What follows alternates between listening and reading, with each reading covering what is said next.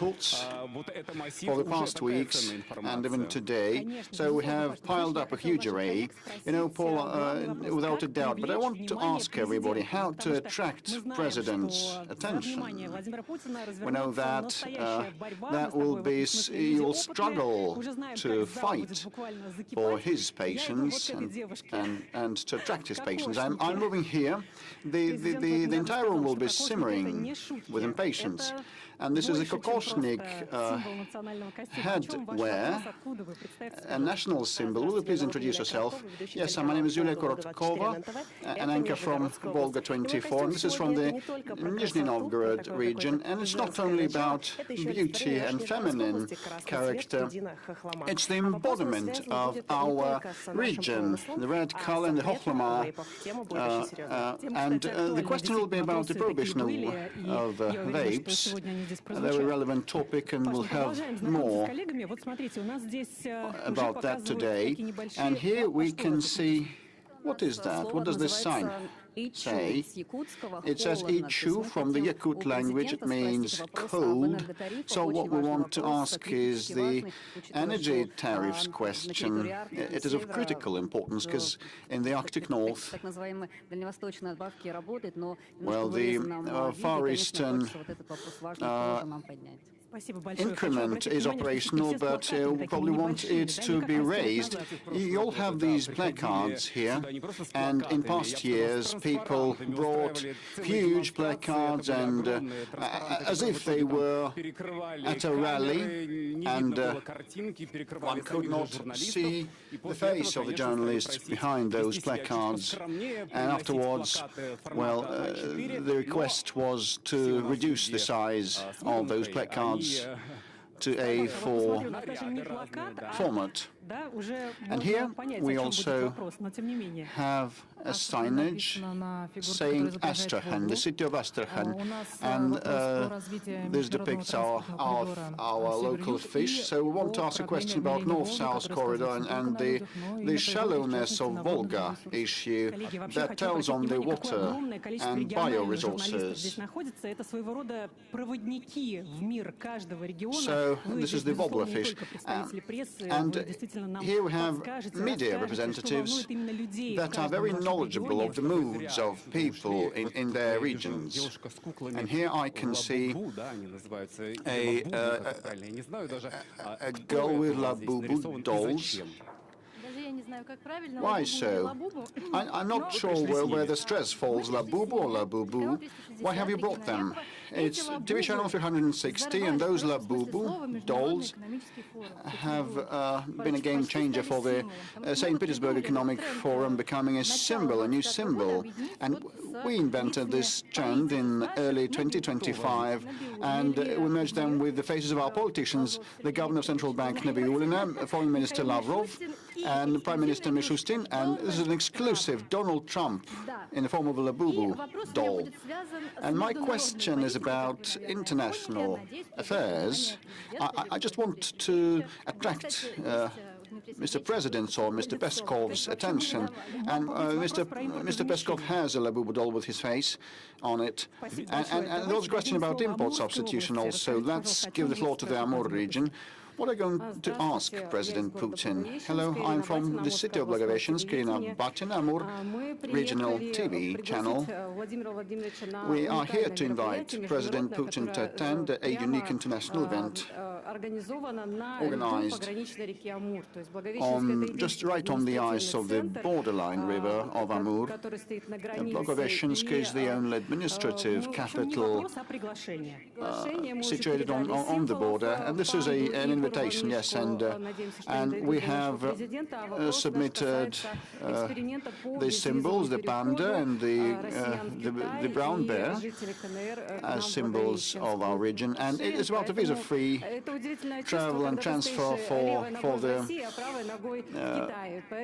the adjacent regions of Blagoveshchensk and the Chinese bordering region. So we invite the President to feel this sensation of being on the borderline between Russia and China. And I cannot skip this person, Yevgeny Podobny, the hero of Russia, the only media representative decorated with the Hero of Russia star. A round of applause. You always have a lot of questions. Do you have any today? Yes, of course. I do, Pavel. May I not disclose the entire thing, but I'll just say that my question is of relevance for hundreds of thousands of people across the country and in the frontline regions also. So I really want to raise this matter. So please raise your hand and do your best. So it has been a virtual tour. We have briefed everybody about our regional journalists and about our veterans. And the floor goes to Anton Korifeev. I'm showing you live for our channel. So the double live program, I'd say. So which time is that you are attending? The outcomes of the year, or the big press conference? You know, I've been remembering back in 2001, the first grand press conference for regional and international media was held, and this was a novel thing back then. So probably since 2001, it's been 22 times, quite a lot. Yes, I'm a record setter, and people want to have a pic with me. I'm a celebrity. Alexander Gamov from the Komsomolskaya Pravda newspaper. Alexander is waving to us. He's closer to you, Pavel. And we're impatient every time, because there are new things every time and each time. So I've taken the center stage, and I'll be able to see President directly from the first row. It's a long-awaited event, and minutes are remaining before the President appears. And it is a live program, and we have already started, and the entire country is following us. The interest is huge, up and down the country. Tens of millions of people are streaming us live, and we have received lots of serious questions. And other types of questions too. For example, when the banknote with the Oreshnik missile on it will appear, is it easier for President to talk to allies or foes, or to himself? And who is better, Messi or Ronaldo? There's a question from Children's Editorial. And would you like your knowledge to be transferred to the digital format to be used by the AI? Also a question for President. And without a doubt, ladies and gentlemen, your questions will be the best. And here we have a young man with a placard saying, "I want to get married." And over there, colleagues have prompted me. And how can President help you in getting married? And why are you so far from one another, you and that girl who wants to also to get married? You should sit next to one another. You should sit next to one another. Tell a few words about yourselves. The demography is a very important topic. Yes, this is what I just want to ask about. Demography. And I actually have a girlfriend, and we got acquainted at school, and we've been together for 8 years. And I come from Ekaterinburg, from Paul's homeland. And I work for the 4th TV channel, and I hope this plate will help me. I was quick in getting married, you know. Dear friends, it's our pleasure to see you. Just in a few short minutes, President is coming, and we will start the outcomes of the year with Vladimir Putin. It is a combined hybrid format, combining the annual Grand Press Conference and the call-in. Is a novel format for the entire world. In 2 years, we've been able to collect around 3 million questions and requests from our people, and we will alternate questions from our people and from mass media.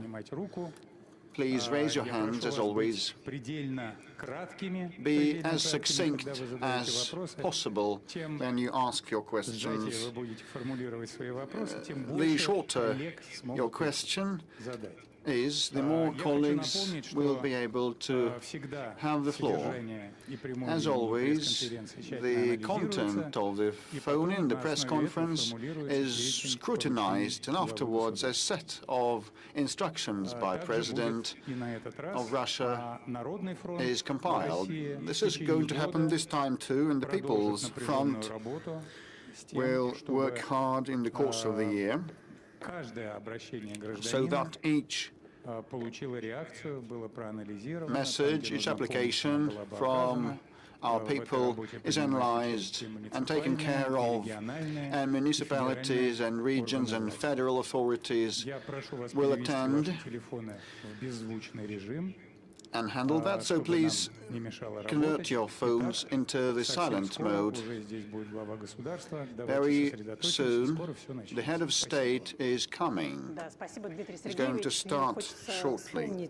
Thank you, Mr. Peskov. I just want to recall a quote by President saying that each law becomes obsolete the moment it is written and enacted. And only direct contact with people helps us being up to date. So this is the biggest asset of this program, direct communication and the opportunity to feel the pulse of time. After calls in, new laws appeared regularly and amendments were introduced, and probably this will happen today too.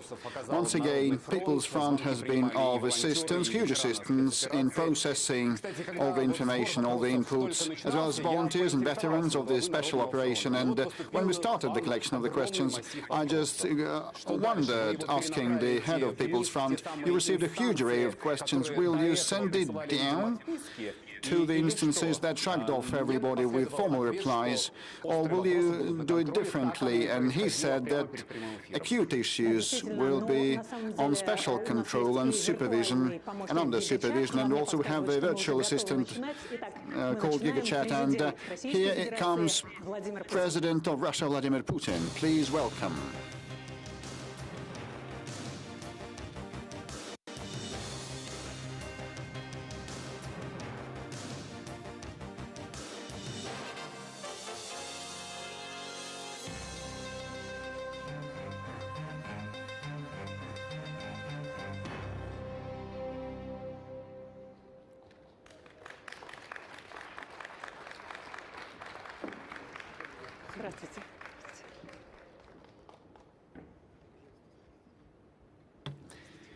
Please be seated.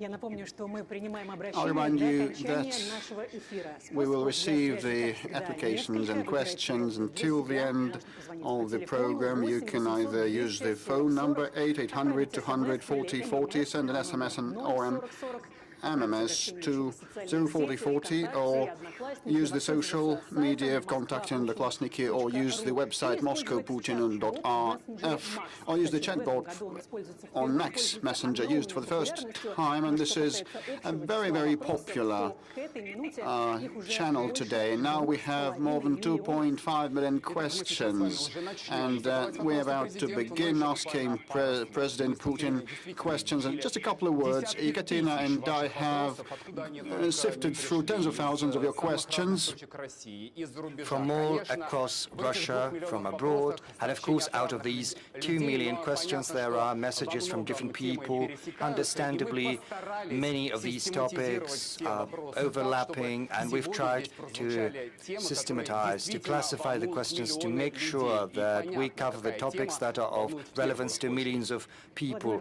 And understandably, there's one topic that is of the greatest importance to everyone. There are many issues and questions on social policies, but in the forefront are the issues of peace and war.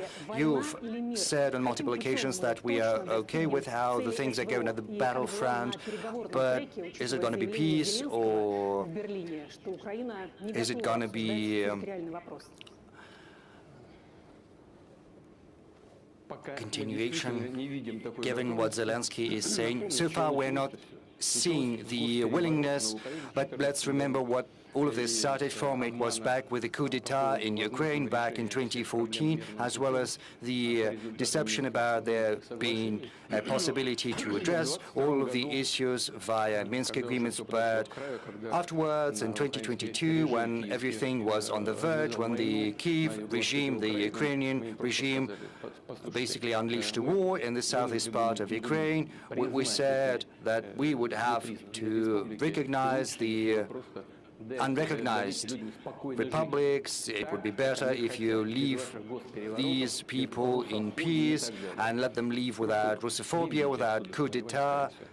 Just withdraw your troops from there. Back then, they didn't want to do that, and after Istanbul, at first, they basically initialed those drafts, and then they basically threw them in the bin, and this is what we're seeing right now. They're basically refusing to finish this conflict via peaceful means. That said, we are seeing things, and we know there are signals, including from the Kyiv regime, indicating that they are willing to engage in some type of dialogue. The only thing, and I would like to say something that we've been saying for quite some time, we are willing to put an end to this conflict by peaceful means based on the principles that I outlined in July last year when I spoke at the Foreign Ministry of Russia.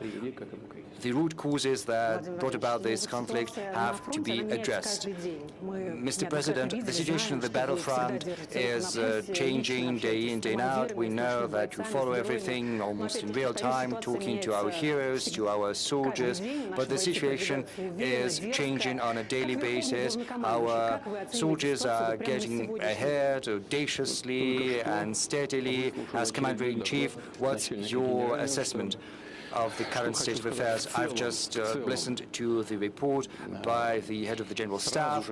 On the whole, I can tell you that right after our troops expelled the adversary from the Kursk region, the initiative, the strategic initiative, to be more precise, is firmly in the hands of the Russian armed forces. What does it mean? It means that our forces are advancing along the whole line of contact. At some places, they are moving ahead faster, sometimes slower, but everywhere along the line of contact, the adversary is being pushed back. And most importantly, and we started with this, you said, and I said, that there were proposals to the Kyiv regime to withdraw their troops from those unrecognized, back then they were recognized republics, who didn't want to leave under the yoke of the Kyiv nationalists. By then, the Kyiv regime had been building fortified positions in the agglomeration of Slavyansk and Kramatorsk, Konstantinovka. This was the most fortified region. So let's start with what is currently unfolding over there. Just recently, the head of the General Staff, the head of the group of forces, as well as the local commanders, the head of the brigade that I received at my office, reported me on having taken Seversk, which is an important settlement, and from there it's possible to move closer to one of the most fortified regions, to part of this agglomeration, which is Slavyansk. A little to the south from there, our armed forces are active in the South Liman direction. The troops are in the city already. The battle is raging, and very soon it'll be taken.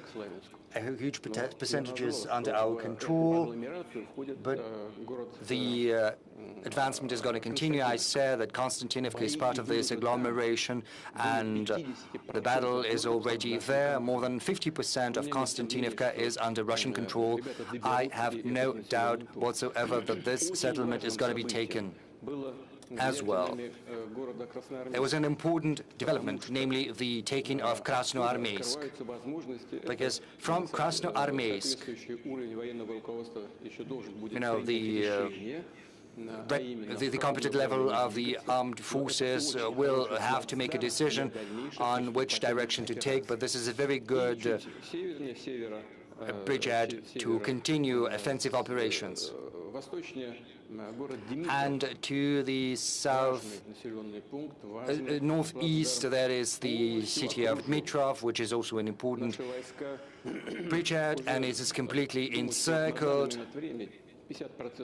I think around 50% of the city will have been taken by our forces. By now, the adversary did not get an order or the command to lay down arms. They're trying to break the encirclement, moving in small groups. They're undertaking attempts to take back at least parts of Krasnoarmeysk.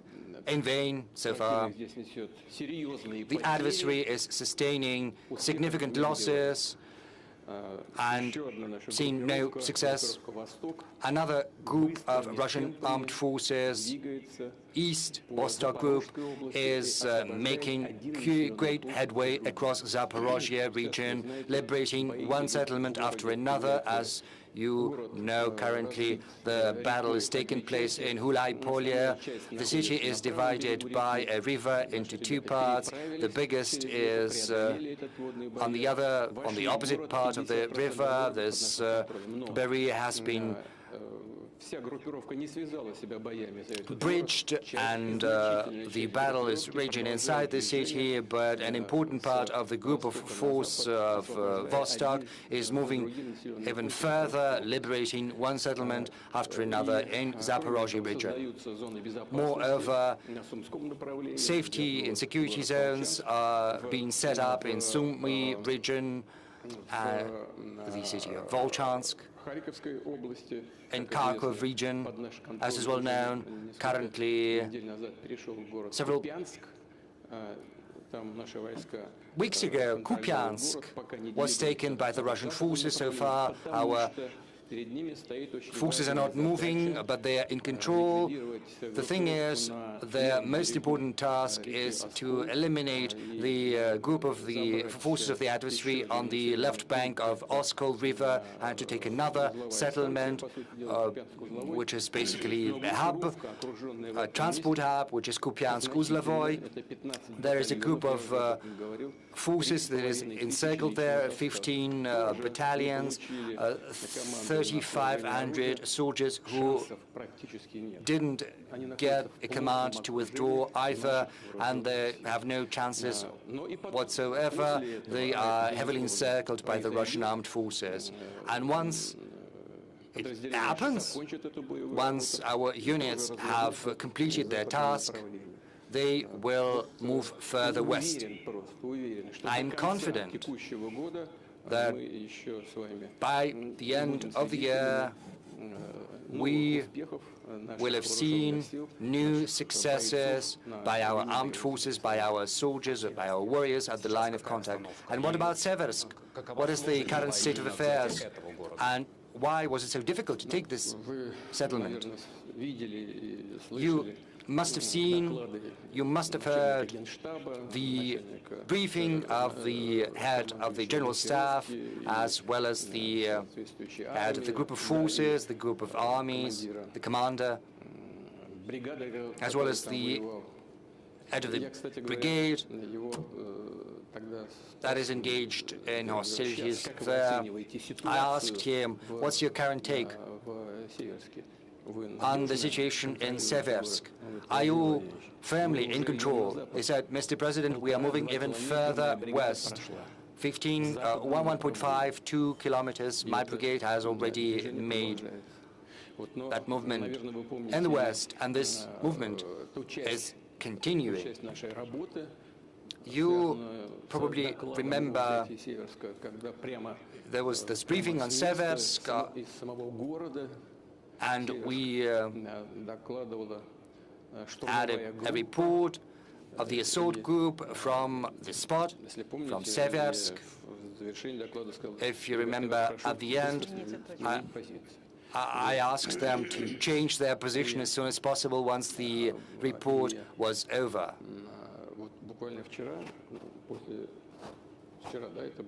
And I think it was yesterday, because time is flying by. We had a meeting at the Ministry of Defense, and once the collegium was over, there was an award ceremony for our warriors. Was it yesterday or the day before yesterday, Yeah, there was an award ceremony for those who participated in the liberation of Seversk, and once that was over, I went back to the Kremlin, to my office, and I asked the head of the assault group to come by, see me, because I wanted to talk to him about the current agenda. I do that from time to time when an opportunity presents itself. And we also had a meeting on the preparations for today's event, and he came straight to the room of the Security Council, and I asked him to say a couple of words so that every colleague can hear what's the current state of affairs in Seversk, how it happened, and he started recounting, just a couple of words, very briefly. And once he went away, colleagues asked whether we could invite him to the direct line. I said, well, you can ask him, but his leave is not that long, so, we phoned him, and he's here. He agreed. Naran Alexeyevich. There he is. Naran, is that correct? Yes, please, be seated. Take a seat, yeah. Am I correct? Is this how this happened? Yes. If you've got any questions about what is happening in Seversk and how the liberation took place, you can ask him directly. I think it's going to be better. Let's give a round of applause to a hero of Russia. Let's welcome him. Naran Alexeyevich, we saw you during that TV bridge, but we don't know you personally. Can you tell us a little bit about yourself? Where are you from? How long have you been participating in the special military operation? Where did you start? I'm from Kalmykia. I started from Solidar. First I was just an assault soldier, and now I'm head of the assault unit. Well, he started just as a driver, and right now he's a head of an assault unit, and more than 80 people are under his command. And he's also a hero of the Russian Federation. Don't be modest. Naran Alexeyevich, colleagues, journalists, must have seen this this meeting between President and yourself and the colleagues. The communication was spotty at best because of the signal. Right now we've got more time, and could you tell us a little bit about how Seversk was liberated? We would very much like to learn how it happened. Of course, share what you can share, what your soldiers did. I can repeat my question. I said when he came to the room of the Security Council, what was the most difficult? Well, the most difficult thing was to get to Seversk in secret, because, these were open fields, there were no natural shelters. That's why a decision had been made to move in small groups, clandestinely, and we managed to perform this task. We managed to accumulate forces right under the nose of the adversary, and once the accumulation happened, we waited for the command to start assault. There were many civilians that were staying in Seversk. What was the attitude of the armed forces of Ukraine to civilians? For quite some time, the civilians had been living, how shall I put it? Well, yes, they've been living in fear, under the pressure of the adversary, and once we managed to liberate our zone, that was our responsibility. We started to talk to the civilians, and they told us, that the Ukrainian armed forces had been behaving just like nationalists, shooting those who didn't want to evacuate with them. So civilians didn't have any arms and they were shot out because they were willing to stay in the city just for this simple fact. And once our armed forces arrived there, how were you welcomed? When we came, people were in a very difficult state, both physically and morally, and when they saw us, they were very happy. They had been listening in secret to Russian radio, waiting for us to arrive, and they were very happy. Naran Alexeyevich, you said that when the armed forces of Ukraine were withdrawing, they were shooting the civilians. And back then you said that they were shooting down young people, yes, especially young people under 30, under 40. They were simply taken away without judge and summarily shot down without exception. What's your current take on what's happening in this part of the front line? On the whole, it's stable. As I reported to Mr. President, we moved even further beyond Seversk. Naran Alexeyevich, when we look at you, when we listen to you, we want to repeat once again that our warriors are true warriors, true men. And what's the morale of your guys, of your soldiers, those who are under your command? We are working conscientiously and steadily, pursuing the tasks set before us by the Commander-in-Chief, and the goals of the Special Military Operations will be accomplished. Naran Alexeyevich, how many people are there under your command, and what are the losses that you've sustained? In my assault group, I've got 157 people, and when Seversk was being liberated, 24 groups had been employed to the total number of 84 people.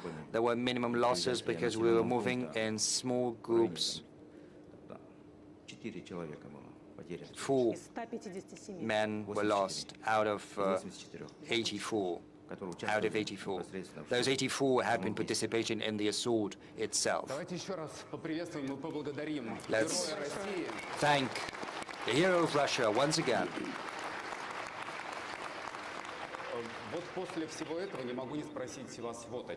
Now that we've listened to all of that, I would like to ask you, just a week ago, Zelensky allegedly made a video next to the there's a column next to Kupiansk. Many thought it was a fake video. Is that a fake? How Zelensky decided to publish that at such an important, crucial moment? Well, I'm not following that, but, you know, following what he's doing. But he's an artist and a talented one to boot, so there's nothing surprising about that. You know, they're saying that this obelisk looks completely different from what it used to. But be that as it may, this obelisk is 1 kilometer or so from the city. Well, why stay at the threshold? Do come in. If Kupiansk is under their control, why not go in the city itself? I know there were some women bloggers. They managed to get by. Luckily, nothing happened to them because, you know, the sky is swarming like with flies, but not with flies, with UAVs, and there are UAVs both from the Ukrainian side, from the Russian side. It's impossible to approach that settlement so easily. A time will come once our soldiers have completed the elimination of the group of forces of Ukraine that is encircled in the east part, and then they will turn and go westward. It will be very soon. This is just the question of time, if there are no other problems. As for other fake stuff or attempts or at any cost to return the lost positions as it is done now, and I would like to underline that it is done at any cost. The adversary has no success. The problem is that as a result of active and effective actions of our armed forces, the adversary has suffered really serious losses of strategic reserves, and they have almost nothing left. This is a meaningful component, and this should give an impetus to the Kiev regime to solve all the disputes and to end this conflict peacefully. They almost have no reserves. I think that everyone who's watching us and everyone here in the whole war is a grave burden for the economy. Well, as you said, the European baby pigs continue doing everything to destroy Russian economy. Well, in such harsh conditions, can we even think about further economic growth? Somewhere we keep growing in some sectors, but somewhere there is no economic growth. What are these sectors? Well, as usually, I have brought a table with me. It's like that. These are open data. What happened in our economy throughout the previous year? The GDP growth was 1%. But if we take 3 previous years, this is also a correct indicator. The common growth was 9.7%. At the same time, the EU growth was 3.1%. As for the 1% growth this year, these were conscious actions of the government and the central bank and the whole government of our country regarding the targeting inflation. We need to point out that in general, we managed to solve this task. We had a goal to decrease the inflation up to 6%, but by the end of the year it will be less than 6%, 5.7, 5.8%. But the decrease of the economic growth rate, this is the cost of preserving the quality of the economy, of the macroeconomic indicators. Let's go forward. The industrial production increased by 1%, manufacturing industry increased 3.1%. As for the agricultural produce, it increased 3.3%. An important question is housing construction. Millions of square kilometers were constructed. Last year it was 107.8. This year the indicator is lower, but it is also good. 103, 105 square kilometers. Million of square meters. We manage to preserve a very good indicator of real salaries. They're not as high as last year, but still, I think the indicator is very good. The real salaries, without inflation, is going to be 4.5%. Unfortunately, we must be honest, throughout this period of time, the growth of labor productivity is going to be very modest, 1.1%. And we need to change that, of course, in order to increase labor productivity. As for unemployment level, last year I said it was record low historically. It was 2.5%. This year it is even lower, 2.2%. In general, these are very good indicators. International reserves of the central bank are growing. I have just spoken to the governor of the central bank. Like just several days ago, $741.5 billion US. As for the budget deficit, budget of the federal budget, 2.6%. Next year, we think that it's going to be 1.6%. As for the 3 years period, it should be around 1.5%. This is a very good indicator regarding our state debt. It's one of the lowest among the developed companies. We have we have spoken with our colleagues. It is 7.7%, and in the next 3 years, it will not be more than 20%. Well, these are the indicators. What is more important, the principal thing is that we have to thank the government for the hard work they have implemented. They managed to balance the budget. The quality of this balancing is of the level of 2021. This is a very important indicator of stability of the economy and financial system of our country. It means that we will be able to fully implement the issues regarding the social obligations to the population, also solve development issues regarding national projects. We will reach technological development goals, as well as, without any doubt, we will ensure the necessities of the armed forces. And all of this combined speaks about the stability of the economy and financial system, which is absolutely under the control of the government and the central bank. Well, the journalists would like also to ask their question. Our format is combined. This is a direct line in the big press conference. So let us start, give the floor to the journalists. Let's start with the center, Siberia.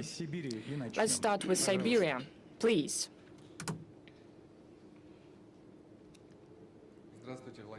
Hello, Mr. Putin.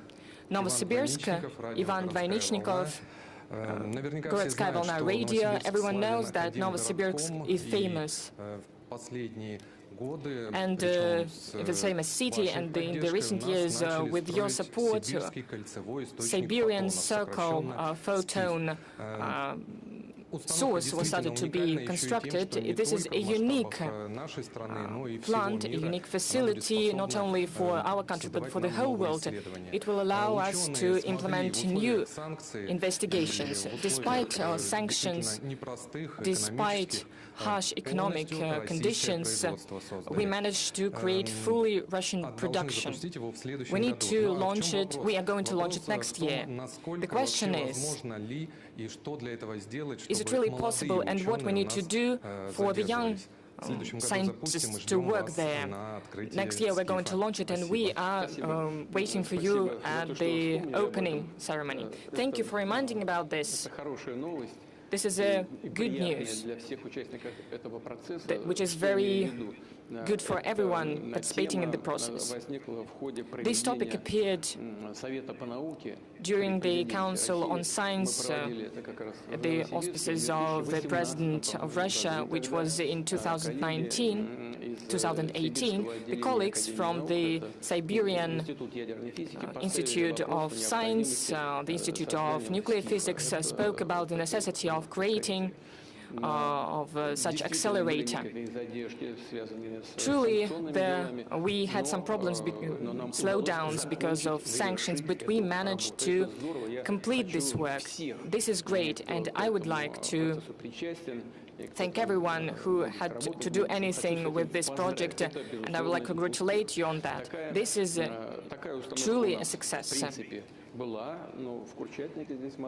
Well, the same thing goes for the Kurchatov Institute here in Moscow, but this is the second stage facility. A lot has to be changed.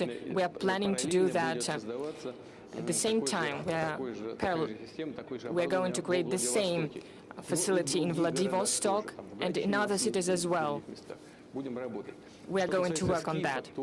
As for your facility, SCIF, this is a great success because it gives an opportunity not only to have investigation of a fundamental nature, but also of an applied nature. This is truly important because this will give an opportunity to work in the sphere of pharmaceuticals and new materials and so on and so forth. But how to keep young experts? We have a whole system that is functioning, but the main thing is that we need to create social laboratories because true scientists are truly talented ones and dedicated ones, and they also, but social aspects are also very important. The salaries, the conditions for living there, and all of this is what we're going to work on. In the future, this is one of our goals. We have a grant system for this and mega grants. We know the scientists that are called mega granters. These are the scientists receiving such mega grants. We have raised this issue at one of the meetings with them. So we need to create conditions so that young experts would keep working there. We need to create a horizon for them to be seen, the horizon of investigation, not for 2-3 years, but for 5 years or more. And we have already done this, and this allows us to prevent the outflow of stuff. Many people come back. I have personally spoken to such scientists. These are young experts that used to work abroad, but they come back to Russia, the native land. And our so-called Western colleagues help us very much in this. Why they come back? First of all, there are great laboratories, great opportunities, but one of the main causes is that they are really concerned about their kids, because it is impossible to send kids to the schools in those countries. Well, we have protection of traditional values on the agenda, and together with the other conditions, they decide to come back to Russia. And there are more and more such people. Well, we'll keep working on all of these tracks. I'll try to come to visit. Let's give two more opportunities, a couple of opportunities to journalists. Please don't shout.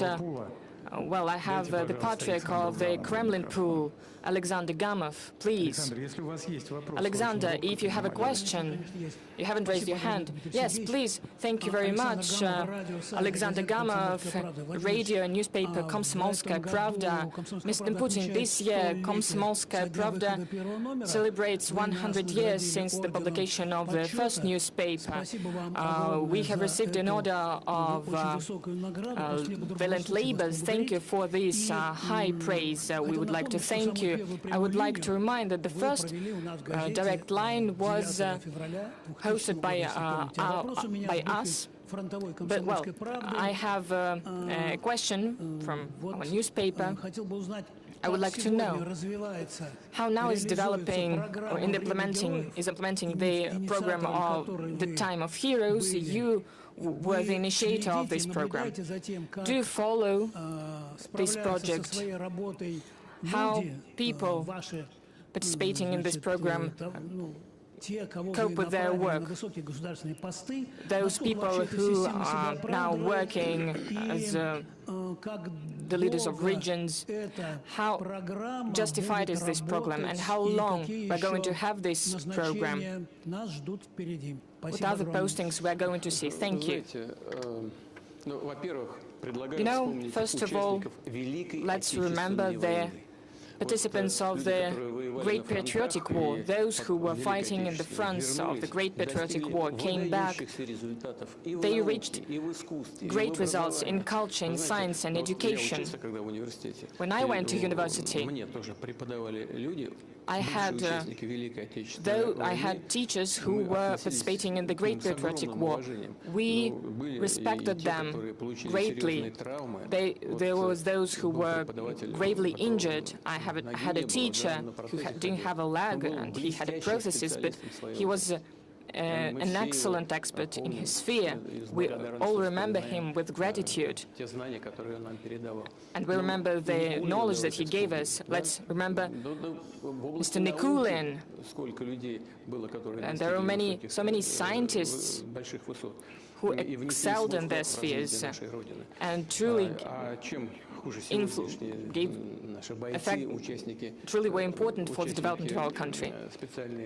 And the participants of the special military operation. Let's take Narina Alexeyevich. I couldn't recognize him really because the hall is very big, but he was given a mic, and there is a camera, people knowing what they're doing. But when he entered the Security Council in Kremlin, he spoke there and everyone was looking at him very carefully. There is great potential that the guys from the special military operation have, but this is one thing to fight, and there is other thing to be a leader of a team or be a head of a big company or a region or a ministry. You need a talent for that. Of course, there are hundreds of thousands of soldiers in the special military operations zone. Not everyone wants to have such a career, civil career, but those who want and those who have potential, who have education, experience, are ready to receive it. It means that the government must do everything to give such opportunities to these people that are truly ready to fight for the interests of their own country. I've already explained how this idea appeared. I met young people, students. I looked at them. I looked at how they were communicating their ideas. What were their goals? What are the promising goals for the country, by their opinion? So when I listened to them, I had this idea. It's important to give opportunity to such people, such young people, to stimulate them. Of course, we need to prepare them, to train them, without any doubt. That is why we started this program.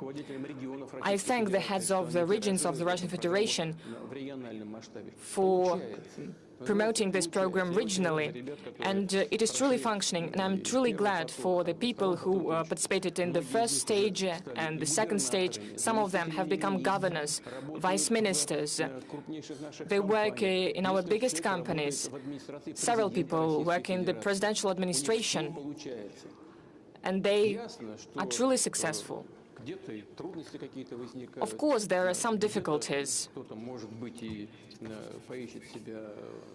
Some of them may try to work in some other sphere, but the program itself is functioning successfully. Mr. Putin, colleagues, there is a very important piece of news from Brussels. There was the failure, it was a real failure to take the assets. They cannot steal them, but they're trying, but still they cannot do this. Well, stealing is not really correct definition for that. Stealing, this is when someone is doing it secretly, and they are doing it openly. This is a robbery. This is a robbery. Why they fail to do this?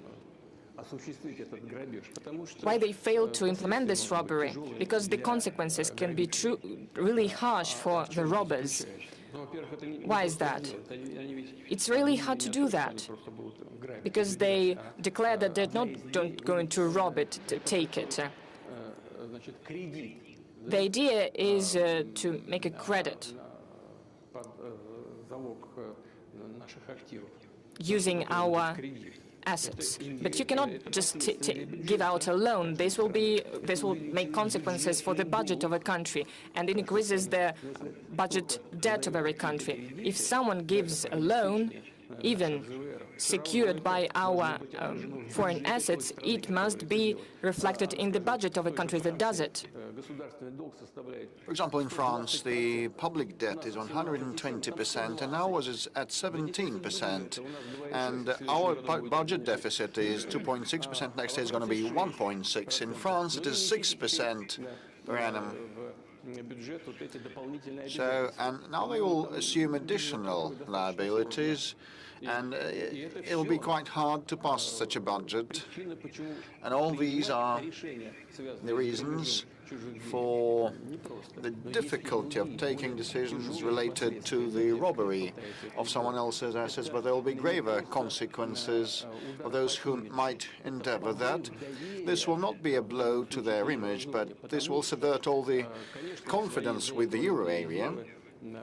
Actually, very many countries store their foreign reserves in the Eurozone. Many of those having spare money, like the oil-producing countries, if they have a look at what might be happening, they will have doubts, and they already have doubts and concerns. But what if this happens? You know, well begun, it can be further replicated, they might think.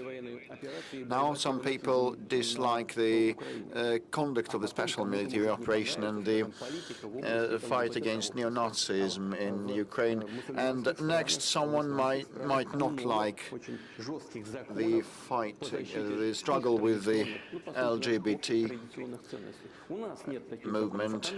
And Muslim countries have stringent laws to this respect, and this might be another pretext for the alleged expropriation of sovereign assets. Why not? And they might find other pretexts. So that will entail image-related losses and direct financial monetary losses related to the contemporary financial architecture. And the main thing is, no matter what they steal, sooner or later they'll have to give it back. And most importantly, we will go to courts to protect our interests. We will do our utmost to find a jurisdiction that will be independent from the political context. Let's come to the room and ask questions from the hall. The road of life, I see the sign. Good day, Vladimir Vladimirovich. I'm from the Cominform, the Republic of Komi media outlet. And you know that a big chunk of the Republic of Komi and the Nenets Autonomous District are cut off from the mainland. There is no direct automobile transportation and connection. So there's a dead end of the automobile road, but at the same time the Syrtevkar-Uhtau-Sinsk-Pechornari Mar trunk road spanning more than 600 kilometers going through our republic, and that provides for all the year-round procurement for the north and safe traffic for the northern residents. But the bulk of that segment, the biggest part of this segment is in a very deplorable state, and we lack regional funds to repair this road, and Komi has very few federal roads, unlike other regions of Russia. So the proposal, whether this road of life, the only trunk way for the north, can be transferred to the federal property, so that the safe and secure communication with the north is safeguarded. And using this opportunity, I'd like to invite you to the Republic of Komi.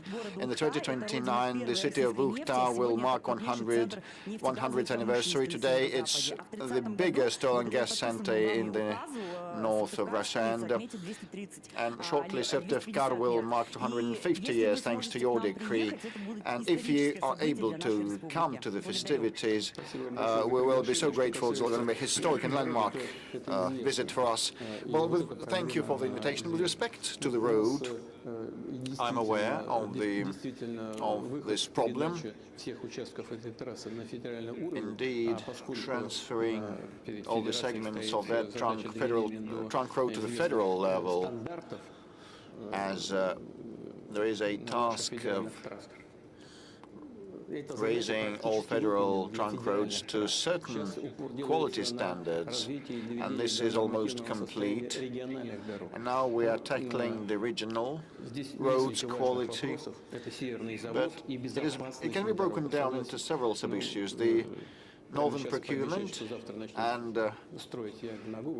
the safety, traffic and road safety. So I cannot promise that we're going to start right away tomorrow, but I'll talk to the government and we'll find a way to respond and react. But thank you for the invitation. Mr. President, yes, so it's a combined format, it's a hybrid format, so we'll ask questions, we'll receive questions from different sources. Channel 1, the third row, this is our front correspondent. I'm Ilya Supov, war correspondent from Channel 1. I have 3 questions, hope to be succinct. First is from the battlefield drone operators. All of them thank you for the big number of the assault drones. Some of them can stop columns like Prince Vandal of Nizhny Novgorod, but we actually lack hexacopters, the Baba Yaga type. They are used actively in droves by Ukrainians, and we need those too, this type too, because the sky is dominated by the drones, and it's even used to carry a bottle of water, so the guys are agog to receive those. And the second question is from the operators, and one of the guys in the trenches told me a baby will be born shortly in my family. Will you miss the front line? I asked him. Yes, I will, and he will miss the control of the UAVs actually. So we have lots of UAV operators, and their number is increasing, and they also want to continue doing that in peaceful life. As being civilians. Will that come in handy? Will their experience and expertise come in handy?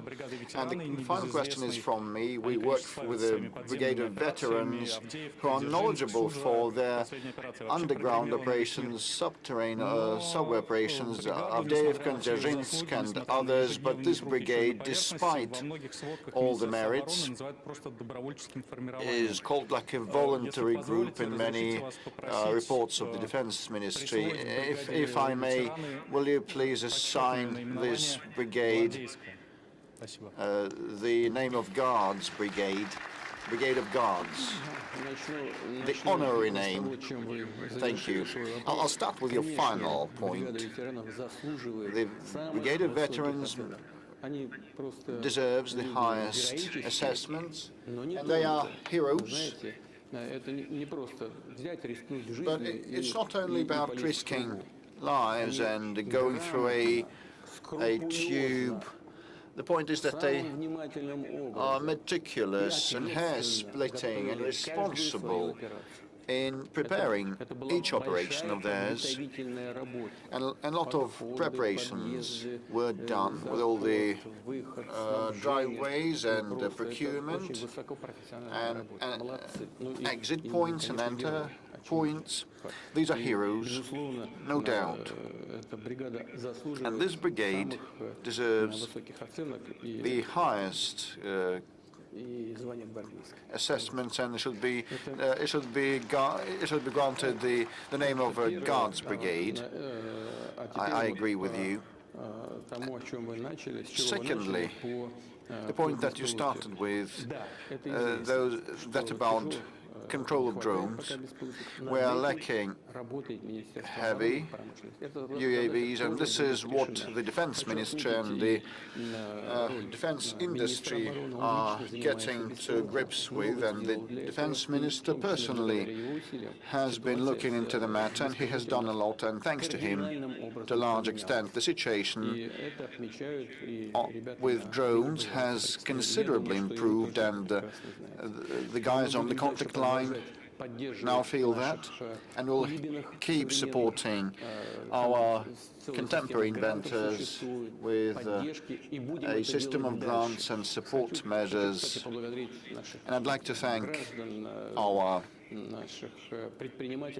our caring people and entrepreneurs, they have collected 83 billion rubles of donations, and that was spent on different things, but to a large extent on drones.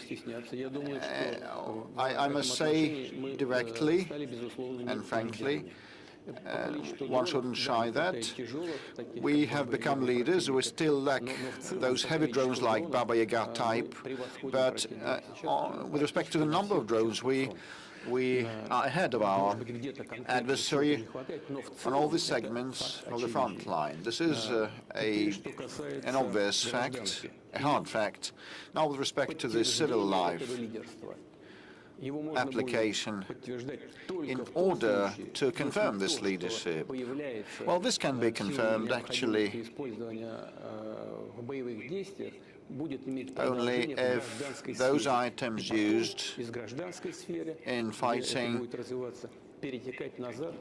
will be applied in civilian, in peaceful life, and it will also be used in, there will be the dual use of these items to improve the combat efficiency of our country, and all the delivery of mail and medicines and food will be conducted with the help of UAVs like the airplane type or small copters, air-based ones.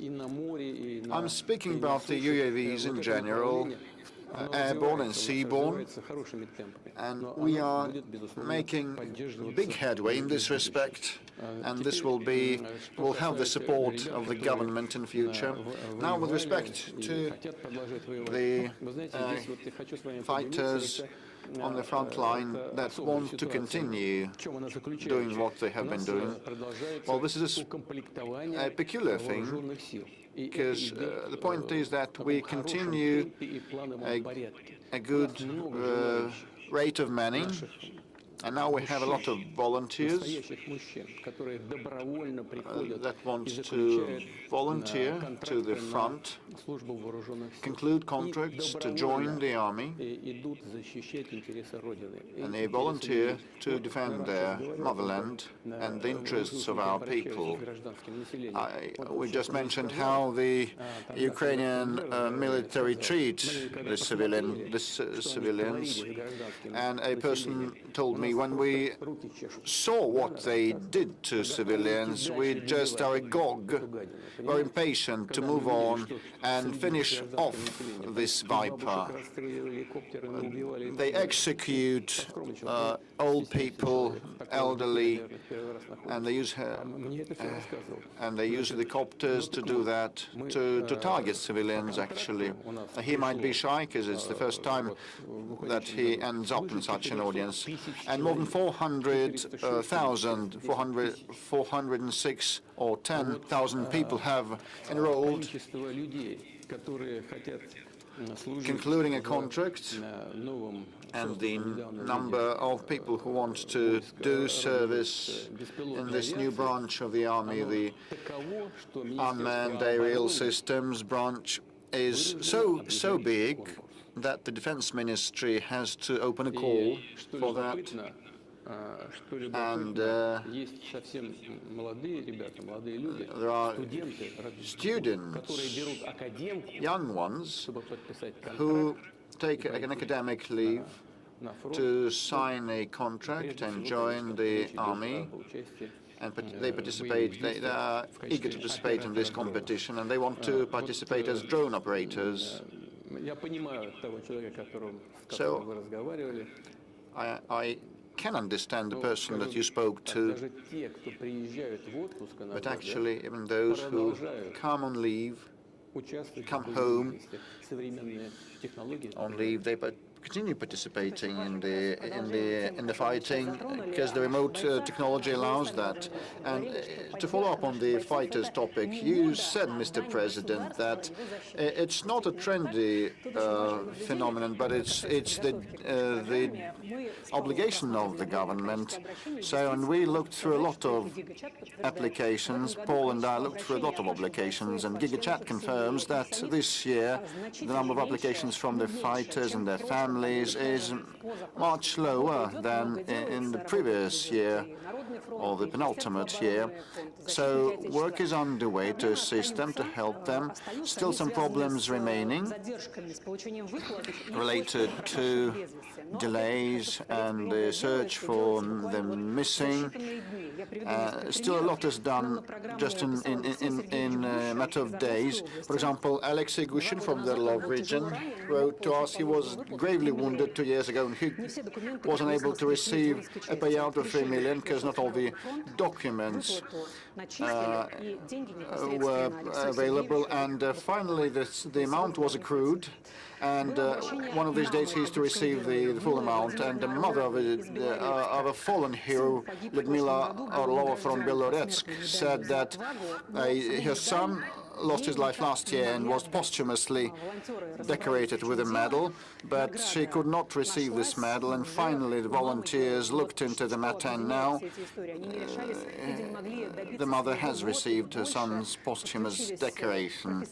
And she tried to get it for a year, and only after caring, attentive and thoughtful people attended to that, this was resolved. And just yesterday or the day before yesterday you said at the Defense Ministry College that there is still room for advancement, and now we'll have a look at a video from Kristina from Novosibirsk. Good afternoon, my name is Grebe Kristina. I'm a widow of a fallen serviceman.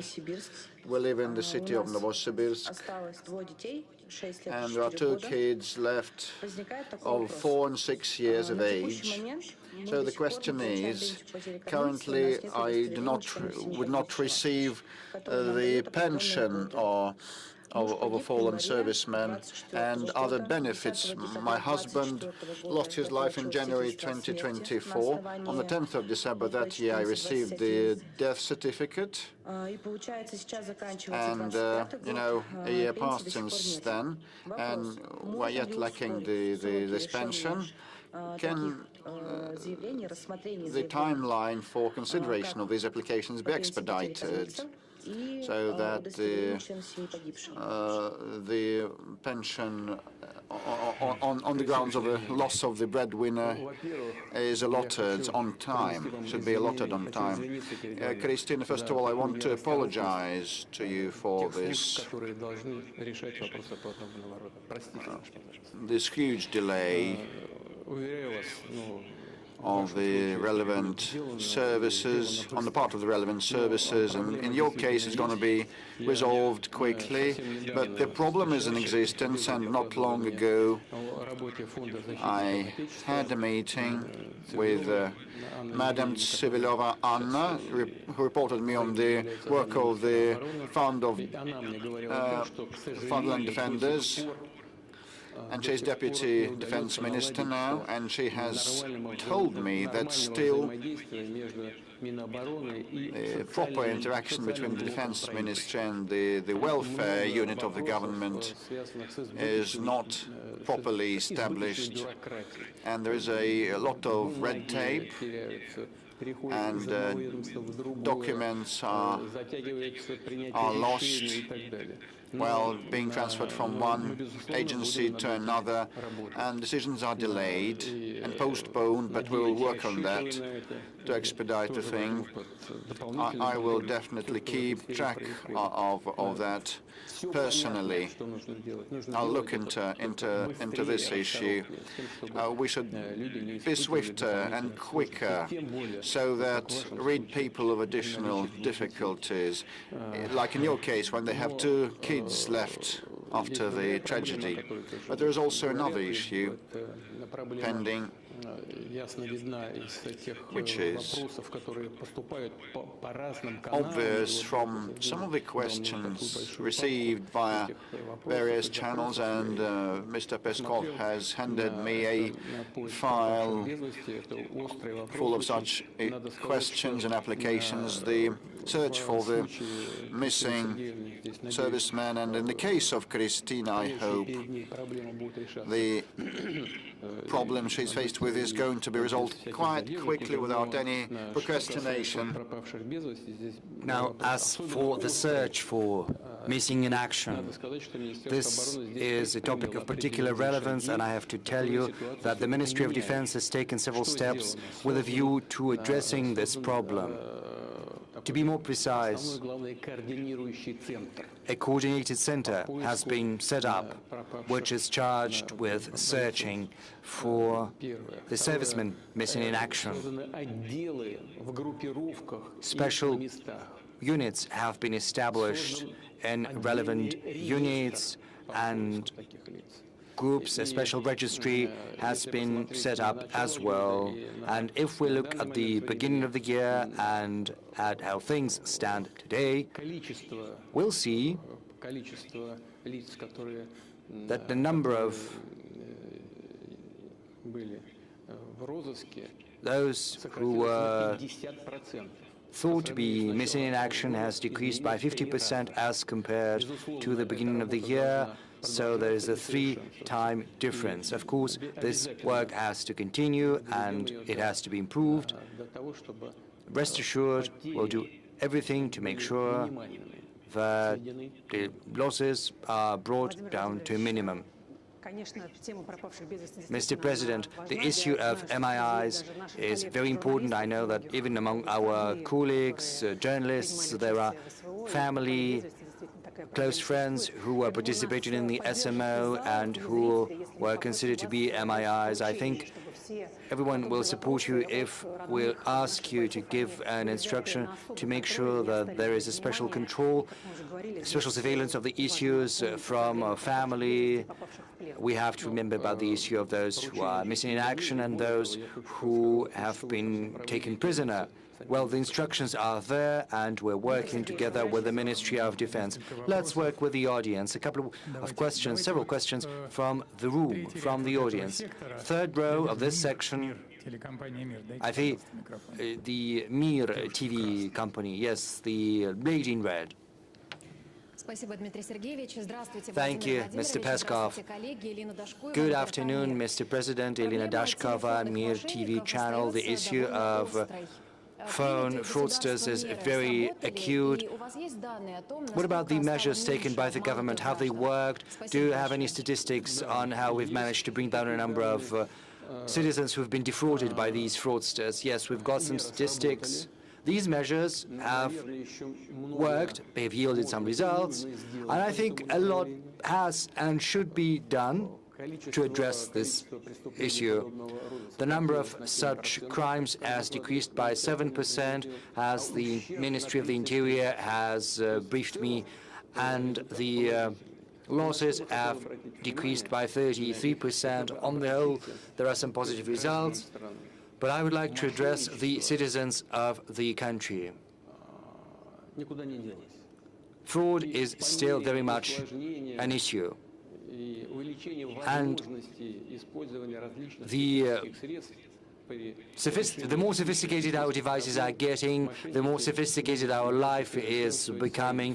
Fraudsters are becoming increasingly sophisticated in their turn in the ways they use to defraud the citizens and to swindle them and take their money. So whoever talks to you, whoever is calling you, and given the AI capabilities, if someone starts talking to you about money, about property, just put down the phone. Just put down the phone right away. If someone is talking to you about property or money, not a single word. If banks, or there's someone personally, if you want to address an issue, just go in person, see someone from the bank, I would like to ask you not to talk about money or property on the phone.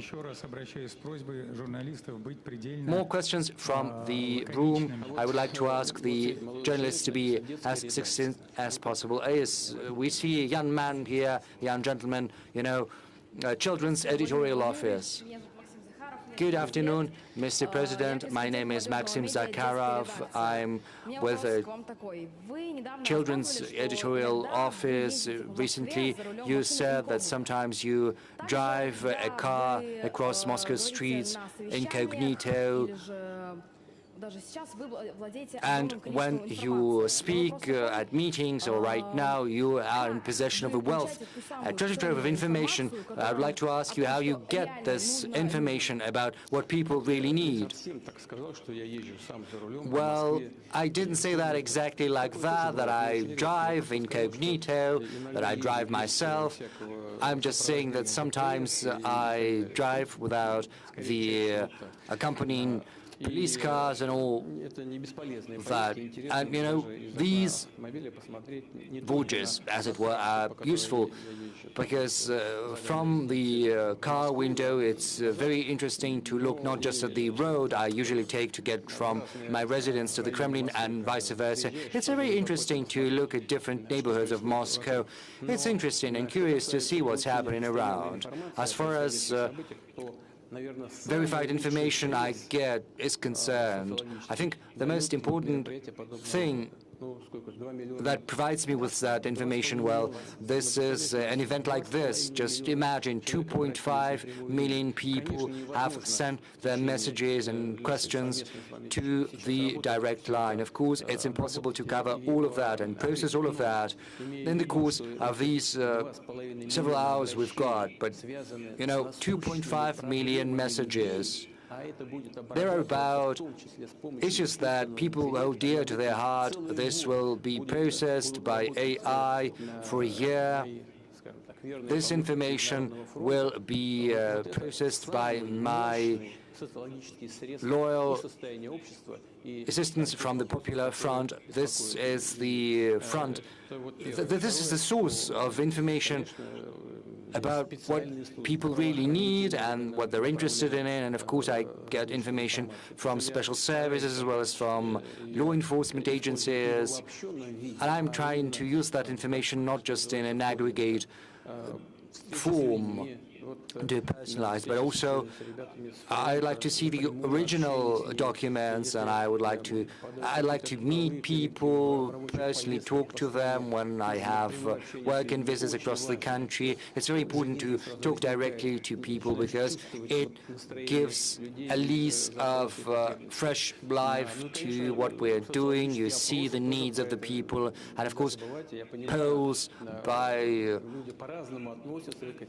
social studies agencies. Of course, people take these polls differently, but mostly these are polls of a professional nature. And of course, sometimes people are not happy with average numbers, with mean numbers, because these figures have nothing to do with what people are facing in real life. But these average data are important because they give us an understanding of what is happening in general across the country. So this is a variety of sources which provide me with a fairly objective picture of what is happening in the country. A couple of more questions from the audience. Yakutia, yes, please. Good afternoon, Mr. President. Oleg Kolosov, Sakha TV. We represent the coldest place in the world. Right now, the temperature is minus 50 degrees centigrade. The climate is inclement, and in that inclement climate, we highly cherish warmth and unity. 2026 is a year of unity of Russian nations and peoples, and we're all aware that the special military operation is bringing unity. And as a military correspondent, I know that our servicemen are fighting shoulder to shoulder regardless of their religion or ethnic belonging, and they have this chevron, this shoulder patch, God with us, we're Russian. So what kind of patch would you choose for this year of unity? And next year we are opening a unique center of epos and arts, and also an arts school that is being built at your instruction. We'd like to take this opportunity to invite you. Yakutia is also known for its cinema, and right now a film is being made about a hero of Russia. So we will look forward to getting your support for this movie, as well as for both for making the movie and also what kind of measures will be taken to support different Russian peoples and nations. We pursue a deliberate policy of supporting different languages and cultures and arts of different peoples living in the Russian Federation. We're doing that via school, via media, via literature. You've mentioned several avenues in Yakutia, and the people of Yakutia are very talented. It's no coincidence that a music school is being built there. You know, I once visited that, and it's developing. You know, young people, young children from all across different settlements and towns and cities get together, and they engage in creativity. Cinematography has taken off in Yakutia as well. Yakutia is developing very fast. Moreover, Yakutia is also providing us with servicemen which are unparalleled across the world, I suppose. And you've mentioned this film, this movie. We will certainly do everything to support that film once it's released and before, in the run-up to its release. And as far as this year of unity of Russian peoples is concerned, I think this is the right thing to do, especially amid the special military operation, because when a country is faced with such trials and tribulations, it rallies together. And as you aptly mentioned, people, when they are under fire, don't care what religion they profess, what ethnic group they belong to. You know, there's a joke in such situations. If there is a God, and I do not doubt there is a God, but you know, people are divided in different churches, but that may be very very well may be so, but we all share common values, all peoples of the Russian Federation. And in the course of the special military operation, that is something that is getting increasingly to the forefront. We can see that. It's apparent and evident. We see that very well. You know, I just remembered, we have just spoken the reports on the taking of the city of Seversk. You remember I had a commander of one of the brigades in my office during that report. Once the reports were over, the video link was shut down, and I started to talk about the zone he was responsible for at the front line. We spoke about some daily matters, and all of a sudden he tells me, you know, well, I don't feel comfortable because I'm here, whereas my comrade, head of the very same brigade that is fighting shoulder to shoulder, he is back there at the front line. You and I, we're talking about addressing some daily needs, whereas he is fighting, but he's just as good as I am. And I tell him, who is he? And he said, he's from Dagestan. He's from a small ethnic group in Dagestan. He's a genuine warrior, a Russian patriot, as well as a brilliant commander. And I said, you know, it's impossible for everyone to be here. You are here because that the commander of the group of armies has decided, but someone needs to stay at the front line. But I say, let's try to give him a call. I took up the phone, and via military connection, we managed to find that second commander of the brigade he had spoken about. He was at the command point on site. We spoke, and then I passed the phone to the commander of the brigade, who was with me in the office. And you know what's interesting? Among men, there's this call, you know, when they call one another. But you know, when real officer says that, it's really something special. He says, "Hi, brother." Yes, men do call that one another, but you know, when real military commanders say that, this is testimony to the unity of the peoples, nations of the Russian Federation, who will do everything in our power to strengthen this process and to push it forward. Thank you. Another question from the audience before we get back to our moderators. First row, the blue jacket. Yes, please. Introduce yourself. Vladimir Seraukhov, good afternoon. RBC Radio next year ushers in many changes in taxation with a view to mobilizing budget revenue. What's the financial effect you're expecting, and will you relax these restrictions and tightenings once the situation gets better? Yes, this is a very acute issue. We've been discussing it at the government and also at the President's office. And as I said, the most honest way out is an increase of the VAT. Is that what you're asking about? Well, the goals, the objectives are very simple. Our task is to secure a well-balanced budget. On the whole, we've managed to accomplish that task. I've spoken about that to a certain degree thanks to this decision we've taken. As far as that is concerned, there is a number of issues to be addressed. The government needs to pay attention to that, and we spoke about that on multiple occasions. When the tax burden goes up, a temptation arises to avoid paying that tax.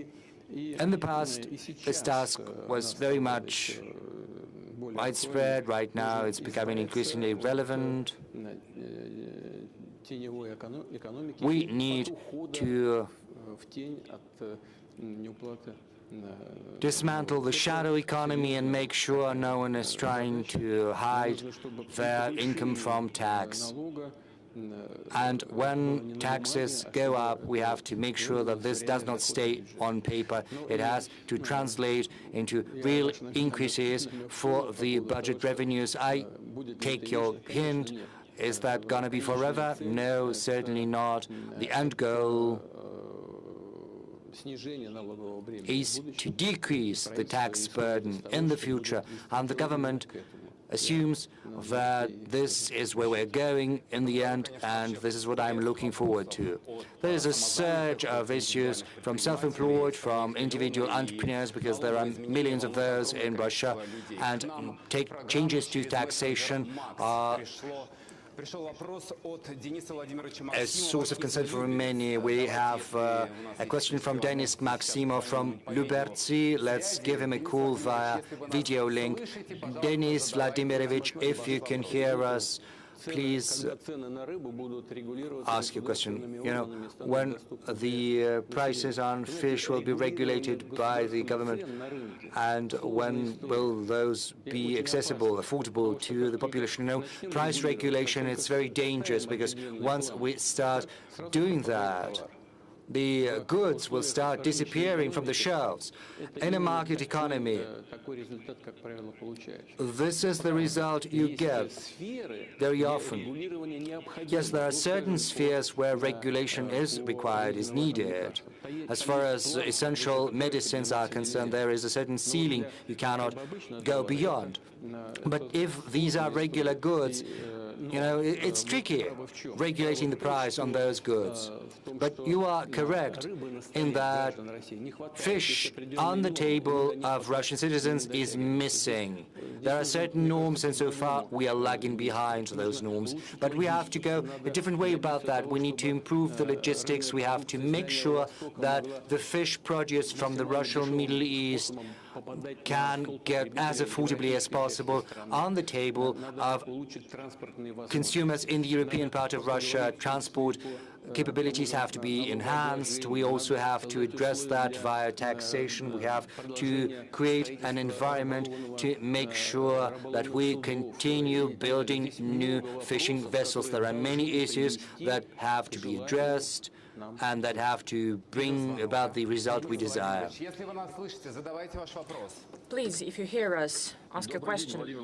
Hello, Mr. Putin. Hello.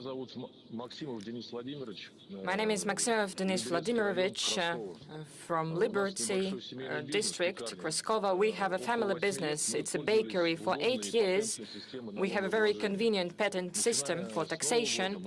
Since the new year, we'll have to pay an income tax and we'll have to pay the VAT. That is why we need an accountant, and this will be additional costs for us. We understand that our country is in a difficult situation. We understand that the increase of taxation is necessary, but I think it would be more useful for the state and for us individual entrepreneurs to increase our patents 2, 3, 5 times. It would depend on the volume of our produce. Well, the situation is difficult. We are not optimistic about the future. Some enterprises will close, some will go into the shadow economy. What can be done about the legislation? Well, this is your bakery behind you. Yes, it is. Mashinka, was it called in honor of someone? This is my eldest daughter. What are you baking there? Is it delicious? Well, I hope so. I hope so. Well, Denis Vladimirovich, regarding the essence of your question, first of all, there was a form of benefits for the small enterprises, what was registered by the government, what was done by the government. Especially it regards the trade business and the individual entrepreneurship, small enterprises. The process has started. They mean that we use these instruments, these forms of business for uncontrolled input of uncontrolled black input. That is the problem. It doesn't mean that we should create problems for the production business. I'll pay attention to that, and I'll make the government pay attention to that, and the relevant governmental structures. As for the accounting, please do pay attention to the fact that it will not be necessarily compulsory to spend additional money for accounting. Big financial institutions provide different services, banking and accounting services. You could ask, for instance, a Sberbank. They can help you with that, and this will not bring additional costs for your business. It will not bring any additional financial burden for you. But you are right that the production business with the transfer to the new taxation should not suffer. And I promise you that the government is going to face this issue. But anyway, I wish you success. Success to your Mashinka, to your daughter, and to your business that has such a beautiful name. Well, maybe you can send us something delicious. With pleasure. On my side, I will work with the government regarding the support of your business and other businesses alike. Thank you. By the way, an important piece of news, the central bank reduced the key interest rate down to 16%. So we are moving forward. You know, the central bank is always under pressure. There are many disputes about the key interest rate. The difference between the inflation rate, by the end of the year, it will be less than 6%, 5.7, 5.8, maybe 5.6. And the key interest rate is at the level of 16%. The expert expected a possible decrease by 1%, but by the law, the Bank of Russia is independent. And I try not to interfere into the decisions that they're making. I try to make everything so that they were not influenced from other institutions. But the Bank of Russia does everything necessary, and they're very responsible in their work. At the end of the last year, the beginning of this year, we spoke to the governor of the central government, to the economic bloc of the government. We said that it is necessary to target the inflation and to make the necessary decisions so that the macroeconomy of Russia would be healthy, would be solid, so that the economy of the country had a solid foundation. The difference between the real inflation and the key interest rate is one of the lines of criticisms against the central bank. What is the problem? In reality, there are many problems. One of them is that, as I have already said, I have mentioned it. If not, I will say it now. One of the problems of today is the reduction of the investment activity. During the first 3 quarters of this year, minus 3.1%. But the Bank of Russia registers a little decrease. But the activity, serious continuity, continues in the credit sphere. The number of credits that is being provided is almost not reducing, not significantly. This is the merit of the central bank. That is why it is necessary to be really careful and cautious, so not to avoid the surge of inflation. So it would not be necessary to take any steps backwards. So the worst thing is that are the fluctuations, and the Bank of Russia strives to reach stability in this sphere, which is of paramount importance, and we have to agree with that. Well, the decrease of 0.5% or more, well, I'm not going to give any evaluations at the expert level. There are really good experts that will give their evaluations. But the reaction of the real economy sector, well, will be very well expected. Well, I know what could be. According to the official data, official inflation is one thing, but the real inflation is different. We receive many questions about this. We ourselves go to shops and we see how expensive everything is. Well, the average inflation is around 6%. Everything is getting more expensive, and prices are growing very fast. Well, Maxim Chubayev from Samara region asks why everything is so expensive. Even poultry increased. The price of poultry increased. I have a 50,000 ruble salary, and I cannot satisfy the necessities of my family. I cannot feed them.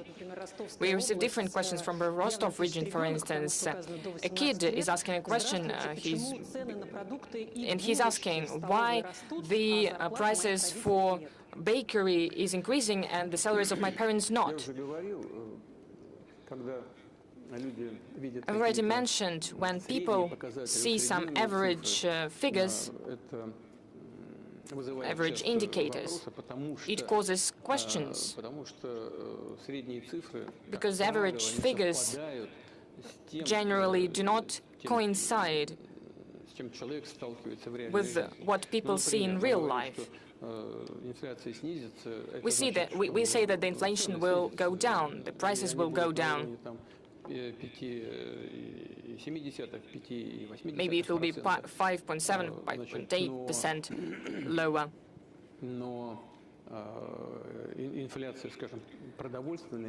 But the food inflation, for instance, can be even higher, and it is higher. And it depends on the food basket that a person needs. If, for instance, these are protein products, poultry, for instance, then it affects the budget of the family. It's nothing good about that. We also need to point out one more thing. Maybe last thing or the year before that, we were critical about the actions of our colleagues from the government when the prices for eggs have inflated, but now they have decreased by almost 10 or 16%. So these are important factors. Without any doubt, we need to follow closely what is happening in every segment, with every group of population. Regarding families with kids, everything should be centered around families with kids.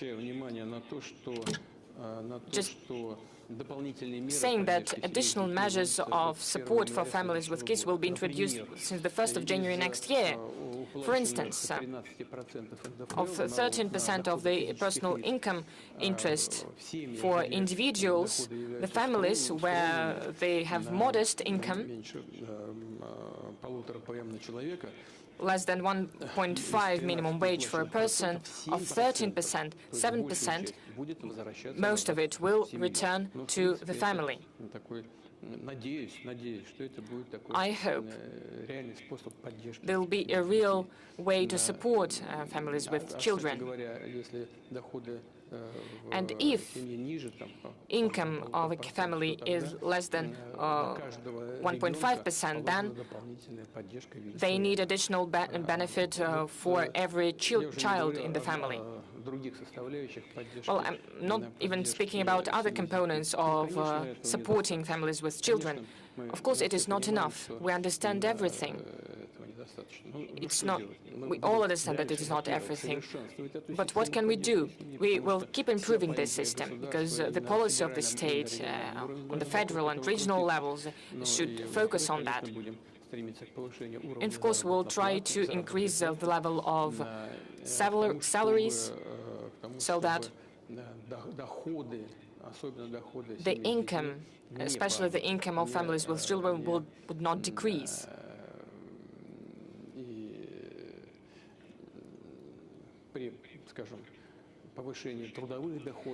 When we see that when the labor income is increasing, the government should keep their support measures.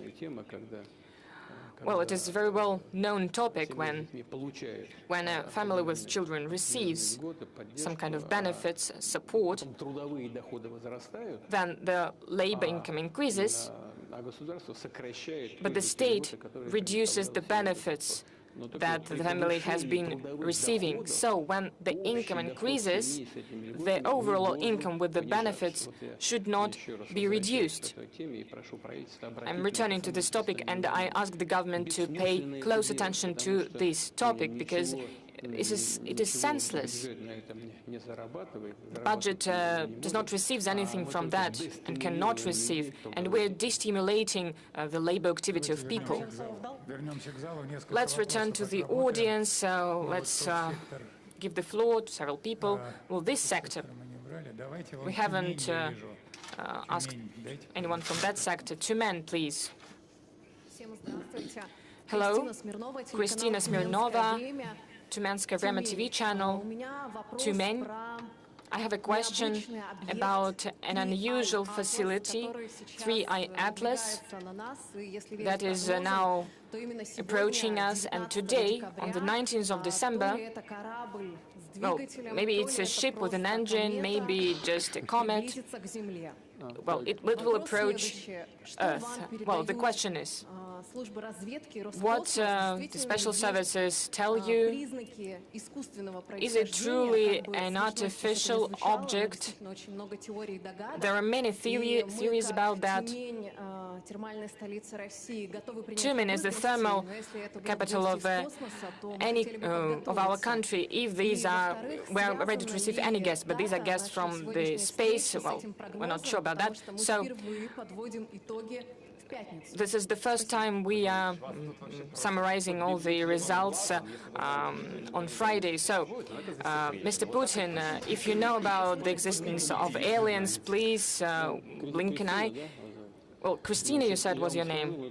Well, what I'm going to say, but it should be strictly between us. This is secret information. This is our secret weapon, but we will use it only in a truly critical situation, because we are against any weapons being deployed in space. Our scientists know what is happening. This is a comet from another galaxy. That is why it behaves differently compared to the comets from our galaxy. It has a different surface. That is why when it is closer to Sun, there are different processes happening on it. As well as regarding the tail of this comet, it has a different appearance. It's quite big, from 2 to 6 kilometers.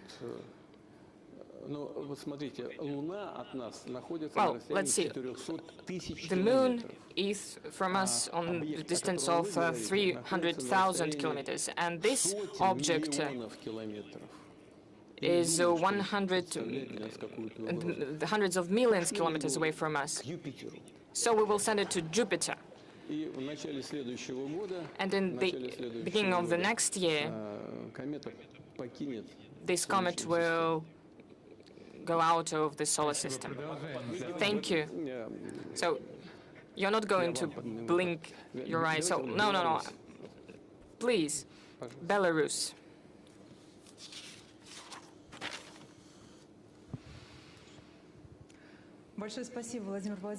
Thank you very much, Mr. Putin, for giving me such an opportunity. Victoria Sienkiewicz, First Informational Channel. We have been synchronized, Russia and Belarus. The President of the Congress said that Belarus and Russia should be together. I'm sure you have heard this. We could also build a bridge. It's not the first time we're doing this. We are truly glad that the Oreshnik is entering combat duty in Belarus, as well as the tactical nuclear was given back to us. But not everyone is glad about our union between our countries. Poland closes its border to other countries, or the polygons are being created, or our assets they want to rob our assets. They want to steal our assets. What can you say about the actions of these European baby pigs? Thank you for this new diplomatic term. What can you say about the actions of the Western countries on the western borders of our Union? As for the term that you have mentioned, well, I was speaking to the military and I said it. I was not really meaning anyone specifically. I usually never say anything like that. I was speaking in general terms. I was speaking about a group of people, as legal people say. All of this appeared to quite a long time ago. But the relations is what really important, relations between our two countries. I watched live the speech of the President of Belarus at the All-Belarusian Summit, Congress, and I have to congratulate him on that. His speech was very meaningful and excellent. I would like to express my gratitude for this assessment of the state of Russian-Belarusian relations. As for the security issues, we are solving them bilaterally, as well as the context of the CSTO. You have just now mentioned Oreshnik. Alexander Grigorievich spoke about the Russian tactic weapons, nuclear weapons that is being stationed on the territory of Belarus. We regularly have exercises of the groups of armed forces created by our ministries of defense. We are closely cooperating between each other. The security of the Union State is in very reliable hands, and it will be guaranteed without any doubt. Well, it was Belarus. Maybe our guests from NBC, maybe they would like to ask the question. Please, could you give them the mic? Keir Simmons from NBC News. Mr. President, I want to ask you about relations with President Trump and the United States. President Trump has a peace deal on the table. Ukraine is offering enormous compromises, yet you continue to talk of war. Mr. President, if you reject President Trump's peace offer, will you be responsible for the deaths of Ukrainians and Russians in 2026?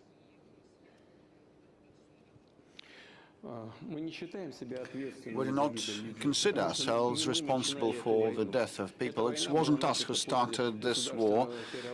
This war began after the coup d'etat, anti-constitutional coup d'etat, armed coup d'etat that happened in 2014, and the start of fighting on the part of the Kiev regime heads against their own people in the southeast of Ukraine. On our part, we stopped short of recognizing the autonomy and independence of the then breakaway republics of Donetsk and Lugansk. And after we had been deceived and the Minsk arrangements hadn't been implemented, we had to resort to the armed forces to conclude that war that had been started by the Kiev regime with the support of the Western countries. And President Trump is taking serious efforts to conclude this conflict, put an end to this conflict, and I said on many occasions that he is quite sincere in this undertaking. And moreover, during the meeting with President Trump in Anchorage, we agreed upon and virtually approved the proposals of President Trump. So saying that we reject anything is inappropriate and has no grounds. At a preliminary meeting in Moscow, a proposal was made to us, and we were asked to make certain accommodations. When I came to Anchorage, when I arrived in Anchorage, I said that those would be difficult decisions for us, but we still are in agreement with this trade-off proposed to us. So saying that we reject anything or turn anything down is inappropriate and groundless. So the ball is entirely in the court of our Western so-called opponents, the chiefs of Kiev regime, most importantly, and their European sponsors. We are ready for talks, and we're ready to conclude the conflict by peaceful means. A couple of more questions from the audience.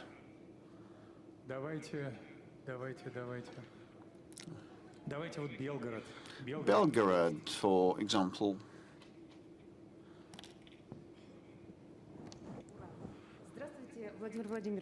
Good day, Mr. President. Belgorod TV channel. Definitely I must mention that we will be so happy if you find the opportunity to visit us. And today the frontline Belgorod region, as well as in other borderline regions, has the issue of communication that is high on the agenda. The UAV attacks, notifications, and remote education for our kids, and diabetes.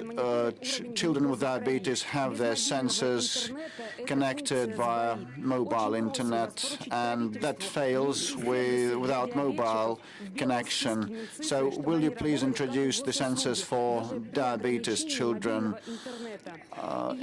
put on the white lists so that they work even during the peril of attacks?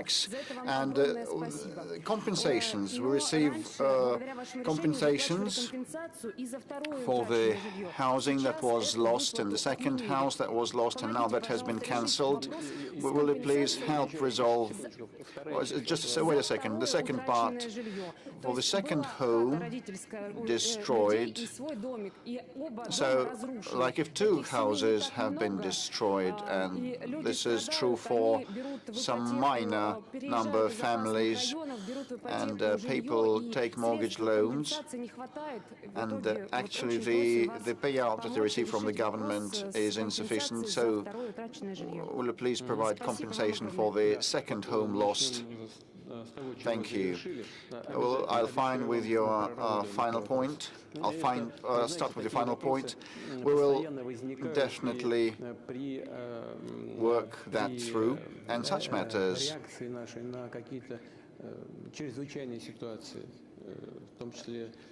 crop up when we have to respond to emergencies like fires and floods and etc. Here things are even more dramatic, but such matters in that system and frame of reference, when we struggle with after effects of the calamities and disasters, can be resolved, and we will do that. And secondly, with respect to connectivity and services and the related issues of education, remote education and diabetes sensors control, I gather that it's not a matter of the intake of certain drugs, but the control and timeliness of taking these drugs. When the internet is disconnected, it is hard to control the glucose level. I know what you're talking about. So there are restrictions related to the security matters because of the drones attacks. And you mentioned the services, and some of the components of those services are stationed abroad. In this case, it's easier to select targets for attacks for our adversaries. And here we have to switch to domestic software and our own domestic hardware too. This is a way out to see the operation, the functioning of many of these services. And secondly, we can also use the capability of the international manufacturers operating here, but they should transfer their services to Russian soil. Definitely, we will have to work on both of these matters that you have raised. Thank you. I can see no plate, no sign. Paying dues to your modesty. Good afternoon. My name is Jacob Schein. Politica newspaper from Serbia. Thank you for giving me the floor. I apologize for my command of Russian, but I'll bet you understand me. You started the normalization of relationship between Russia and the United States, and all that you get is more sanctions imposed on Russian companies. Some of them are on Serbian soil. I'm referring to NIS. Can you tell me what the Serbian people should expect and what the future developments are likely to be? And my second question is about your meeting with Donald Trump in Alaska. You discussed a new security framework, and there was some secret information about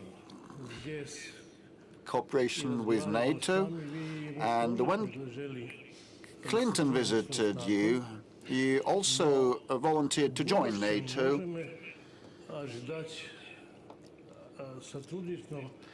But I just wonder whether some degree of cooperation between Russia and NATO will be existent in future to avoid a war and live normally. I'll bet that, I hope that next year we'll have more talks about peace than war. Thank you for your question. We also would very much like to live in peace next year, getting rid of military conflicts, and I reiterate, we actually would very much like to resolve all contentious issues by way of talks, and I hope that you will be in agreement. We'll have to eradicate the root causes of the conflict so that it shouldn't happen in future for the sake of a lasting, durable and just peace.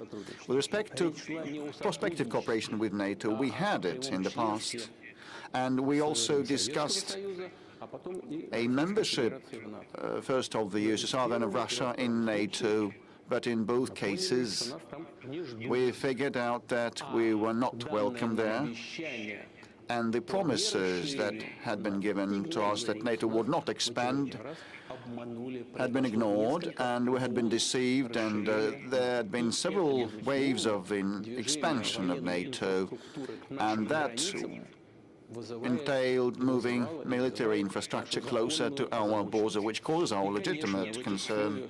And in this context, a new security system or framework in Europe is very relevant, rather relevant. Even before the breakup of the USSR, some clever people in Europe like the social democrats in Germany proposed to establish a new security framework in Europe, not expanding NATO, but establishing a new security framework with the participation of the US, Eastern Europe and Russia, so that no one should be left behind or put in a difficult situation. Actually, now we don't require anything untoward or extraordinary. We're not saying that a country should not be able to select a way of protecting itself, but this should be a way that wouldn't threaten anyone, including us. Would not require anything that wasn't voiced before. We just insist on keeping the promises that were given to us by the Western partners. We were deceived, actually bamboozled, and now we want a reliable system in Europe. Now, with respect to NIS, it is a daunting task, you're right. I mean, that enterprise, that company, despite the desire to improve relations, which is seen on the face. Well, the sanctions pressure continues, and that also touches upon our Gazprom Neft, oil and gas company owning NIS. And Gazprom Neft invested more than $3 billion into NIS, turning that enterprise into a state-of-the-art and efficient one. And this is the main taxpayer to the budget of Serbia. We know what the developments around this company are, and we have an intergovernmental agreement with Serbia on non-acceptance of any kind of restrictions towards this business entity, and we assume and presume that the leadership of Serbia that is friendly to us will act on its promises and obligations. Otherwise, no one would know how to invest money into an economy, even if an intergovernmental agreement wouldn't be observed. But we have some thoughts of how to move forward together. And we've been pursuing dialogue with our Serbian friends on that, and I hope that we'll find a way out, necessary, proper way out. If I may, coming back to the question, to the issue that you have touched upon already, but will you focus on it again with respect to the children's benefits accrual? Families with many kids apply for these. They work a lot, but you know, even if they have an excess of 100 rubles of income, kind of they are not eligible to such benefits. And Gulnara is online, wishing to ask a question. Good day, Mr. President. Happy forthcoming New Year. I'm from Tyumen region, the rural settlement of Bar. I received 27,000 rubles per month, and my husband is a driver getting 80,000 rubles per month, and I work at a kindergarten as a tutor, and we expect more kids, and we participate in different contests and competitions. We have the Ready for Labor Independence marks, and I've been a mother with multiple children for 11 years, and I only once was entitled to a payout, to benefit, and last year we have an excess of income of 100 rubles, and in November an excess of income of 250 rubles, and because of that we are not entitled to any benefits at all, like the travel benefits or food stuff payouts. And we have 6 kids, and we work a lot. My husband and I, we work quite a lot. And we work extra hours, we moonlight, and we have a small farm, we have chickens, and we actually would like to get some help from the government at the end of the day. Gulnara, actually, I have touched upon this matter in general terms, responding to previous questions of this sort. I fully share your view. You have mentioned the fact that you work a lot and your income goes up. At the same time, the support you receive from the government goes down straight away. So when you earn less, you receive more from the government. So it seems it's kind of destimulating. It's pointless to work more on the face of it, but I believe that this is a mistake, an erroneous policy on the part of the government, and I'm certain that the finance ministry and the government will heed us now. It's not about economizing and trading on families with multiple children is immoral. I agree with you. I think that colleagues will see to that, and this will be resolved with respect to bills, housing bills, and electricity and other bills. I just want to remind you and all people for whom such matters are of importance that, well, the general procedure is as follows. If the spending on housing bills and utilities bills exceed the aggregate income of family by 22%, the government is obliged to provide support. Everything on top of that 20% should be covered by the government. Are you in the know of that? I'm in the know about all the benefits. In some regions, well, Moscow is a relatively well-to-do region, and here,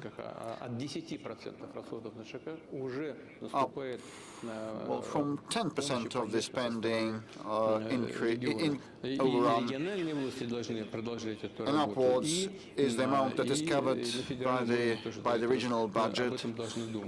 And with respect to supporting families with multiple children, this is the cornerstone of our welfare policies, and I reiterate that, and I would like the regional and federal authorities to remember that before you pursue any policy. Just think twice how it's going to tell on the incomes of people and families with many children in particular. And the main point of yours was about the reduction of governmental support. If your income goes up, we'll do everything to resolve that. Also, on the part of the working mothers, I hope that Gulnara is hearing us now. And here the child benefit is paid until the child turns 1.5 years of age, and many mothers say that at this age kids are not accepted to the infancy or kindergartens, and very many of them are asked to extend this period to 3 years of age of a child. So the maternal leave lasts till a child turns 3. And the kindergartens accept children mostly when they cross the 3 years of age threshold. And, you know, mothers will not be tolerated if they do not return to work. And, well, very many mothers want the payout to support their kids to be extended till a baby turns 3. Well, yes, until a child turns 18 months, the family gets the benefit. But, you know, the answer is very simple. There are budget constraints. There's no justification other than this one. But the government will have to think of something on how to address this problem and similar problems. As far as kindergartens are concerned, creche, and whether it's possible for a mother to go to work early. Yes, this is one of the ways to address that. Not everything has been done to ensure that. A lot has been done, however, to renovate and rebuild schools. Right now we're working on upgrading our kindergartens. I would like to ask my colleagues in the regions to listen to me very carefully when issues on renovating kindergartens are addressed. Probably it would be best to also set up crash groups right away. This is the first part of the solution. Secondly, it might seem simple, but still it requires additional attention as well as additional expenditure. We need, namely, to increase the number of hours spent by children in creche and kindergartens, not just 18 hours, probably it has to be extended. But this, in turn, would require increasing the number of teachers and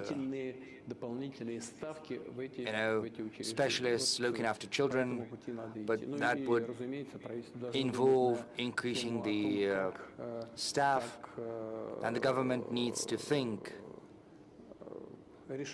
on how to go about addressing this discrepancy, this gap between 18 months and 36 months.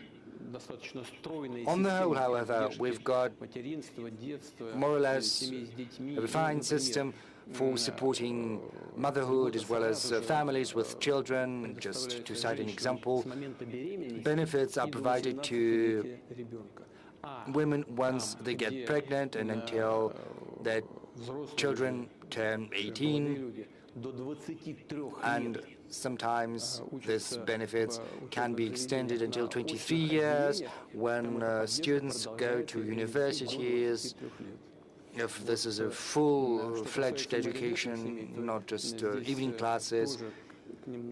As far as families with 3 and more children are concerned, we have to pay particular attention to this issue, this status of heroine mother. It has been improved right now. It's tantamount to hero of labor. There's a number of benefits that come with that. There's another component. In the past, additional points were added to the pension, but only 3 children were taken into account when calculating the pensions, whereas right now a new decision has been taken when a pension is calculated. Not just the first 3 children, but the subsequent children are also going to be taken into account, and additional points will be added to the score which is used for calculating the pension. The government will continue improving and enhancing and fine-tuning the system of measures for supporting families with 3 and 2 and more children. Let's get back to the audience. It's been more than 2 hours and we haven't noticed how time flies by. Kazan, did you want to ask something about Islam? Mr. President, good afternoon. Good afternoon. Thank you for this opportunity.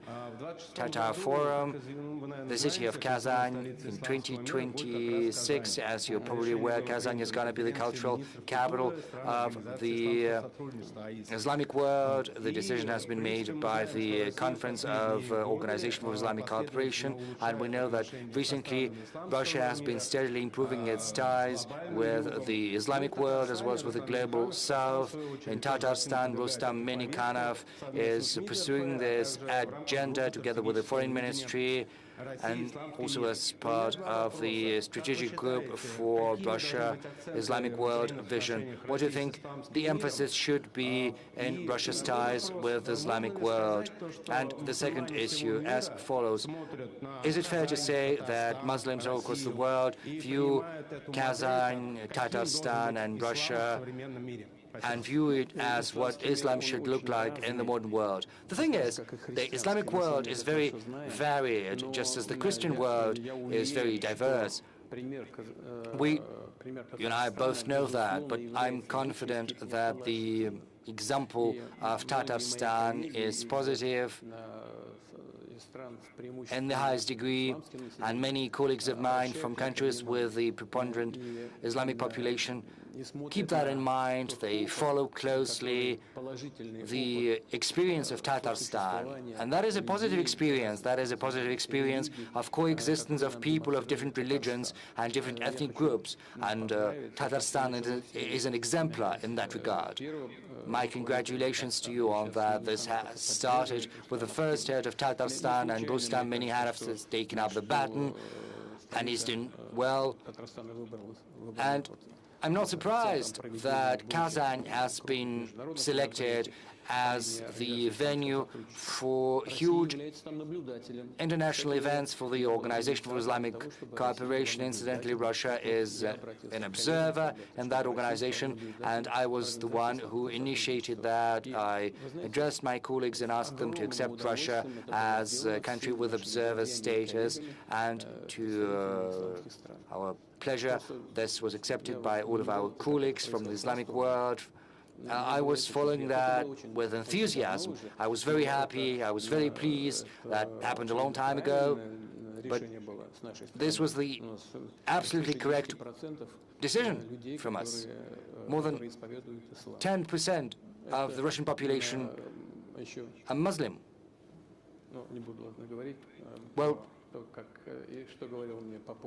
I'm not gonna cite what the Patriarch has told me on the subject, but, you know, Christianity, this is Oriental Christianity, Eastern Christianity, and, you know, as all of our core values are concerned, we share these values, they coincide.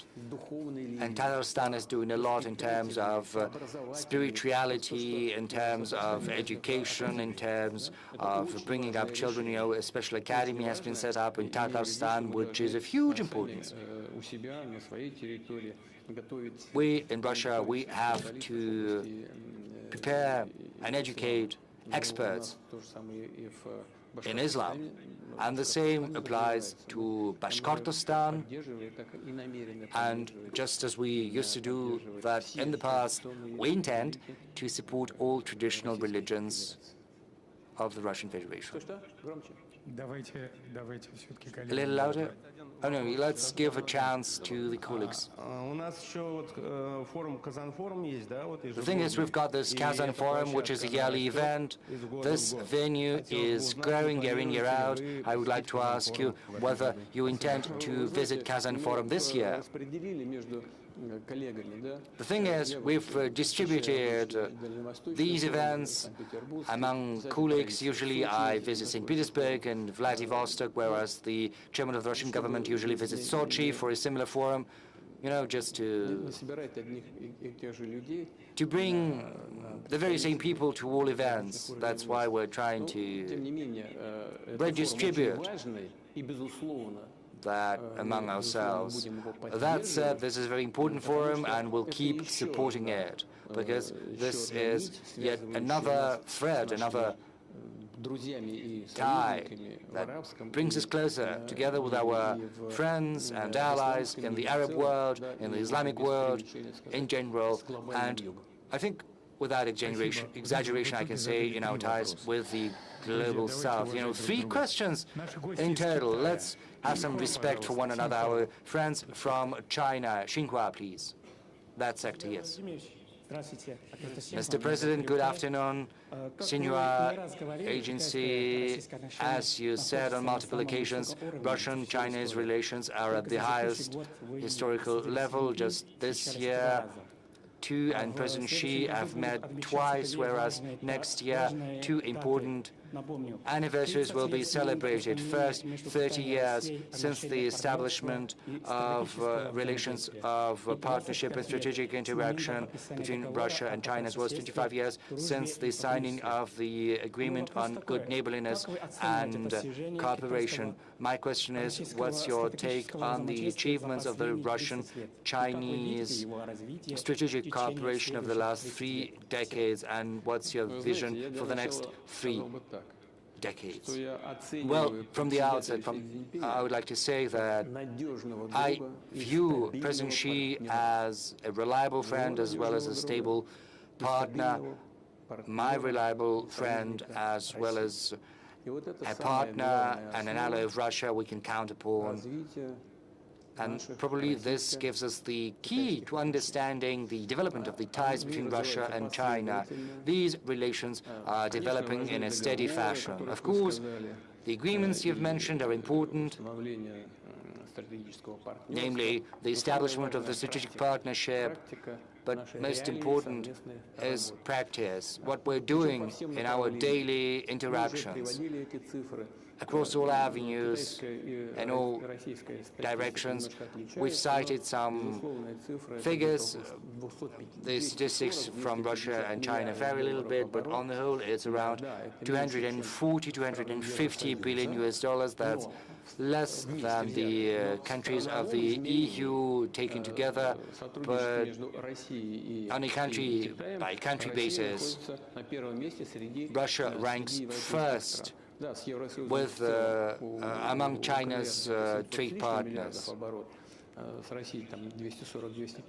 It's 240, 250 billion between China and Russia, but with EU, China has a 700 billion US dollars trade. But if you take individual countries, then of course Russia ranks first. Of course, China has very big trade with Japan, with the US, with South Korea.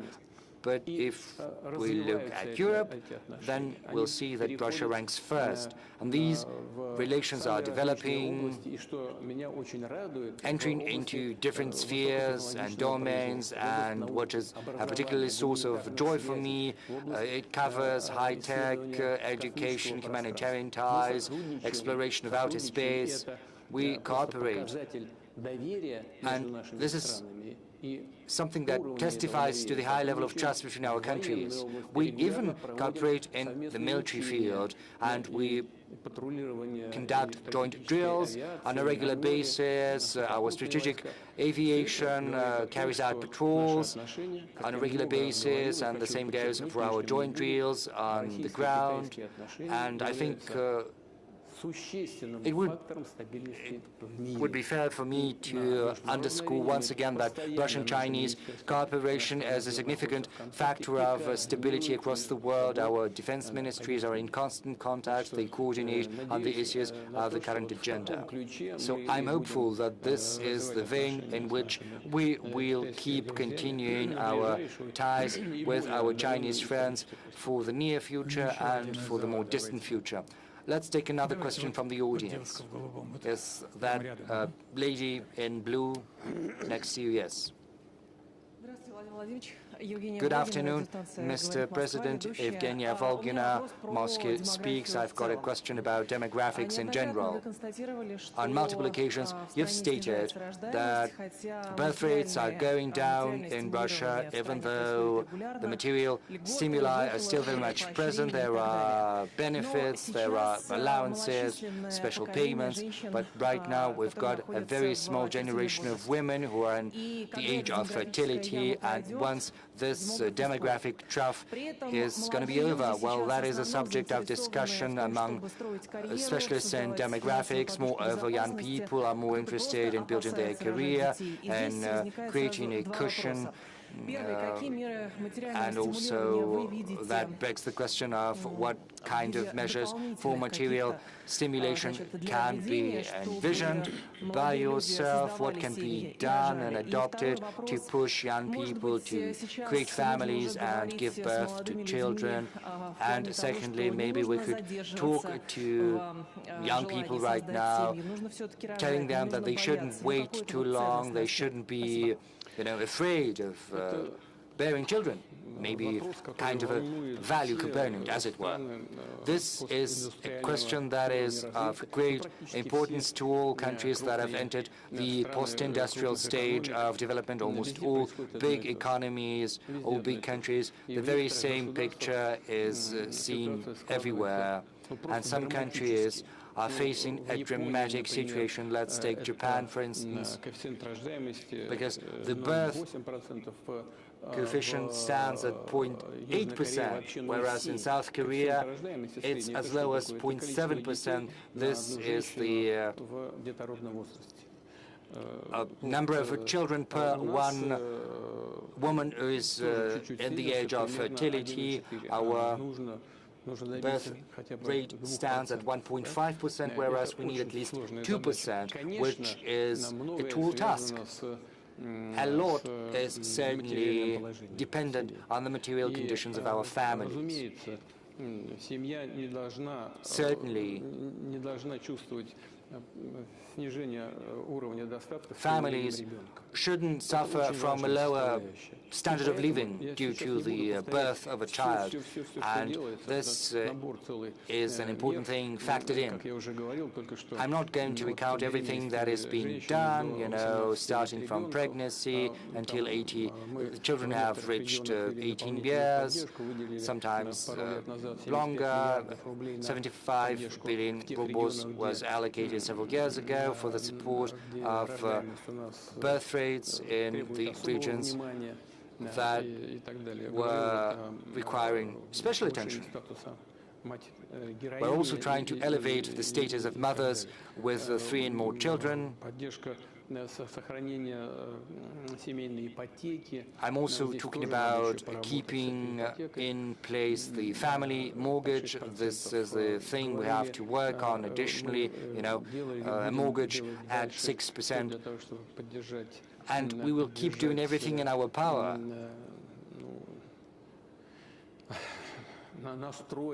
to convince young people to create families and have children as soon as possible.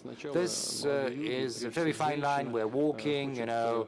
First, young women in particular want to get some education, then they want to get additional education, make their first steps on their career path, and then it's 30 years and the first child comes and they don't have enough time or strength to get another child, and you know how it goes. We want to make having children fashionable, trendy. We want people to understand what motherhood and fatherhood are and the joys they bring along.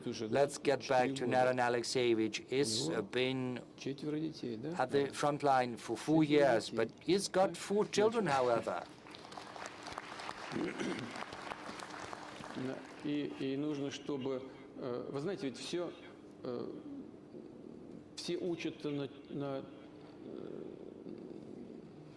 на своем опыте. You know, everyone is trying to teach others using their own experience, and we say that we've got to learn from others' experience, and this applies to all spheres of life. But that said, still everyone has to make their own mistakes and learn from their own experience. And once they've done something, they've faced something, they understand what they did wrong, what they should have done. You know, I spoke about that. I think I did that publicly. The last meeting with the families with several kids, well, there was a woman with a family of 8 or 9 children, and she said very beautiful words. She said that we have 10 children, for instance. Every time a new child appeared, we already had 5 or 6 people in our family, but a new child appeared.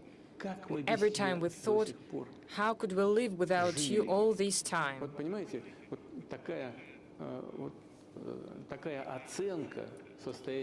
Such evaluation, such attitude to children, the understanding of your own happiness in the state of motherhood and fatherhood. That is what should be communicated to the people, and that is difficult. But we all should do this. That is why I'm speaking to this audience and to your colleagues, representatives of the media, to cultural figures. They're all talented people. They make good films and performances, they write books, they make great performances in theaters, but please always think about this.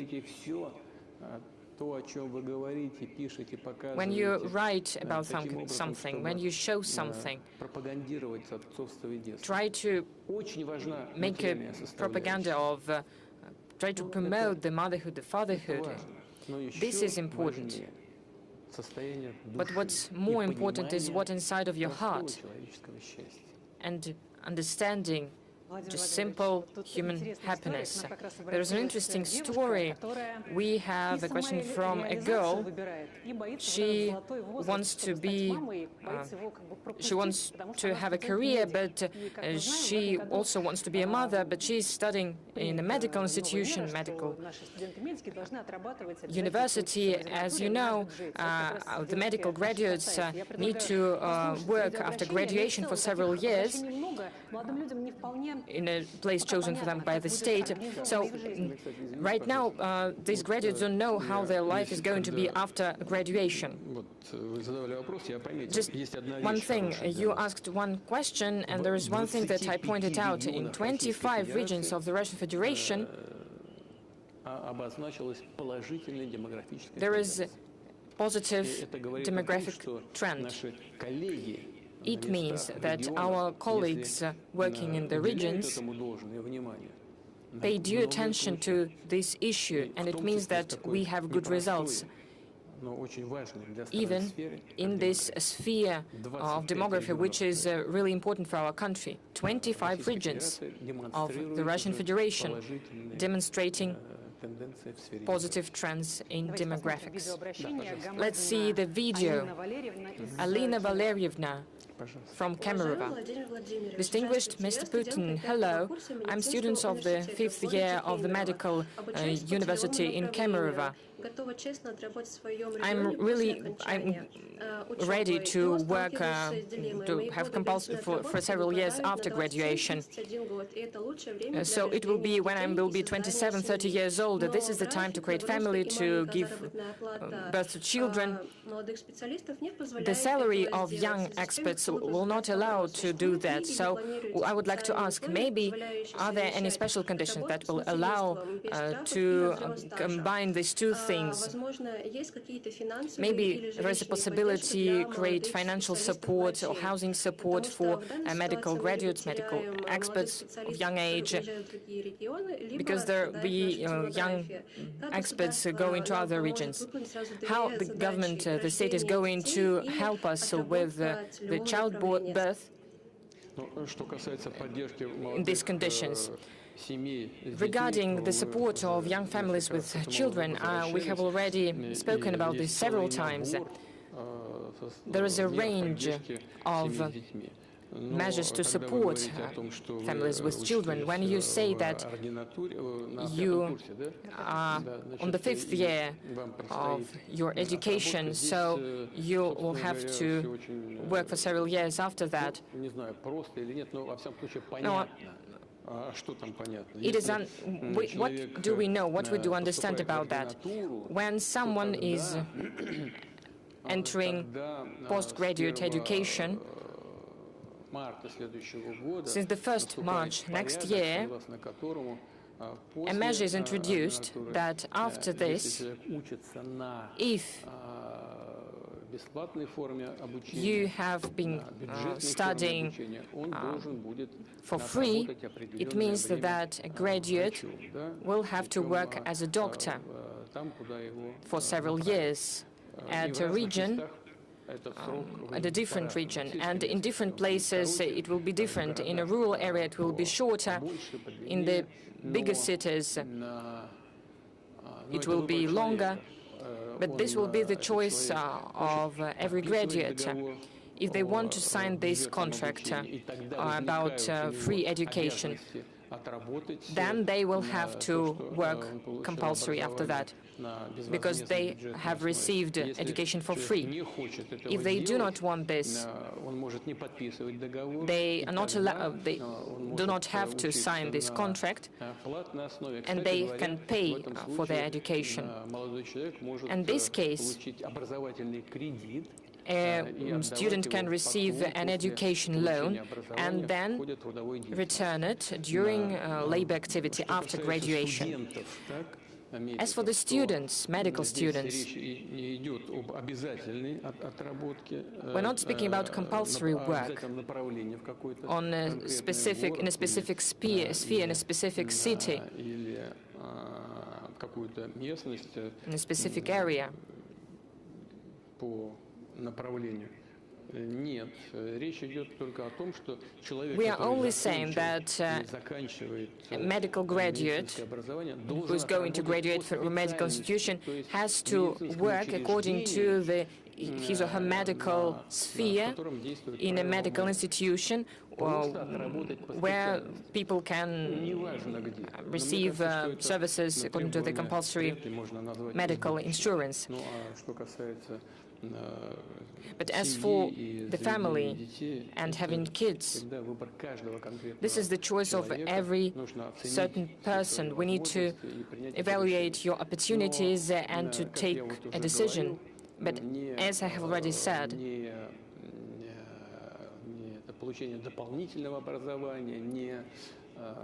additional education or the start of career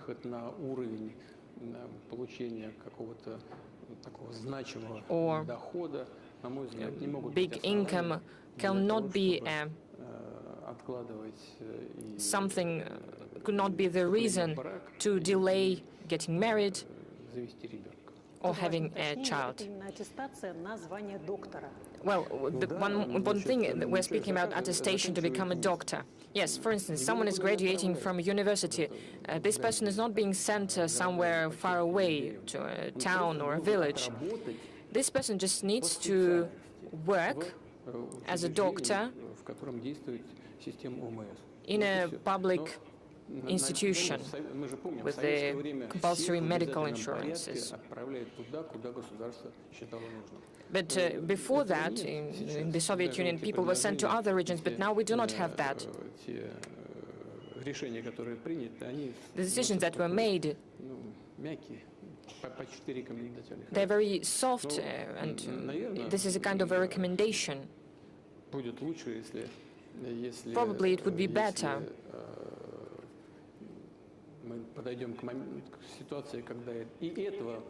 that we will not have to do this in the future, for instance. Without any case, this girl asked a question. She is right. What can we do? We need to improve living conditions, solve housing problems. In general, the state is trying to follow this track.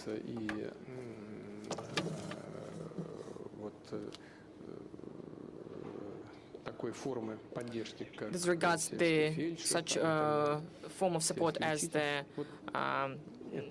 paramedic in a village or a teacher in a village. There is a range of support measures that we need to prove.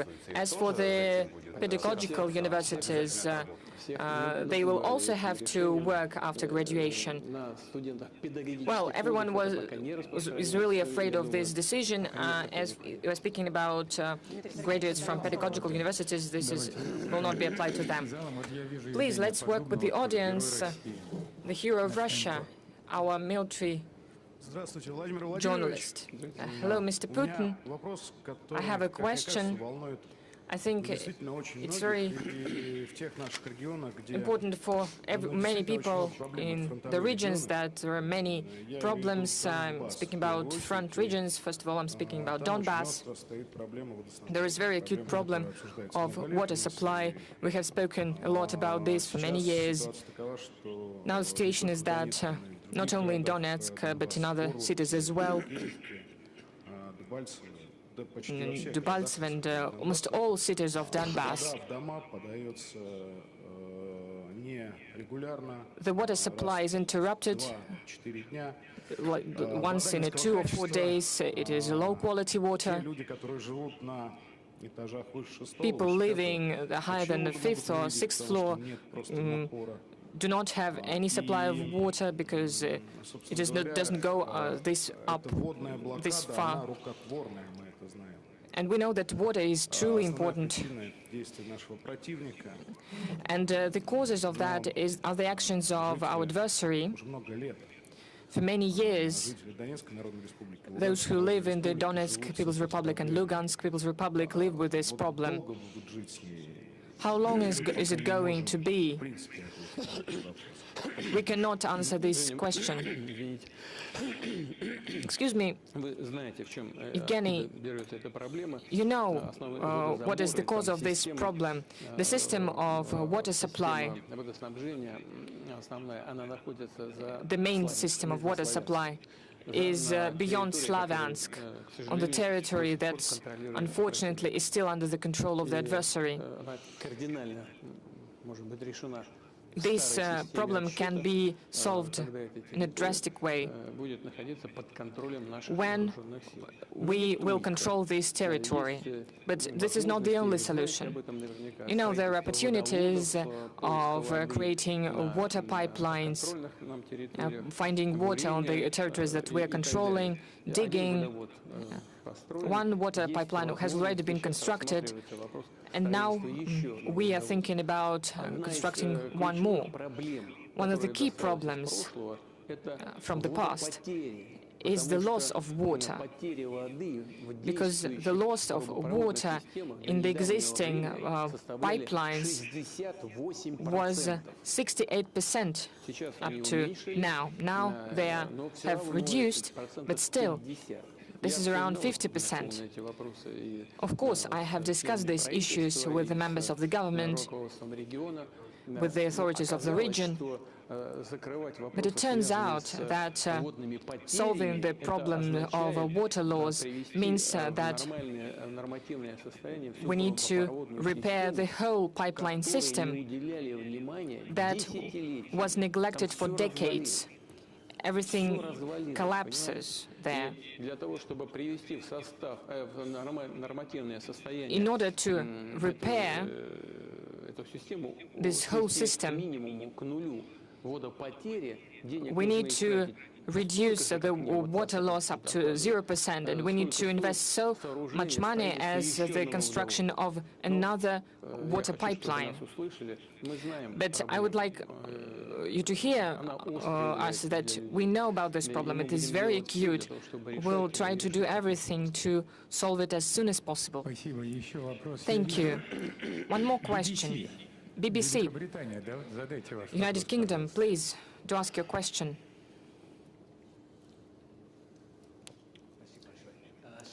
Thank you very much. Steve Rosenberg, BBC News. Well, I cannot see you. Just directly.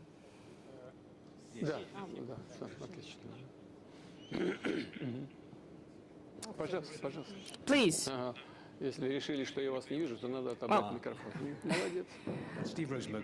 Steve Rosenberg, BBC News. The question about the future of Russia.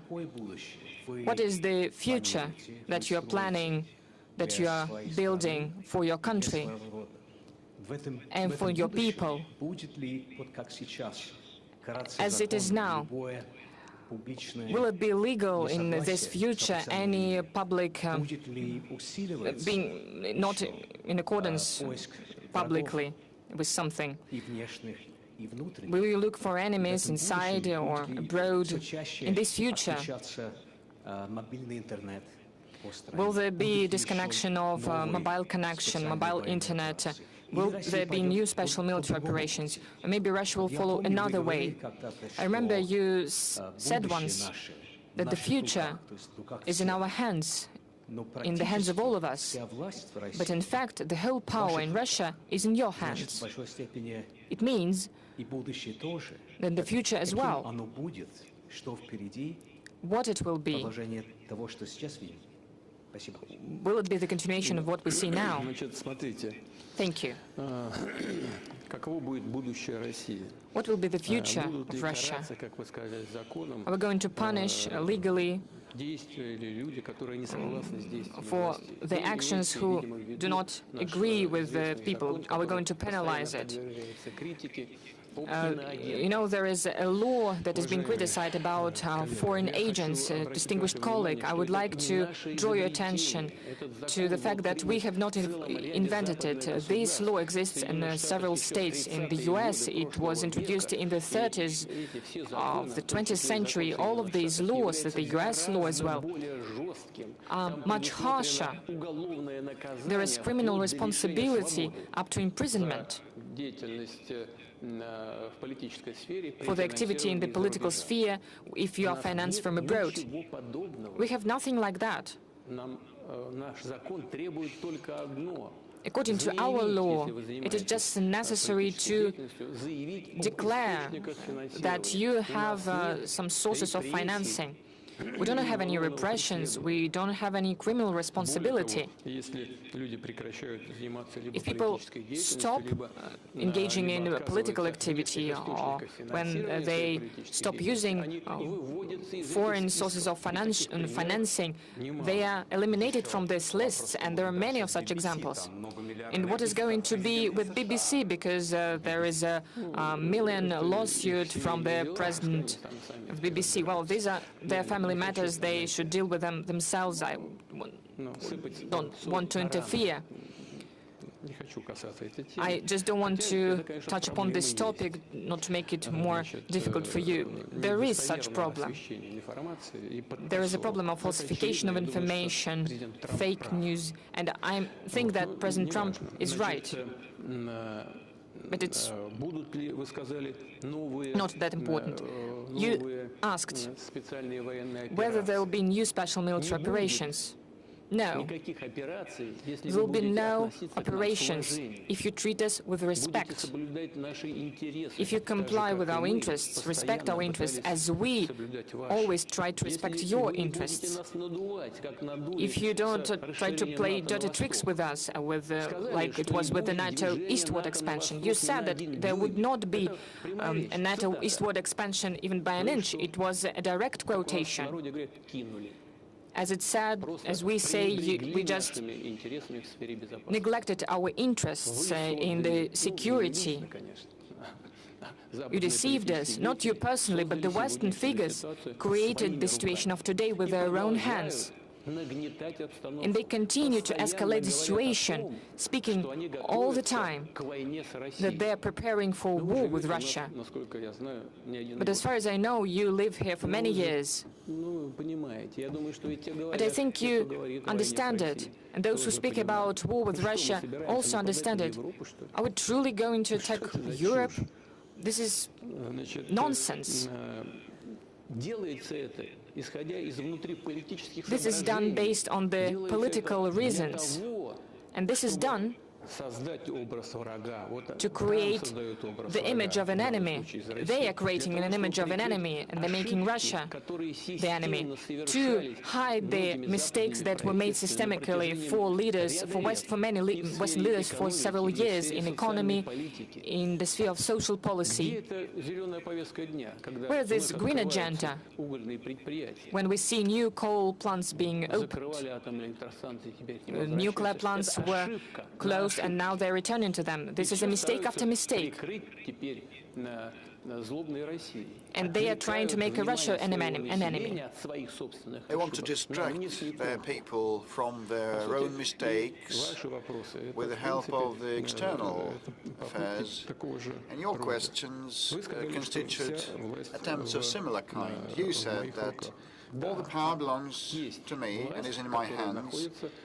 Well, yes, President of Russia is vested with powers and credentials, and the borderlines of this power are clearly enshrined in our fundamental law, Russian constitution.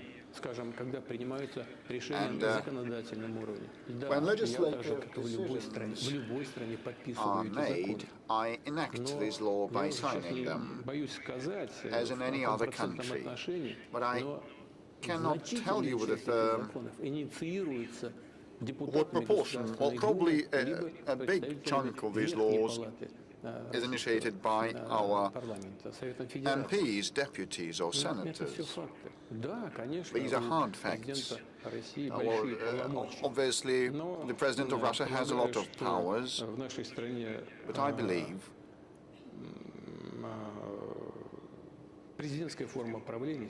that as this is a presidential republic, this is justified as of today. But in concluding, I must say that we're ready to work with you, work with the United Kingdom, Europe and the United States, but on par,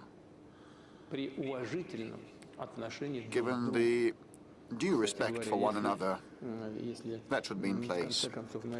And frankly, incidentally, if we end up there, everybody will benefit.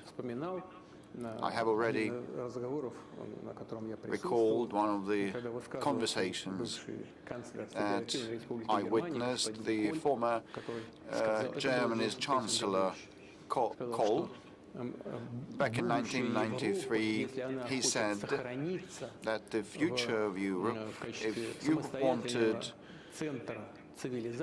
to be preserved as a standalone civilization center, should be together with Russia.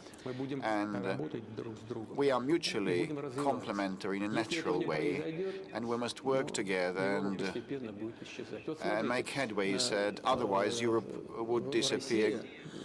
He said, well, look, Russia, despite seeing a slowdown of our economy to 1%, still ranks fourth in terms of GDP size by PPP, following China, US and India. Russia is number 4. We are followed by Japan and Germany, the United Kingdom that you represent. Today, unfortunately, ranks 8th or 7th or 9th, probably 7th or 8th on GDP size by PPP. But had we joined our efforts with the European countries, our joint GDP by PPP would surpass that of the United States. Well, this is all theoretic, but it's obvious that complementing one another and joining efforts, we would have flourished. But it's you who are waging a war against us, not us. You are waging a war against us with the hands of the Ukrainian neo-Nazis. We're ready to stop that fighting immediately, provided that Russia's security is provided in mid-term and long run, and we're ready to cooperate with you. Well, Steve, I think the audience will agree with me. Lately, we have seen and heard a lot of statements and actions on the part of European politicians that are mind-boggling. Why do you see they display this exorbitant support of the Kiev regime, and no one has been thinking about the European values, and they've been just supporting the Kiev for no reason, and they're even ready to pursue a conflict with the US President. Well, this outrageous policy, as you put it, I've just tried to account for that, answering the question by the colleague from BBC. They are trying to cover up their mistakes, to conceal their mistakes in economy and finance, and they got in a gauge, and so it is very hard for them to move rightwards or leftwards. With respect to a possible conflict with the US President, there is nothing surprising about that. And it's obvious for any observer the European elites used to support the Democratic Party and Madam Harris during the presidential campaign in the United States, and they were quite brazen in that, quite straightforward. Once President Trump was accused of meddling with elections, but nothing was proved, and all the Congress investigations ended in nothing. However, the political elites of Europe directly interfered, and that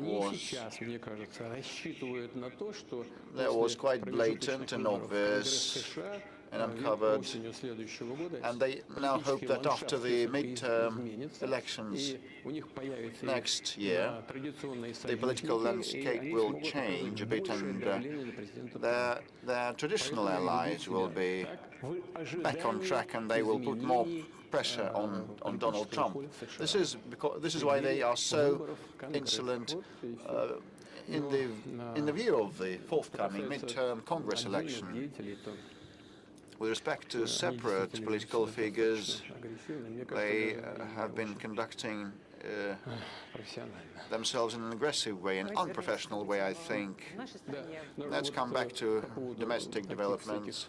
And one final point with respect to those aggressive statements and declarations. I marvel at them. And I know. I personally know the current NATO Secretary General, the former Prime Minister of the Netherlands. I used to pay a visit to the Netherlands, and he's a smart person, a clever person, a systemic one, and an efficient one. He used to be an efficient Prime Minister, and the economy of the Netherlands is in good shape, and this is partly his merit.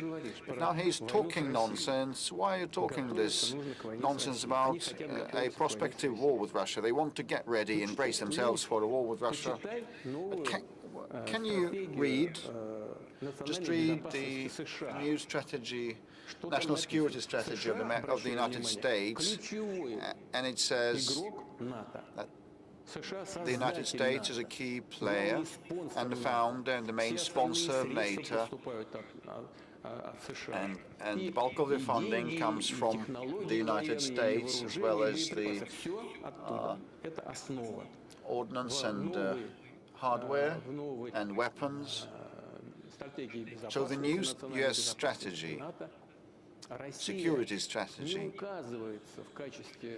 Russia is not indicated as an enemy, as a target, while the Secretary General of NATO is bracing himself for a war with us. Why so? Can he read? You are indisposing NATO against Russia, to wage a war with Russia. At the same time, the backbone country of NATO does not consider us to be an enemy. I would question the level of professional competence. You should be quite attentive about your own duties, and you should also be open to what is happening around you. So we've been on air for about 3 hours. We've been live for about 3 hours, and we have around 3 million applications and questions, and lots of them are about the housing issue. Well, the family mortgage, people want it to be extended to encompass the second-hand residential market. Well, and this already encompasses 900 locations, but there are some of the restrictions critical for families with many children. They have to move to locations where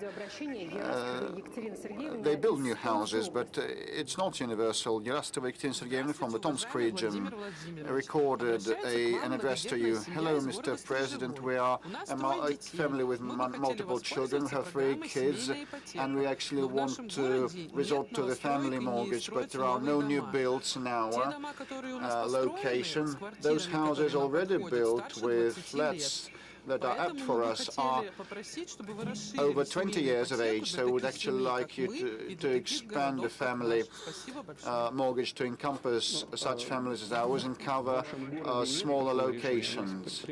Well, it was pre-recorded.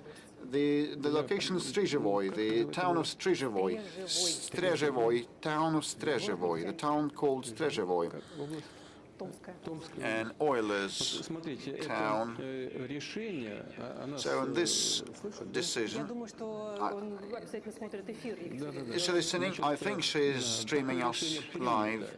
So this decision has been made, and for regions where they don't have new builds or have very low rates of construction, it is allowed to resort to family mortgage to buy second-hand homes, previously owned homes and flats. So there's always a number of issues cropping up. It all depends on the quality of construction and the quality of a building, because while you keep repaying your mortgage loan, the quality of that edifice may deteriorate, so you should be very particular and attentive towards a possible quality of that of a prospective edifice. So 880 locations are on that list. In case your location, your town, is not on the list, we will add it there. And yesterday I had a discussion with some of the colleagues from the cabinet who are responsible for residential construction and supporting families, and this is something I took away from that. Measures of this kind, when they were taken, were aimed at supporting the families and the construction sector. And the decision was not easy at all. I mean, buying second-hand, previously owned homes with the help of family mortgage loans. Well, it's quite useful for the construction sector in the new build sector. But you know, with respect to the previously owned homes, there's a number of issues still to be ironed out and resolved, so that this support measure benefits not the construction sector but the families. Most importantly, as regards your town, if it's not on the list, I'll put it on the list.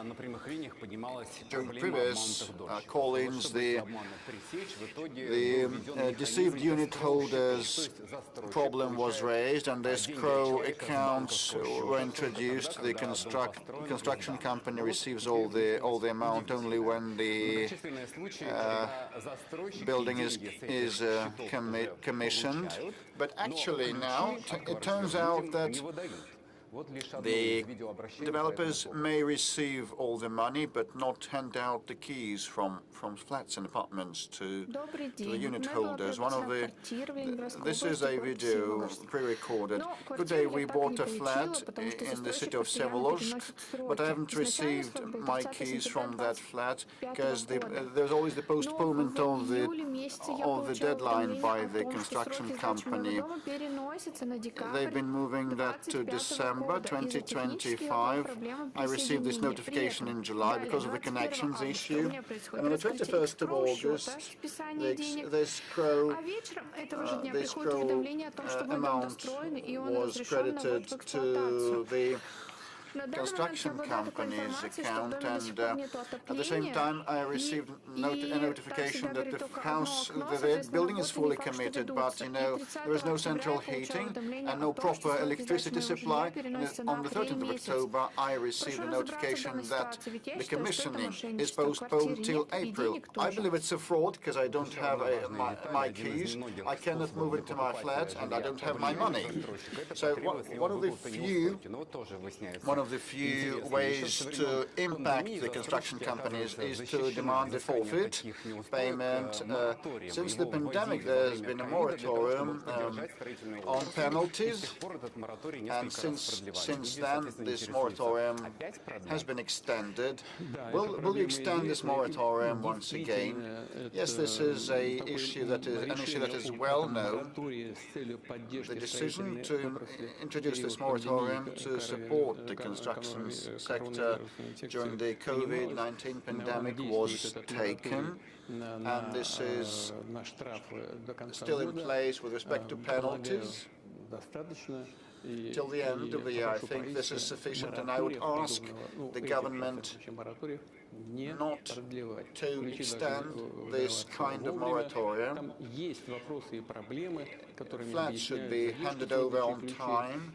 There are some of the issues related to the delays in handing out keys from flats. And, sometimes those apartments lack furniture, which is counter to the previously signed contracts, and the connections issue also may be pending. But, I think that this moratorium track should be stopped, and I would ask the government to conclude that, and we need to act systemically so that the construction companies and developers honor their obligations, and definitely we should protect, most importantly, the interests of the people of ours. Another topic about the sports facilities and delays in commissioning. It may be virtually ready, but it will not be commissioned, like the city of Abazar, saying that the ice arena in that location is not commissioned, and the local community even helped dig the pit, but of no avail. Another sports facility also is stalled in construction. So actually, for a number of years, the government has been trying to balance our budgets, and we've been repeating the same thing. If a facility, an installation is delayed, is not commissioned, if it's in progress, you should complete that construction first and foremost, not starting a new one. And please submit these data to the government, and we'll actually handle that. And I can see a placard saying, "I want to get married." So it's going to be a different topic, I think. Mr. President, good afternoon. Kirill Bazhanov, 4th channel, Yekaterinburg Regional TV. Oh, you're dressed up, you're groomed, you're getting ready to go to the registry office and get married. Yes, indeed. And this is not accidental, but I have this sign, this placard. I know that my girlfriend is watching this direct line. Olga, will you marry me? Please marry me. I propose to you. I propose to you, darling. It all happened here. So, Mr. President, we would be so glad to see you at our wedding ceremony. And now my question is, Mr. President, it's not accidental that I have this placard, this plaque. I will not ask about public utilities or anything else. I'm after support measures for young families. Myself and my fiancée have been together 8 years, and I was born into a family of a priest, and we want to have children, but I cannot afford children. If I borrow a mortgage now to buy a one-room flat in Yekaterinburg, I'll have to pay 50,000 rubles per month for 30 years. Mr. President, is there an opportunity to help and support the young ones so that these amounts of money should not go to banks, but should be invested into our future and our kids. As a young man, 23 years old, I can tell you for sure this is going to be the greatest stimulus that will help push our demographic trends upwards. Well, I can see that you've been with your fiancé for 8 years, so you started dating when you were 15? Oh, that's great, good for you. You know, in the Caucasus, among the peoples who live there, they've got very good traditions. They marry out their children when they're still in a very tender age, and I think we should all follow the example. You know, I know Ramzan Kadyrov has got a big family, many children, many of them are marrying, both young men and young girls. I asked him about that. He said this is tradition in the Caucasus, though that's great.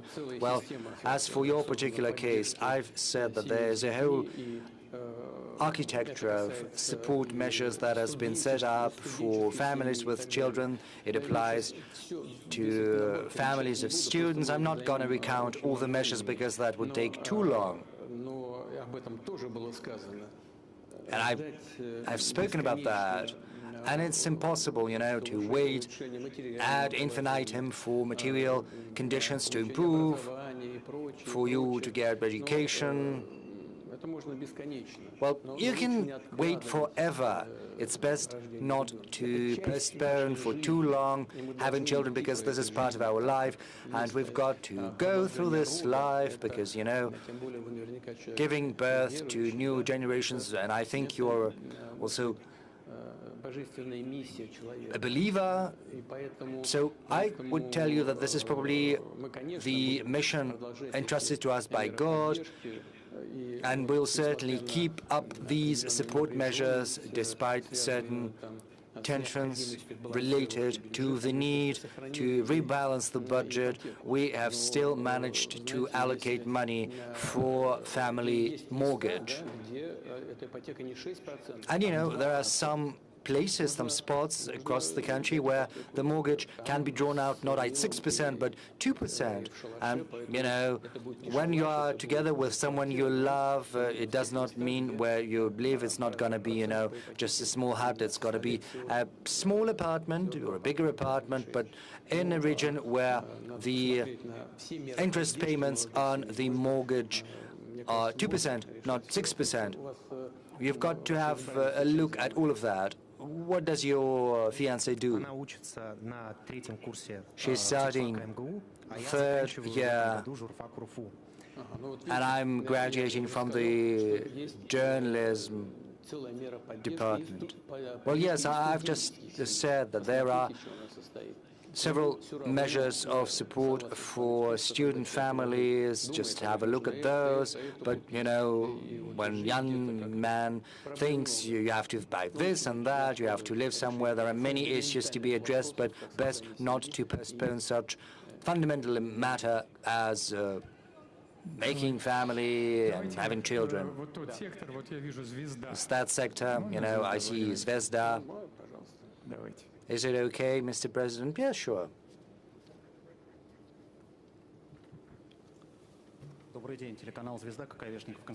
Good afternoon, Konstantin Kokoveshnikov, Zvezda TV. You've spoken about attempts at crushing Russia's economy, but I can't help asking about the unmanned vessels strikes by Ukrainians against certain vessels. You know, apart from critical energy infrastructure, there are attempts to strike Russia's export vessels. Several people have spoken up on that, in particular leader of Turkey, President Erdogan, a woman sitting next to me, she spoke about that, you know, just a couple of days ago. There was a strike against a vessel in the Black Sea, in the Mediterranean Sea. There were several victims, several people dead. And should there be a blockade of Kaliningrad region, if that occurs to someone in Europe, what's going to be done? Well, let's start with the last part of your question.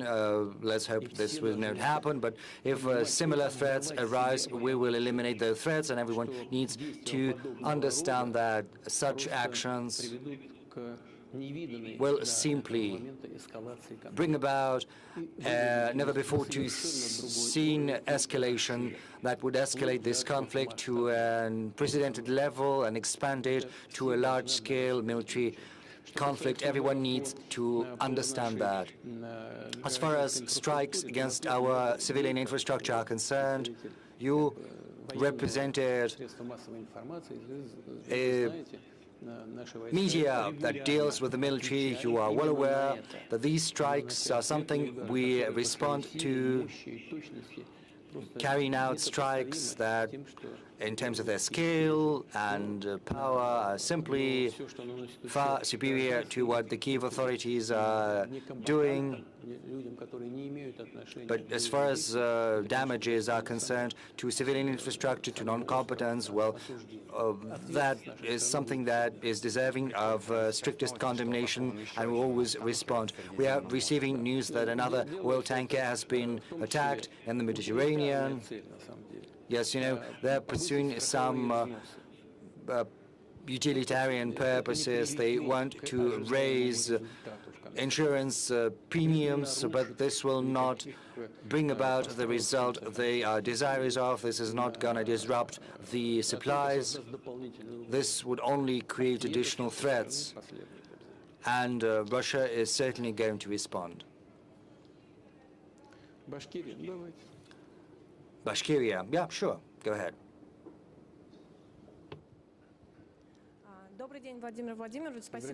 Good afternoon, Mr. President. Thank you for this opportunity to ask you a question. First, let me give you the greetings from the population of our republic. And on behalf of Bashkortostan, we would like to thank you for the attention you are paying to Bashkortostan, to our region.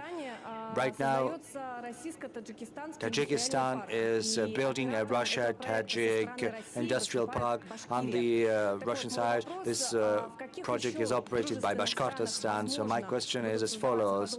What other friendly nations can give venue to similar projects where Bashkortostan's example can prove to be useful? Thank you. Well, we've been building a similar infrastructure in Egypt for some time. In the Nile area, there's a very good site there, and our colleagues from the Ministry of Trade and Industry and our counterparts in Egypt are paying a great deal of attention to developing this site. I think this is something that should bring about very good and positive economic results both for Russia and for Egypt.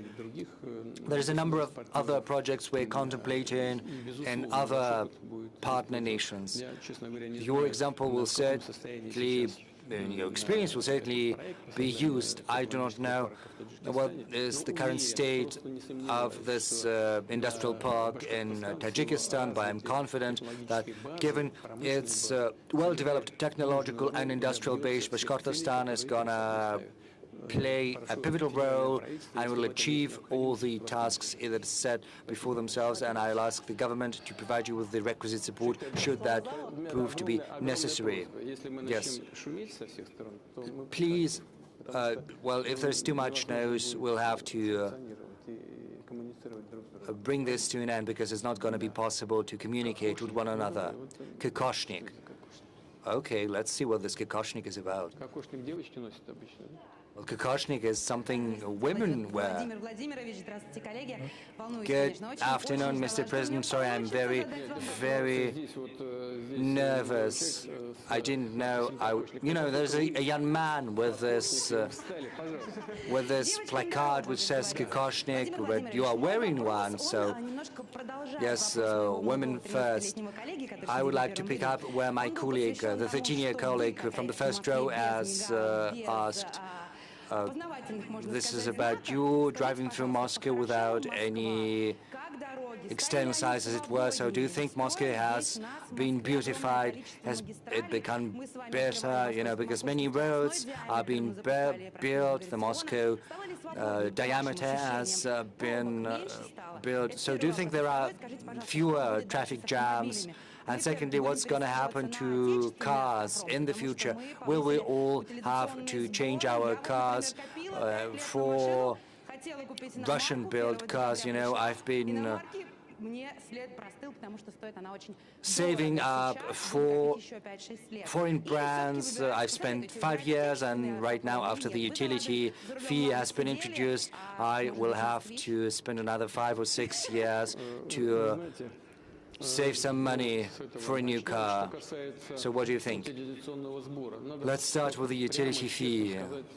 Well, let's be upfront what this is about. The increase of the utility fee, as well as rising prices. Well, we're certainly talking about strong cars, or more than 160 horsepower. The government fully understands that. It mostly concerns citizens with a middle level or very high level of income in big cities, most of all. And it's clear, and we've got to be clear about that right now. This is due to the attempt by the Finance Ministry to secure another source of income for achieving a very noble, lofty task, that is technological development, technological sovereignty will and it certainly helps our car industry. You said, well, probably foreign cars are becoming increasingly expensive. Probably we should contemplate buying Russian cars. Well, I can't help recommending some Russian car. It would be very strange for me to suggest to you that you should buy something built abroad. But I do hope this measure is not going to stay in effect forever, and that the choice our citizens have access to will get wider, either as our incomes grow or as the fiscal burden decreases. Moscow, well, yes, we're all proud of Moscow, and rightly so. Sergei Sobyanin is demonstrating huge results. Well, I think it's 12 million people who live here permanently, plus another 3 million of those who visit Moscow on a regular basis because they work here. So 15 million people, that's what Moscow is home to on a daily basis. And of course the issue of transport, this is a task that has been addressed in a systemic manner. It applies to underground, to roads, to conjunctions. On the whole, Sobyanin's team is succeeding in addressing the tasks in this field. Of course, there are some issues that still persist, and when I drive across Moscow, I say that, you know, I ride without a motorcade. Well, that doesn't mean that, you know, there is no siren, but sometimes we turn off those sirens before work and after. You know, of course, there's still a huge flow of cars, especially at the center of Moscow. There is a great number of cars driving across Moscow's streets. That means that we should not rest on our laurels. A lot has been done, but we have to keep this issue under constant control. Mr. President, we've spoken about those who are suffering from diabetes. Since there's no communication, it's impossible to surveil the level of sugar in the blood, but there is also a problem with medicines. Yes, I've seen that. This is but a fraction of what we have selected. There are people who suffer suffer from cancer, from kidney failure, or high blood pressure, epilepsy. So this is not the exhaustive list. Dmitry Odstavnik from Sverdlovsk region. Good afternoon, Mr. President. My name is Dmitry Odstavnik. City of Krasnotulinsk right now, no more preferential deliveries of medicines are carried out in Krasnotulinsk. This has been a regular occurrence since October. The clinics explained to us that they've run out of funding. As Chernomyrdin used to say, there's never been anything like this before, and there we are again. So I'd like to ask you to give instructions to the officials to provide our citizens with medicines under the special preferential program. Yes, indeed, there are many messages like that. I read them before coming here yesterday and the day before yesterday, and I spoke to the government and to the relevant ministries, and I assured me that everything that is within the remit of the federal ministries and the medical insurance system, well, all of the funds have been wired to the regions. There have been no delays whatsoever, whereas you're asking me this question, and I've certainly seen similar messages. Dmitry Peskov has given me a whole pile of such things. So this is about how this is organized on the ground in the regions of Russia. This is about the logistics. This is about timely decisions that are required to enter into contracts on the delivery and on the distribution of these medicines throughout the networks of pharmacies. But I can promise you that we will have a look into what is happening over there in Krasnotulinsk. I do hope this issue is going to be fixed. But on the whole, there are also concerns that state-run pharmacies are shutting down. And this is a source of concern. And that means that medicines at lower prices, at subsidized prices, are not being available. But I can tell you that even in private pharmacies, there have to be subsidized medicines available, and they have to be available at fixed prices. And this is very important. I would like to ask the competent units of the healthcare ministry to follow that closely and to keep tabs on that. Moreover, we have to pay greater attention to developing pharmacy networks through the so-called mobile pharmacies. This is a practice that is becoming increasingly widespread across the provinces. There are also other spots where certain medicines can be made available and can be sold. This solves part of the problem. And of course, we can do that through the Post of Russia. So on the whole, we have an understanding of how to address these issues, but we have to do that, translate those theories into practice, and in your particular case, I think we will be able to fix that pretty quickly. Let's work with the audience.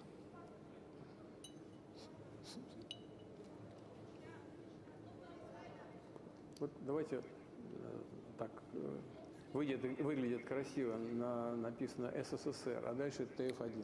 SSSR, and then TF1.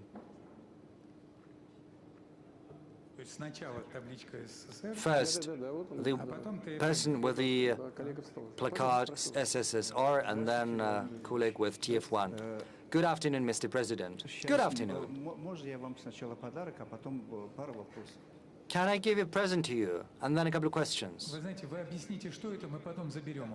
Well, just explain to us what this is, and we'll take that from you afterwards.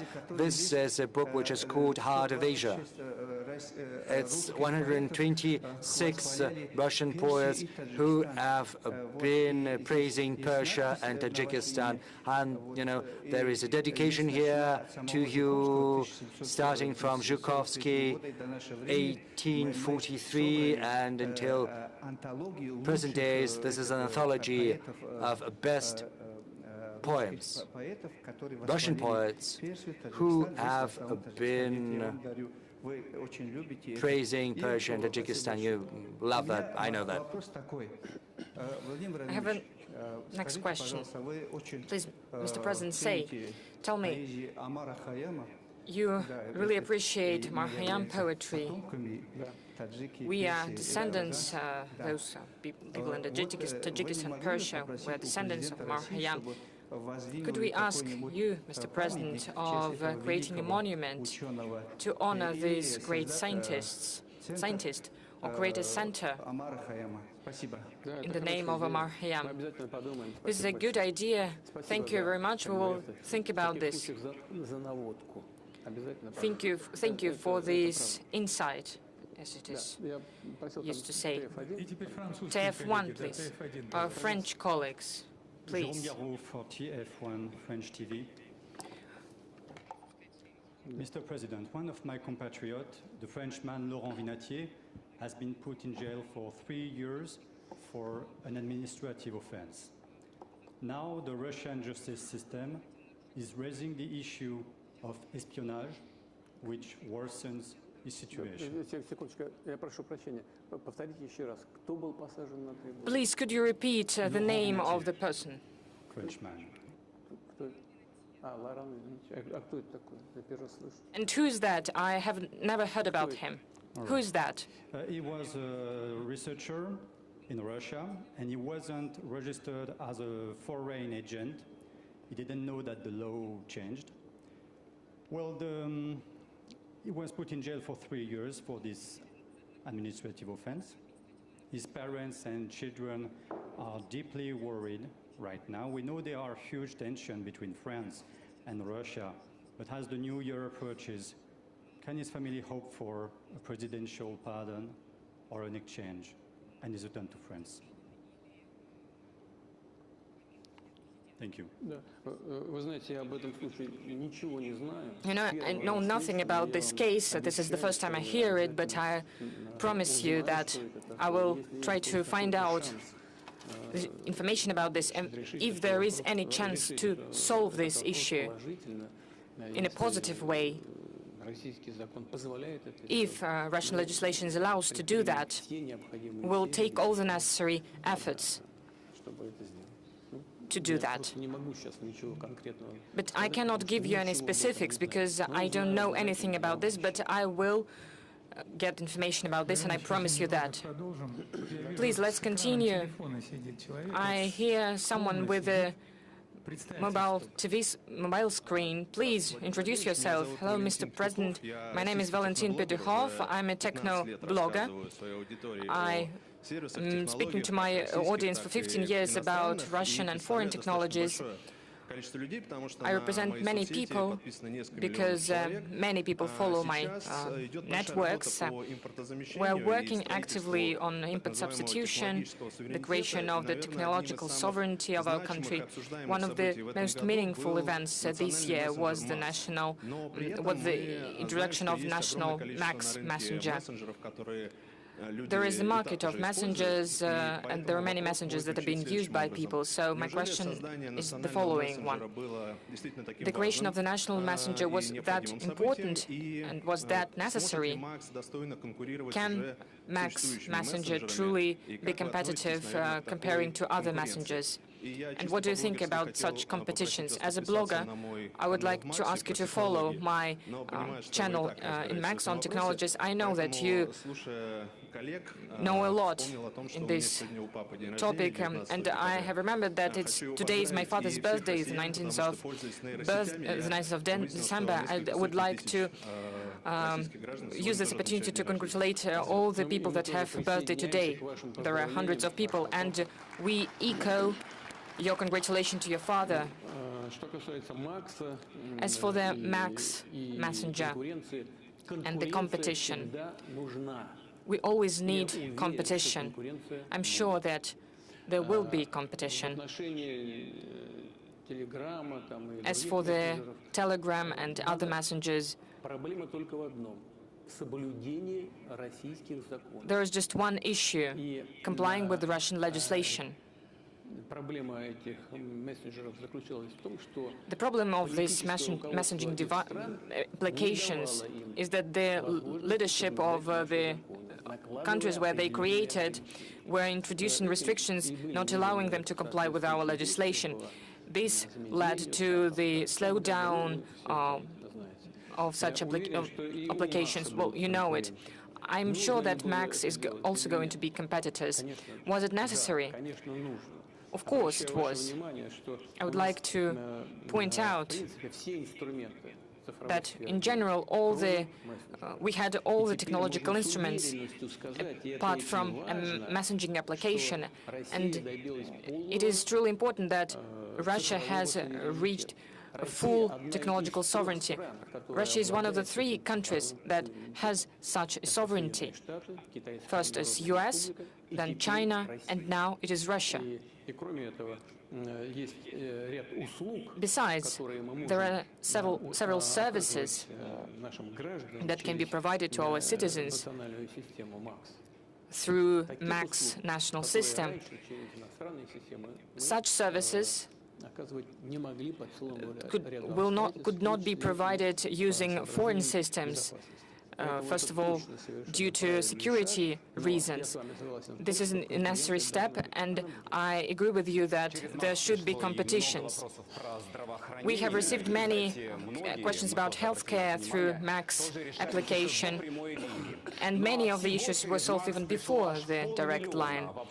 Around 500,000 questions were received from Max application, many from the youth and the children. When in Ulyanovsk we live almost in the 19th century, when your functionaries are going to listen to you and listen to the people, please, could you take a note of this? We need to understand what is this about. These are text messages.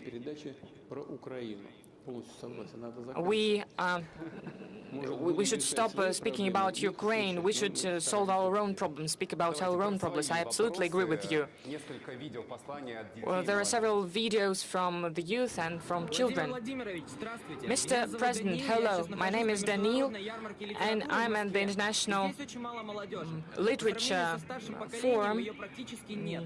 And there are many adults, and would like to ask you about the trend of books being read by the youth and by children. Usually kids prefer very short videos. What should we do about that? Is there a book that, according to you, every Russian citizen should read? Thank you. Unfortunately, the reduction in the reading of books is the problem all over the world. Some time ago, we were proud that the USSR was the country where people read the most. Right now, there are many people that read books. But unfortunately, as I already said, all over the world, the number of people that read books is reducing. What should we do about that? First of all, it depends on school, on family, parents. We need to pay more attention in this regard to children. We need to maintain competition with tablets and modern technological means. I'm speaking about parents and maintaining this competition with this technological means, because this is very accessible and this is very interesting, and we need to find a way to make books interesting for children.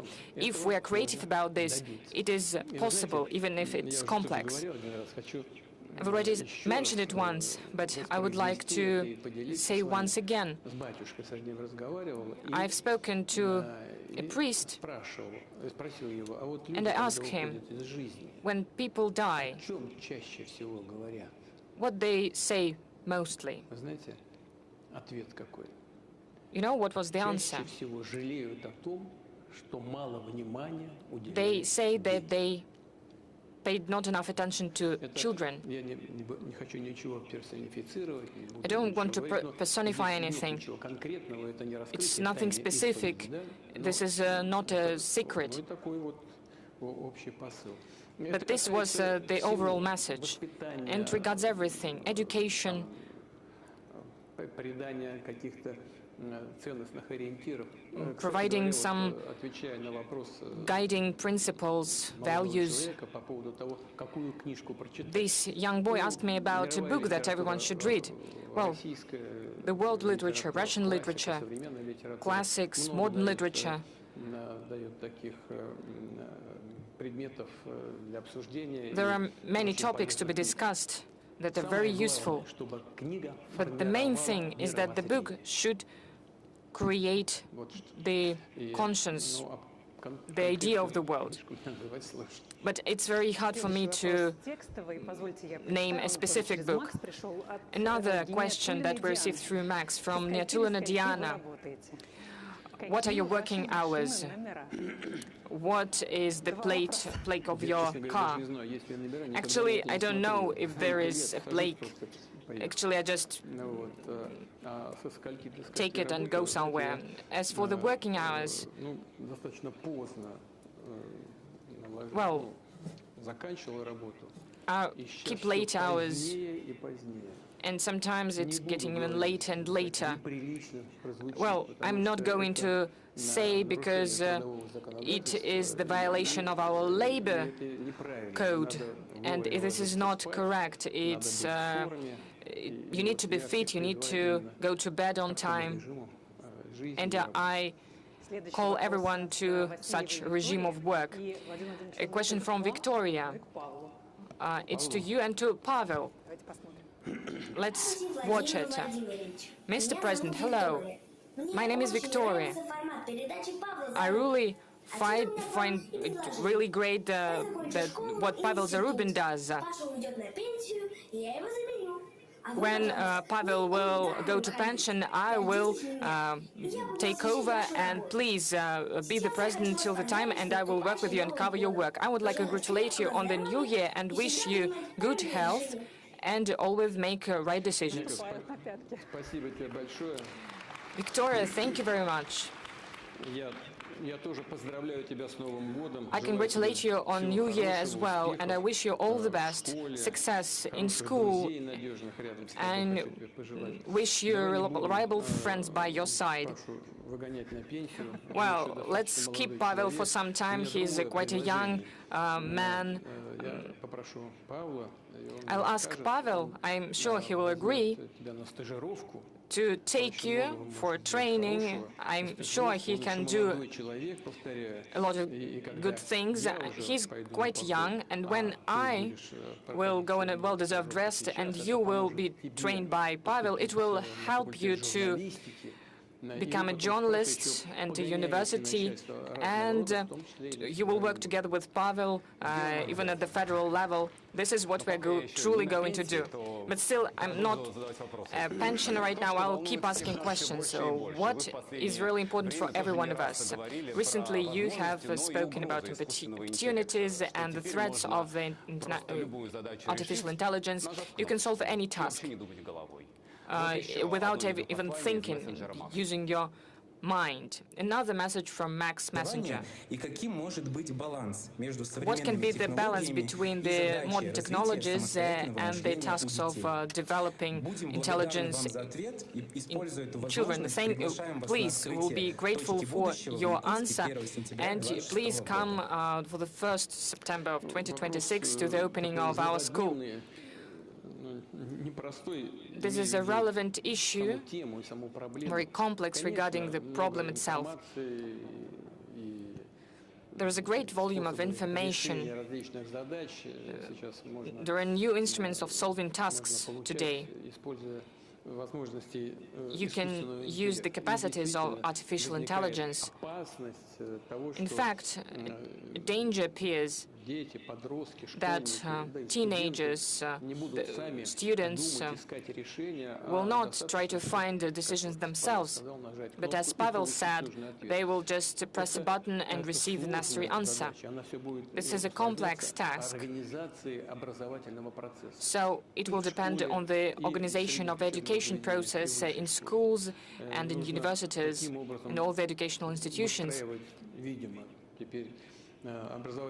It means this is how we should organize the education process, so that all of this was done and the tasks were solved at schools, in classrooms. So the tasks were posed in classroom before the students and the pupils, and they were solved by a specific student or pupil, so that they need to use their brain, so that they would think, so that the development of new technologies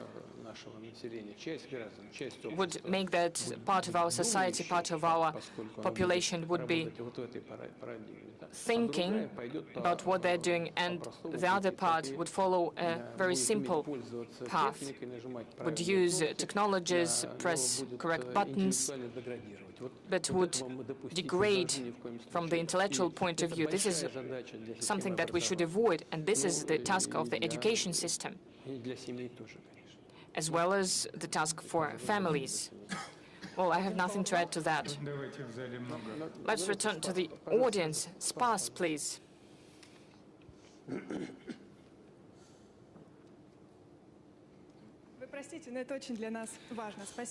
Oh, forgive me, but it's very important for us. Spas TV channel, thank you for recognizing the Satanist movement as an extremist one.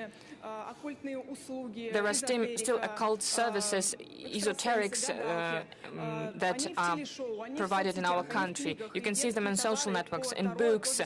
There are tarot cards that are being sold in shops. And last year, people spent more than 2.3 trillion rubles on such services. The Spas TV channel made a movie about the magicians and sorcerers where we spoke about many true stories and about this business, but still people keep going to sorcerers. Is it possible to introduce a ban on magical and occult advertisement that contradict your decree on the preservation of our traditions and values and the decision of the Supreme Court on the prohibition of the Satanist movement? As for the legislation, the decision of the Supreme Court, on the Constitution Court, everyone must follow them. I will have a look at it without any doubt, and I will instruct the relevant agencies to follow this up closely, to avoid the violations at the highest legislative level and the level of the court decisions. I truly agree with you. Satanism and occult services, sorceries, this is nonsense. That is something that confuses people, brings them to darkness and affects them greatly, affects their psyche, their morale, and we need to fight against it, but do it carefully, without violating human rights. Your colleagues have mentioned it as well. We shouldn't be excessive about these restrictions. We need an analysis and timely decisions. This is what we're going to do, together with you, the representatives of the media, like your media, the representatives of our traditional religions, as well as with the Russian Orthodox Church. We haven't taken lots of questions from this sector. I can see auto radio. Nadezhda Rumentseva, auto radio. Mr. Putin, a question to you. It's considered to believe that the generation of 90s was lost for the nation. What about the current generation? Do you feel the support coming from the young ones? You know, I cannot agree with the statement that this was a lost generation for this country.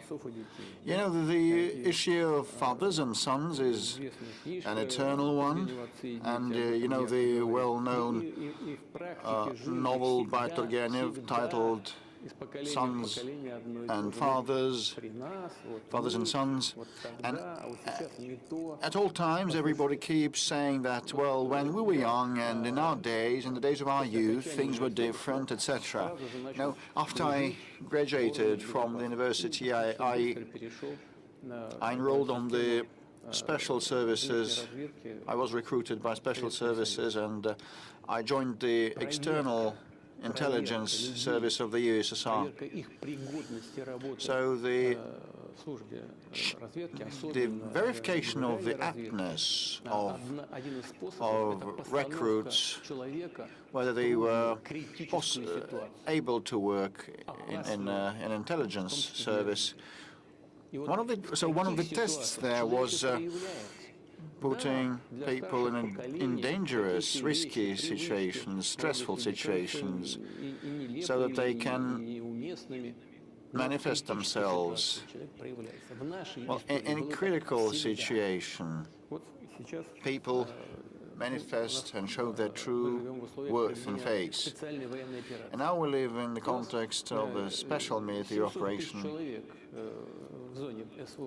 We have 700,000 people in the fighting area, mostly young ones. Many of them are from that generation of 1990s. How are they showing their face and showing themselves? Naran,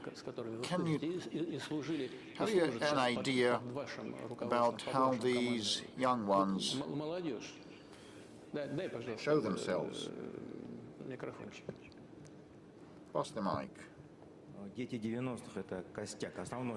Well, these are the children of 1990s, and they're heroes. They are the backbone, and you can take them as a model. So this is the answer. With respect to the young generation, yesterday we analyzed the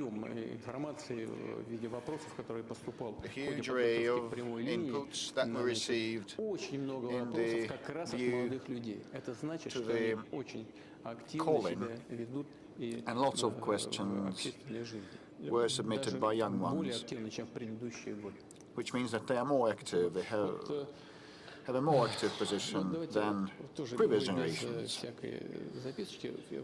And I can see a person in a grey sweater.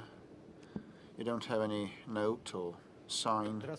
Good afternoon, Andrei Belov, Ulyanovsk, Media 73.RU. The question is about transportation, aviation and public transport. Next year, Aviastar factory turns 50 years. It turned out AN-124 Ruslan jumbo jets, and now it works on a new contemporary make of airplane. Do we need actually, to your mind, a modern cargo aircraft similar to Ruslan?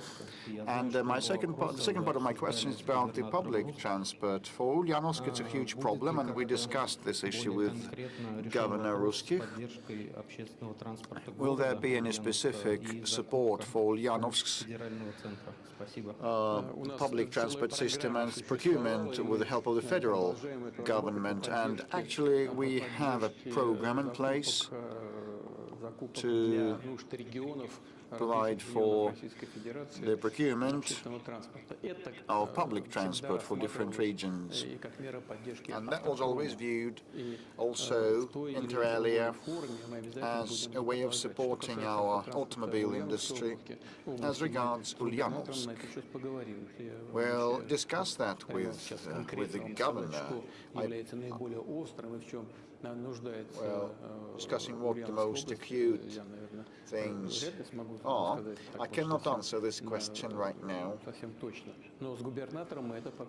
We will discuss that with the governor, rest assured, and if need be, we will provide necessary support.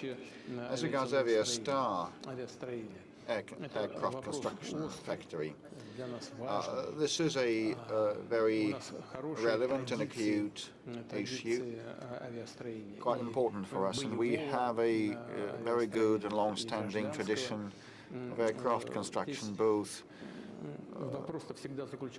in the military sector and civilian aircraft. Well, historically, our civil aviation and aircraft manufacturing was always a follow-up to the defense hardware and defense equipment and aircraft. And the performance of these aircraft is different, and the consumption of fuel, etc.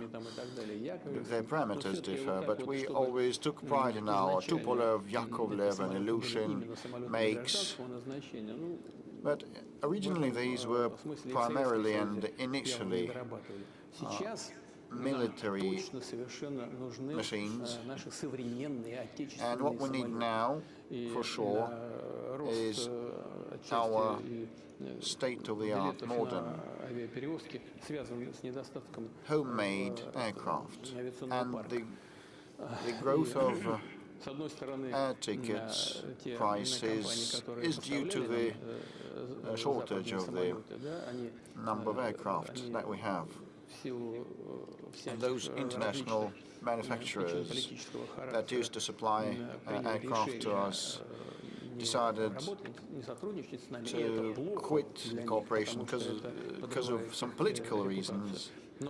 And that is bad for them because it subverts their reputation, but this is good for us because it makes us be on our own, work harder, and take advantage of the capability of our market. And you know, in the past, I spoke with the incumbent Deputy Prime Minister who headed Aeroflot in the past, and I told him that it was necessary to buy more domestically made aircraft than import airplanes. And actually, now we have come up with MS-21 that we're rolling out. It is a very good machine, perfectly suitable for international markets, and Superjet 100 also is another make that we have fully localized, and we need our own Russia-made regional aircraft too. You asked whether we need those jumbo jets similar to Ruslan. Yes, we do. Il-76 will be modernized, but we need that, and this is high-tech manufacturing requiring very long production chains and level of cooperation to be profound enough.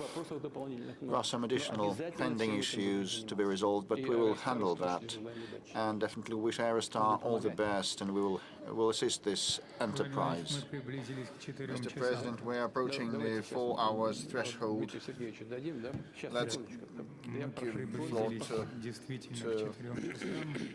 Mr. Peskov. We are now nearing the 4 hours. of live broadcast, and it's kind of record-setting time. So I suggest we should round off and wind up. There'll be just a set of quick-fire questions, just a quick-fire one. In hundreds of years, school children will study this time, this epoch. What would you place in the time capsule for that to describe or depict our era, to stand for this era?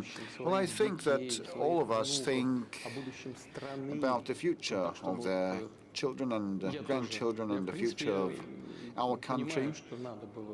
I also do. I know what I should be telling. Probably several things in a row. Well, I'll try my best. We'll take a pen and we jot down us living in Russia in this incessant, infinite flux of time in the 20th and the 21st century, received everything done by our predecessors with gratitude, by our ancestors with gratitude. We lived as everybody, at all times, with our routine needs, but we were not at a standstill. We made headway, we struggled, we worked, we fought, and we tried to resolve the issues that our time, our epochs set forth ahead of us, in front of us. And we thought about our time and about future and about you. And if you are holding our message right now, that means that you also feel yourselves being part of our joint, shared, infinite flux of time, our common shared flux of time.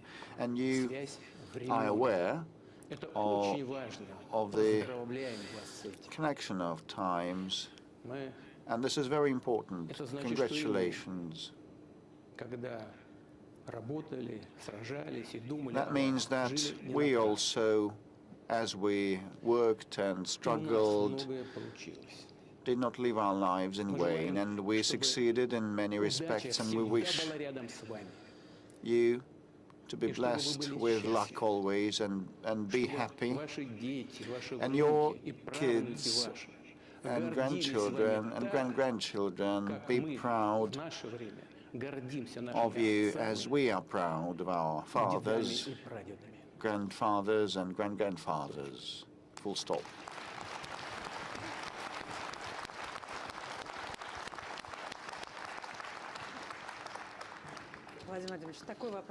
Mr. President, are you collecting information or material for future memoirs, as other world leaders know? I just think that one should keep working, because memoirs would assess those who write them. If people consider it appropriate, let them assess me and my work and the work of my team and all the people that are behind me. You've been telling about the achievements of the country. What about your personal achievements? My personal achievements are inseparable from the achievements of this country. This is what I live by. I work day and night. Have you ever, once in a lifetime, sent a message by a messenger? Have you done a video circle and sent it to your nearest and dearest? No, never. So I saw your flat at Kremlin's. It's quite bad. An empty fridge, just one Ryazhenka dairy drink. Where is coziness? You know, all that was designed by the previous head of operations unit under President Yeltsin, and no repair has happened since. Actually, I think, well, we should ask Mr. Borodin. That was done under the standards of maintenance and operations. So that was designed to provide opportunity for rest and recreation in the daytime. I doubt President Yeltsin spent nights there, but I live there. This is just the coincidence of circumstances. I'm satisfied with everything. This is first thing, and secondly, you know, comfort and coziness are created by people. So when my family members appear there, I just feel cozy. Do you have any professional deformations or distortions, professional distortions?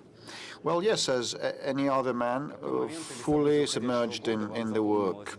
Which moment or development of this year you memorize in the first place, and which would you like to forget? Well, with respect to which I memorize in the first place and recall in the first place, it is very hard to say, but I think that the New Year that we celebrated last time happened 2 to 3 weeks ago, and this is not an overstatement. You know, everything is so compressed, and we have had many positive developments since then, and at the Defense Ministry college meeting I spoke about the development of our armed forces that have become the most combat efficient in the world, given the advances in the strategic arms that we have had. And these are major landmarks in the life of our country, not the armed forces alone. And we have been able to preserve the resilience of our economy, and many decisions were made to this effect. And these are positive developments, without a doubt. And speaking about what I'd like to forget, well, I have my own view on that. If you want to forget something, that means that there was a failure, or you did something in a bad way, and you should not forget that. You should rectify your mistakes and correct your mistakes and make conclusions. Which trait of your character you dislike? Is there one? Well, listen. Oh, people just wonder. I'll try to respond. Well, my life is, you know, absolutely conspicuous in front of the cameras, and speaking what I like and what I dislike in myself would give rise to rumors and idle prattle. And do you have a true faithful friend? What is true friendship? It's a matter of notions. In the first instance, true friendship means mercilessness. And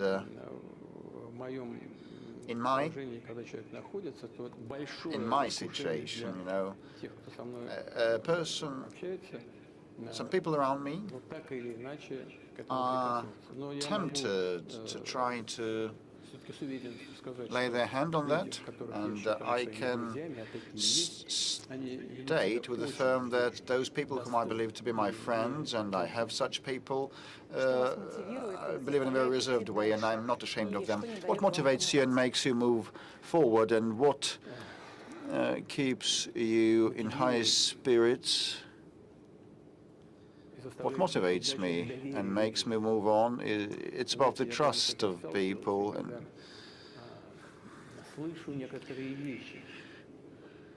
when I hear some things,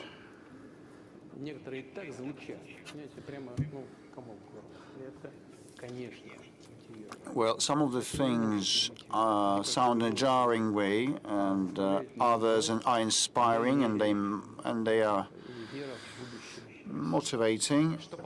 The confidence and faith in the future of Russia, which is what prevents me from losing heart. What is the best thing for a boy aged 13? Excel at studies, or love of fatherland or motherland, or anything else? Well, he should love his mother, first of all, and this is not an irony. I once again would turn to Naran. He needn't speak up. I will say everything for him. We had a discussion the day before yesterday when I invited him to come to the Kremlin, and previously when he had made a report, I had asked colleagues to ask what outstanding issues are there, including some routine things and day-to-day life-related things, and we talked with him. And Naran may forgive me. I think he'll forgive me. I just asked him, what would you like? And he responded, my mom is elderly and she has some health conditions and problems. Will you please help my mother? And such an attitude towards one's mother is not merely an attitude of one person to another person. It's a mindset, a mentality. So people with this attitude become heroes of Russia.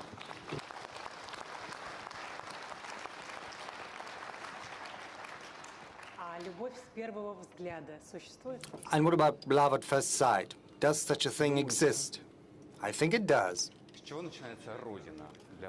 Where does motherland start from? For you personally? For me personally? Well, it starts with my parents.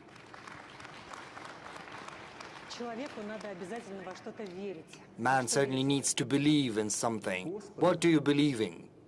And God Almighty, who is with us, and who'll never forsake Russia.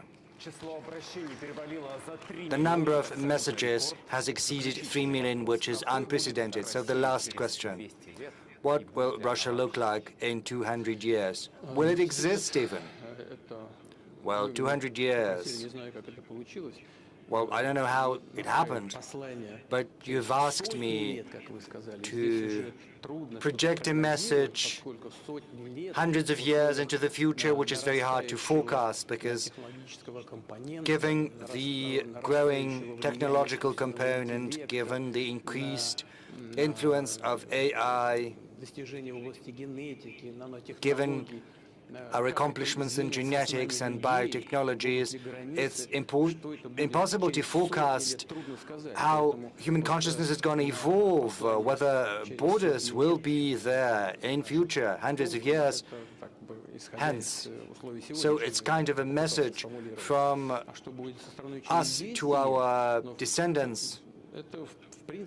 Well, I try to do that based on how things stand right now, but as for what is going to happen in 200, 200 years ago, well, 200 years, that's not that long because the Bolshoi Theater is celebrating its 250th anniversary, so for Russia, 200 years is not that big of a time stretch.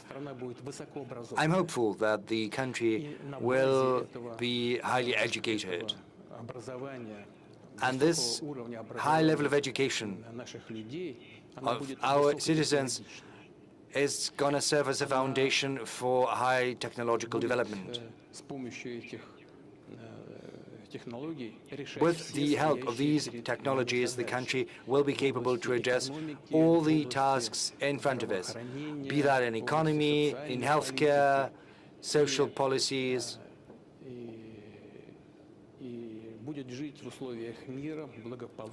It'll be living in peace, prosperity, having built ties with other countries on the basis of mutual respect between itself and its partners and all the actors of international environment. Thank you. Well, yes, just a moment. I promise this is not the end. Well, please. No noise, please. Let's go sector by sector. Ichu, what's that? What's that about? Mr. President, my name is Anna Rigin. I'm from Yakutia. Ichu is translated from Yakutian as it's cold. We know that Yakutia is a cold place, but we have very warm hearts, and you know that better than anyone. So my question to you is as follows, Mr. President. I'm terribly nervous. I've been waiting for this chance to ask my question. In the Arctic, in Yakutia, the electricity tariff for hospitals, schools and other social facilities has grown 10 times over the last 4 years, from 5 to 50 rubles per kilowatt hour, which is an enormous burden, given the fact that the efficiency is not growing at all. I'm terribly... No. Take it easy. Go ahead. But unfortunately, there is a high level of incidents, and you know that in the Arctic and the North, an accident is almost a catastrophe. So is it possible to add the special allowance to us, which used to be in place in the Russian High North and the Far East? You've been to Yakutia. Maybe you'll be in Yakutia in winter, and with due respect, we'd like to interview you, and if you come to see us, I'll be happy to be the one interviewing you. Thank you very much. Thank you for your words of appreciation, for the words of thanks to the Kremlin pool. Yes, as for us, the special allowance will take that into account. Your economy is growing. It requires an increasing volume of electricity at competitive prices. The coal-based generations is developing, but other sources can be contemplated as well. And we are doing the work already in settlements and cities where the requisite infrastructure has to be set up, both social infrastructure and economic infrastructure. I'm not going to go into detail, but we know the problem, and we'll certainly look into that.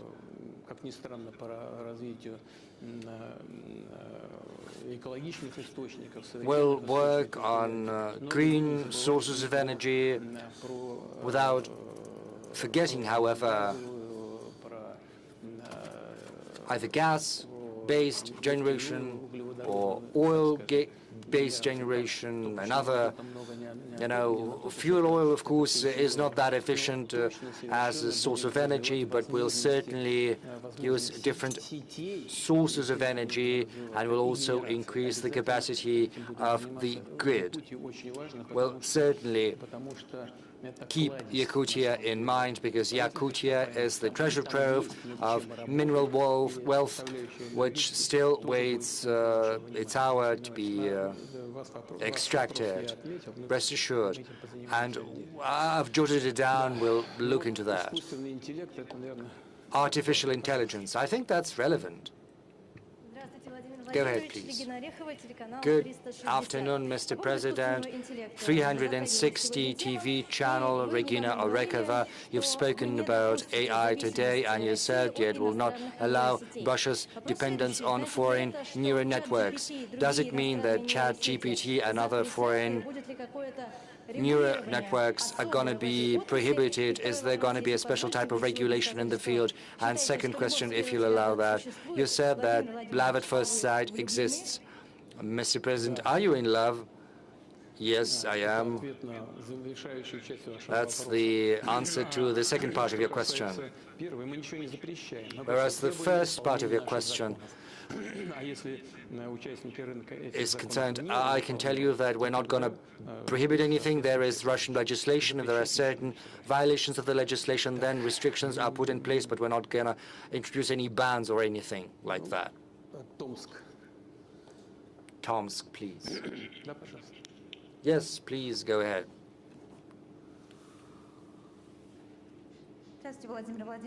Mr. President, good afternoon. Tomskaya Vremya, Gulnara Motabaeva.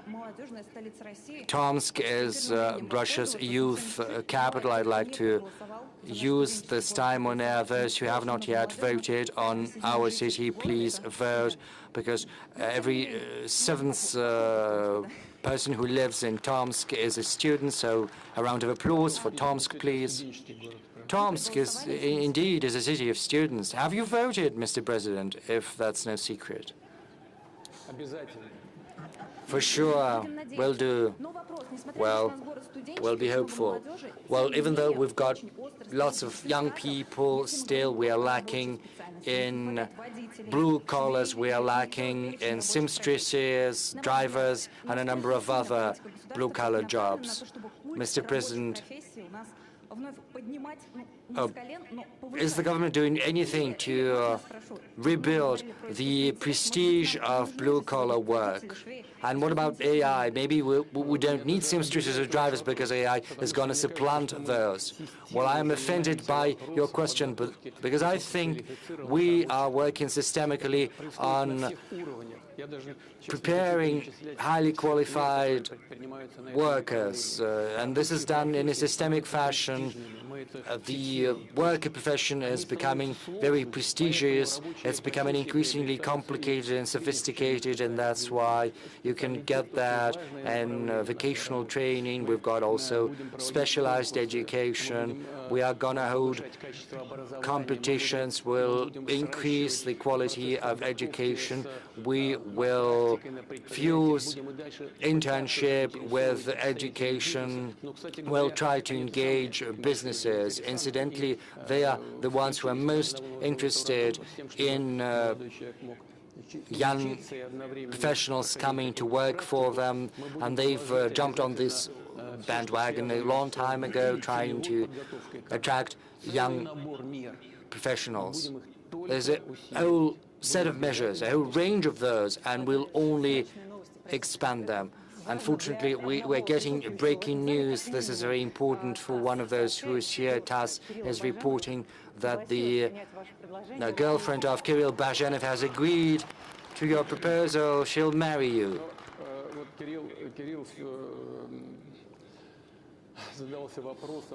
Well, Kirill has been asking the question about the material component of life. Well, of course, it's important. It's the right thing to do for the gentleman. He is the one who's supposed to contribute to addressing these material. Well, you know, we'll take a hat and we'll do some collection, well, at least for your wedding. Another Ukraine. There's another question. Yes, we've covered Ukraine, but we have not yet covered another Ukraine. Good afternoon, Mr. Ukraine. Network media, another Ukraine. This is a network movement. Of course, my question is about Ukraine because it applies directly to our motherland, Russia. Trump has said that Zelensky is using war in order to avoid holding elections, and in response to that, Zelensky said he is ready to hold elections in 60 or 90 days, which is cynical lies, because Zelensky has destroyed his country. He decided to choose arbitrariness and violence over democracy. Mr. President, you said that a referendum has to be held on de jure recognition of new territories in Ukraine as per Ukrainian constitution. How can a referendum be held in a country where a gang has usurped the power, destroying democracy and everything else? Because for a referendum to be held, first constitutional order has to be re-established, the ban on 18 parties has to be lifted, a law has to be introduced on any on stopping the prosecution of those who spoke against the coup d'etat. because the amnesty was adopted after 2014, which basically pardoned those who were the ones initiating the coup d'etat and even the violence they employed for their own self-interest. Electoral law has to be re-established as well, because half of Ukrainian population has fled from Zelensky. That's 18 million people. According to the estimates, where are they supposed to vote? Sanctions have to be lifted against Ukrainian citizens, and the revocation of citizens against those who did not agree to the neo-Nazi policy pursued by the regime. Media have to resume their activity after having been banned before. What about your question? Yes, getting there. Without these measures, a referendum would only mean legitimizing the criminal regime, basically election without election. Understandably, the criminal regime of Zelensky, with the support of the West, is not going to agree to that. In March this year, you proposed a way out, interim governance in Ukraine under the aegis of the UN, Russia, the US and European countries, which would create the necessary environment for holding democratic elections. So my question is as follows. Do you stick to that proposal you came up with on temporary governance in Ukraine, international governance? And if no environment is created for these elections, will you recognize the legitimacy of these elections? Well, this is not a question, this is more of a political statement. I'll try to be brief. As far as elections in Ukraine are concerned, as far as international temporary governance is concerned, well, yes, I did suggest that, but it was only a hypothetical. And if the will were there on the side of the Western countries, then probably, given the corruption scandals, it could be a thing to be considered. But as far as elections go, we hear statements from the heads of the regime. They insist that the Western countries and the US, and allegedly they are ready for those elections. Well, Western countries have to ensure security. That means they want a ceasefire. I would like to draw your attention to the following. Well, Russia did hold elections, both presidential elections, municipal elections, and regional elections. In September, Russia held another round of elections. But who ensured security during those elections? Quite the contrary, there were attempts to sabotage those elections with a view to dismantling our internal unity. There were strikes against poll stations. You know, I think that was in Donetsk, People's Republic. You know, people were queuing at the poll station. A shelling started. People went to the shelters, and once the shelling was over, they came back and they cast their ballot.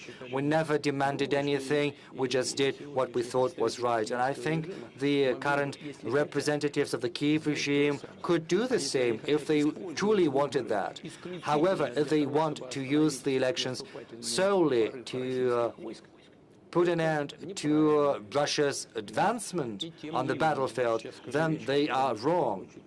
That said, I'm going to say something which is probably going to sound surprising. We are willing to think about how to ensure security during elections in Ukraine.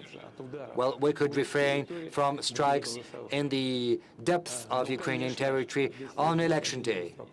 But there is one nuance which we cannot circumvent, namely, in the territory of Russia there are millions of Ukrainian citizens living, from 5 million to 10 million, and they are entitled to vote. And if elections were to be held, we have the right to demand that those who organize these elections should provide the right to cast their ballot to those Ukrainians who are currently residing in the territory of the Russian Federation. There are other nuances that have to be studied laboriously, but this is no idle matter. I do agree that the authorities in Ukraine sooner or later have to become legitimate, and that is impossible without elections. Let's move to this sector, Siberia.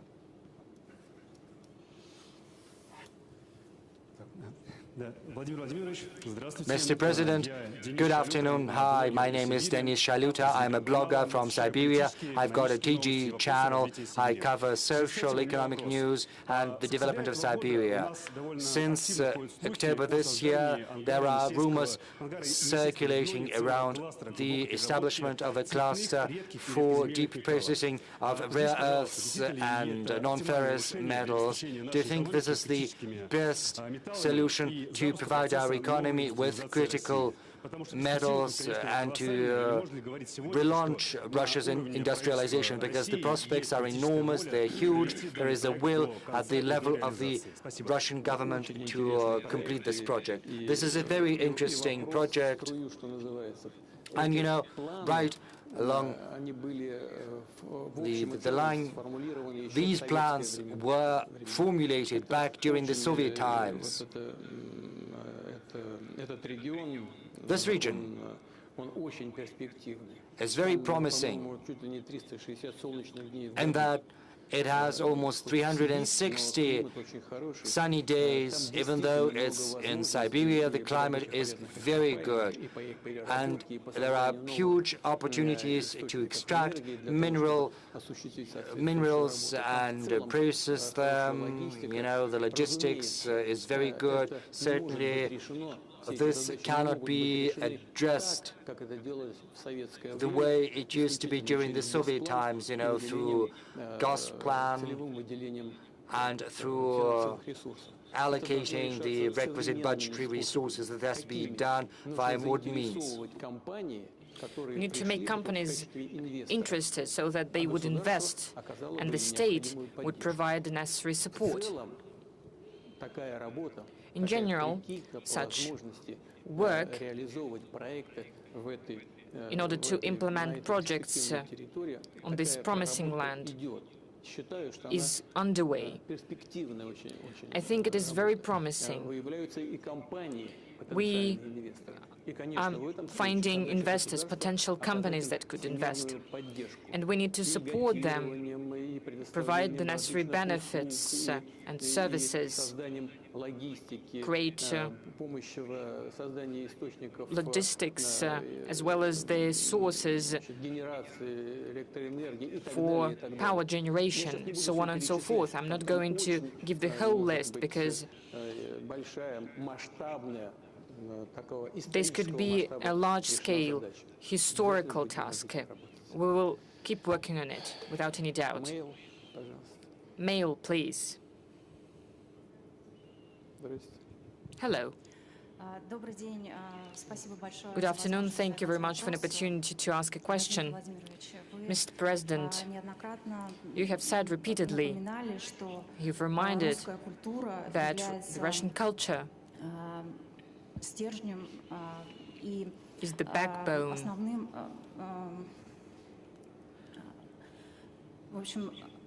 что русская культура является основным, простите. I'm sorry about that. Just don't worry. Well, you say that this is the basis for the development of society. It's important to preserve historical memory and the cultural diversity of Russian peoples. What are the cultural projects and initiatives are priority for you personally?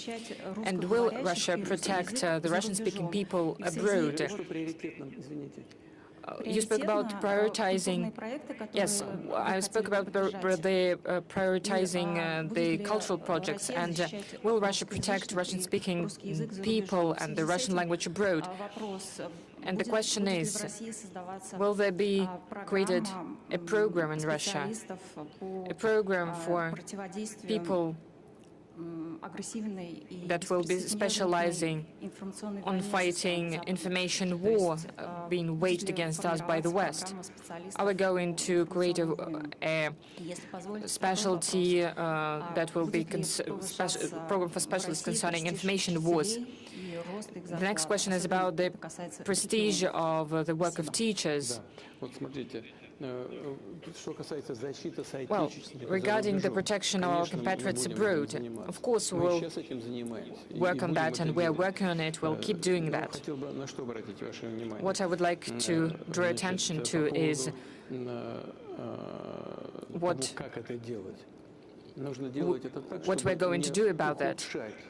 We need to do everything not to make the situation of our compatriots even worse, so we need to be very careful without using aggressive means. As for training information wars experts, well, it's not really combinable. As for the war experts, we have such. We'll keep training them, given that this is the part of improving armed forces. As for the work with the compatriots, in total, this work is underway. We'll continue it.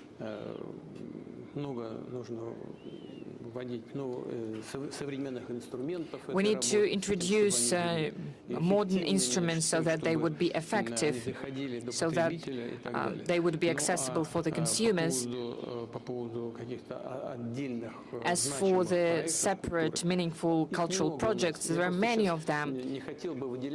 I would not like to give any specific projects because it creates an unhealthy competition, meaning that we support one projects and do not support the others, but there are such projects and we will support them. You can be sure of that.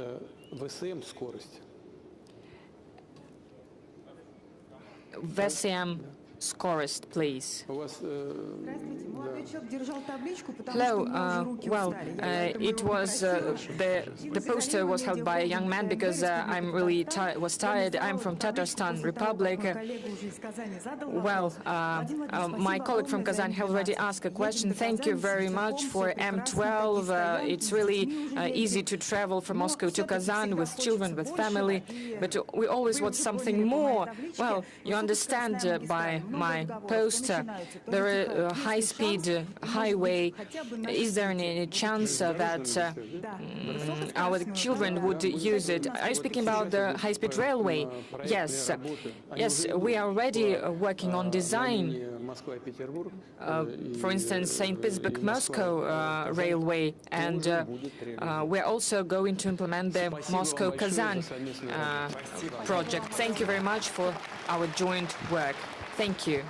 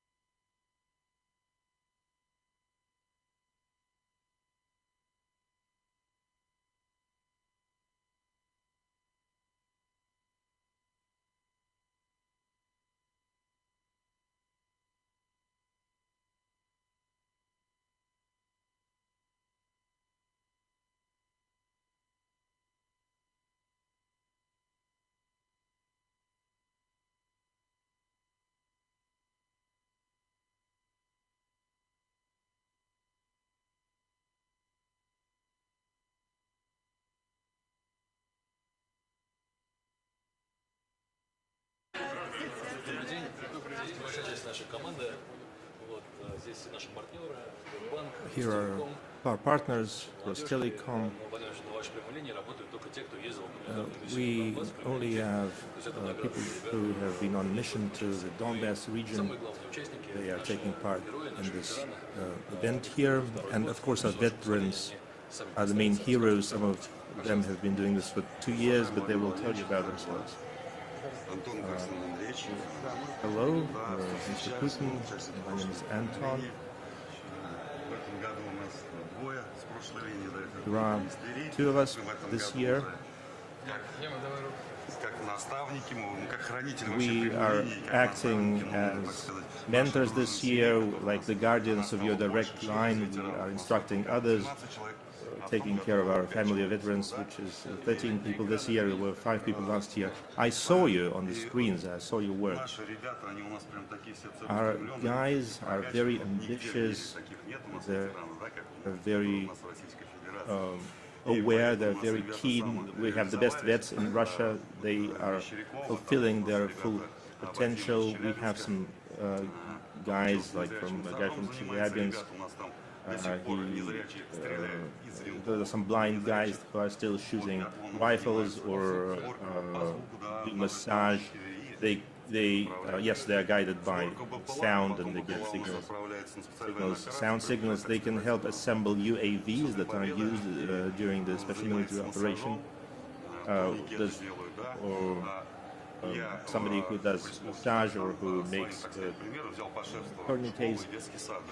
And I supervise a kindergarten. I talk to young kids and tell them about important stuff. I try to be a role model to them, trying to show them that vets can lead by example. I ranked second at a national competition this year, so I won a silver medal. And I work as a mentor and as a supervisor, helping to provide career guidance to other veterans and support them psychologically. So I decided to improve my competence. I will apply to the military healthcare Kirov Academy next year. I will want to be a military therapist, and I will work at the military hospital, working with wounded soldiers to provide psychological support to them, because these wounded guys, they only open up to us. And I will also study at Moscow State University at a special program for the kind of people like us. So we will continue to expand our community and help the guys that have been discharged from the army due to different kinds of traumas. Some of them have lost their limbs, some of them have lost their eyesight, but we're a big team and we're really close. At the end of this year,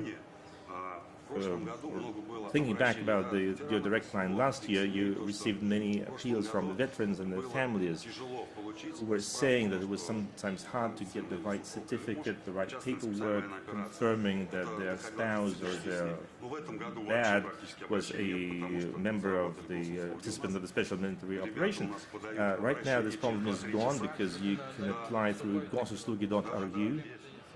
So you still get these queries, right? But it only takes them 2 to 3 hours to get an electronic certificate confirming that their loved one was a soldier at the special military operation.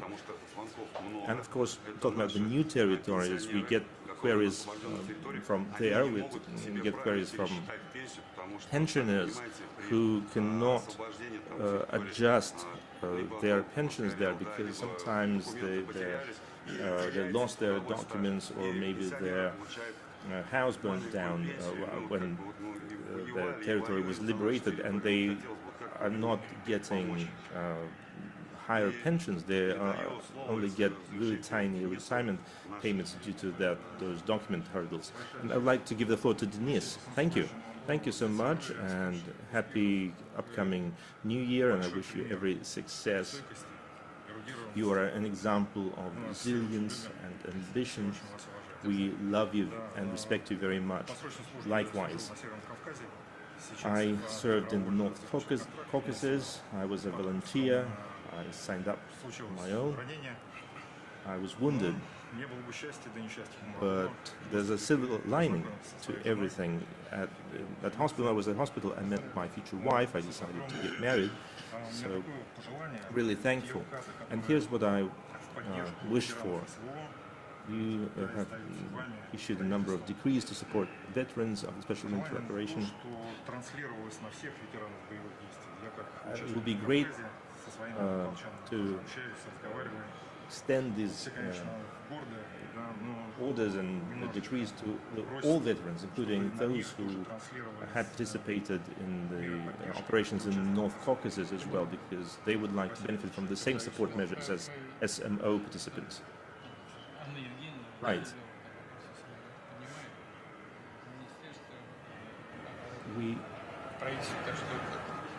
The government will look into this issue. Thank you for raising it. Mr. Putin, my name is Vladimir Sharipov. I'm from Chelyabinsk. The first paratrooper brigade. I was wounded. Then I became a student at Synergy University. Majored in municipal services. Graduated from classical massage courses. I went to computer class. I worked with wood. So can you use these new skills? Yes, I can. This was a very skills-oriented hands-on program that allows me to work on computer. Working here at the direct line, I got a message from a veteran from some veterans from the Volgograd regions. They are Russia's champions playing war game sports, and they wanted to have a better sports facility. Because their field is in really poor shape. Polski prospect in the town of Volgograd. I just need to get their actual address. I will send it to you. And it's something that I care about a lot, because they actually play blind football, and their football pitch is in really poor shape, and I can really relate to that. So it would be great to have their pitch taken care of.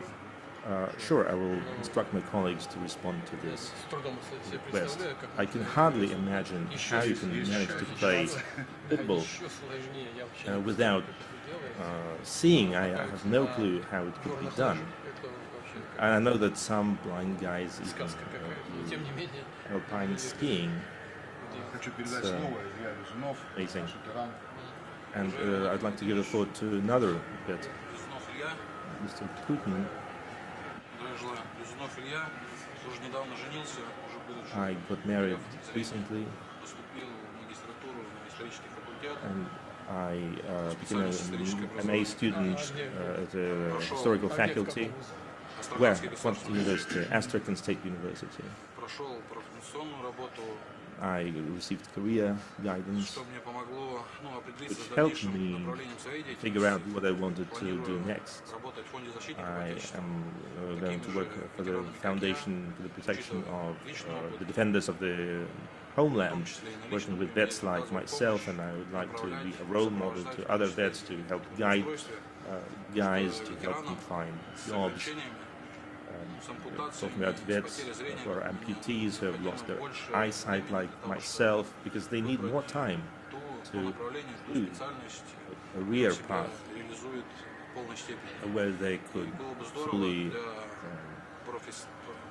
explore their potential. And it would be great to have organizations and corporations when doing career guidance, so that they can tell them about new jobs, new professions, because even in spite of your limitations, you can still find something where you can that you can excel at, especially given the experience that our vets have. On our part, we are prepared to serve as role models. We help them. We can show them what to do.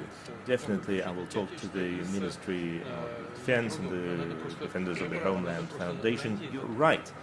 We just really need to find this list of professions and to fine-tune this career guidance system to make sure that it's effective.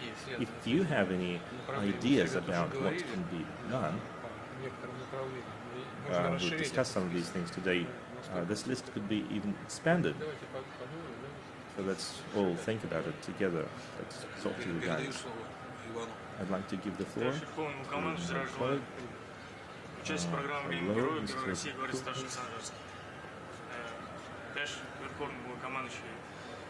Mr. Comrade Commander-in-Chief, I am interning at the People's Front with Mikhail. I'm studying project management. So far, so good. We've helped organize a few events successfully. And this is my question.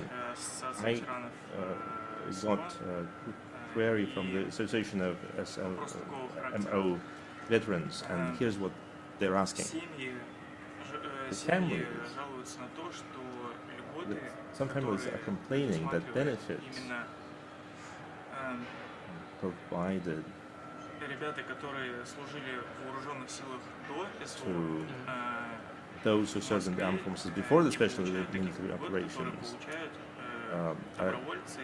those benefits do not compare to the benefits that the volunteers and the mobilized people are eligible for. So are you saying that they were eligible? Yes, they were. They participated in the special military operation. Yes, they did. Right, you are. Yes, sir. So then I don't understand what the problem is. These people signed their contracts before the special military operation began, and then they just ended up serving there. These people, are you saying that they are not benefiting from some of the support measures? Yes, including the families of the fallen ones and the heroes of Russia. That seems really strange. So you're saying that they signed contracts with the armed forces before the special military operation began, then they ended up at the special military operation, and now they're not benefiting, they're not receiving the benefits. Yes, that's right. I can give you their last names. You don't have to do it right now. Make sure, to me, this is a complete surprise. That's really out of the blue. And I'm also talking about the families of the deceased heroes of Russia. That's really, really strange. I think there's an obvious gap here that shouldn't be. So would you look into it? Yes. Thank you for raising this issue.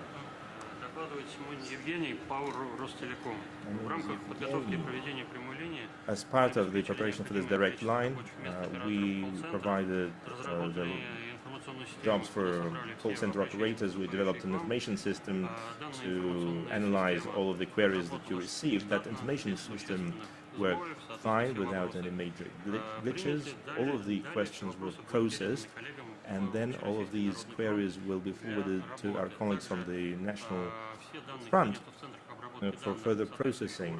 These data will be stored at data centers securely, and information security measures were taken to provide cybersecurity during the event. Thank you. And I'd like to thank you and Rostelecom for your great work. I hope that this information will be duly received, and the colleagues from the People's Front will work with these data.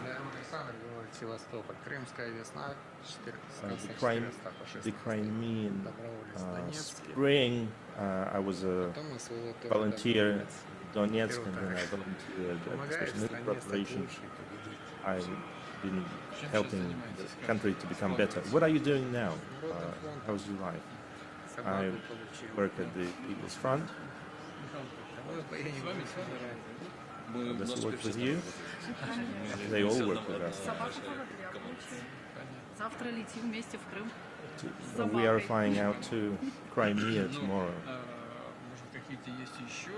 Do you have any other ideas or suggestions, or plans? Do you have any ideas? We would just want to win. Maybe something like computer courses. I taught myself to become a massage professional.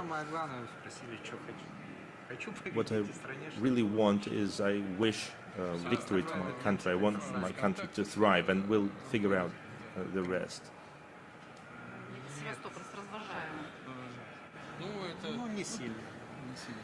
Well, not much, not much. Great, great, I'll tell them. So, best of luck.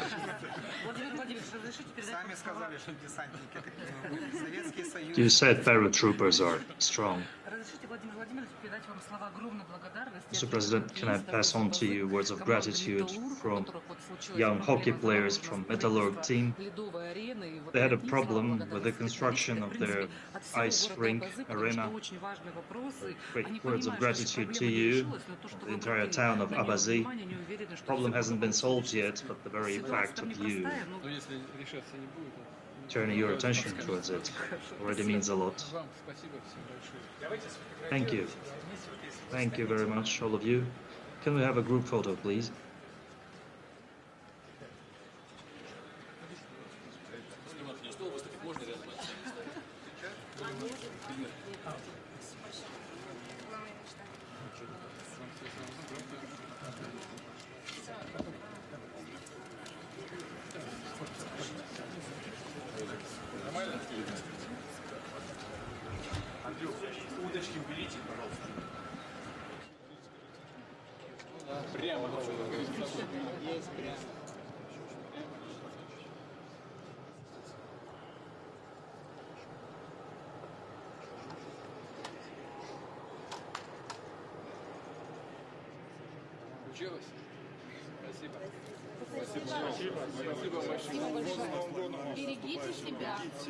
Thank you. Thank you very much. Take care.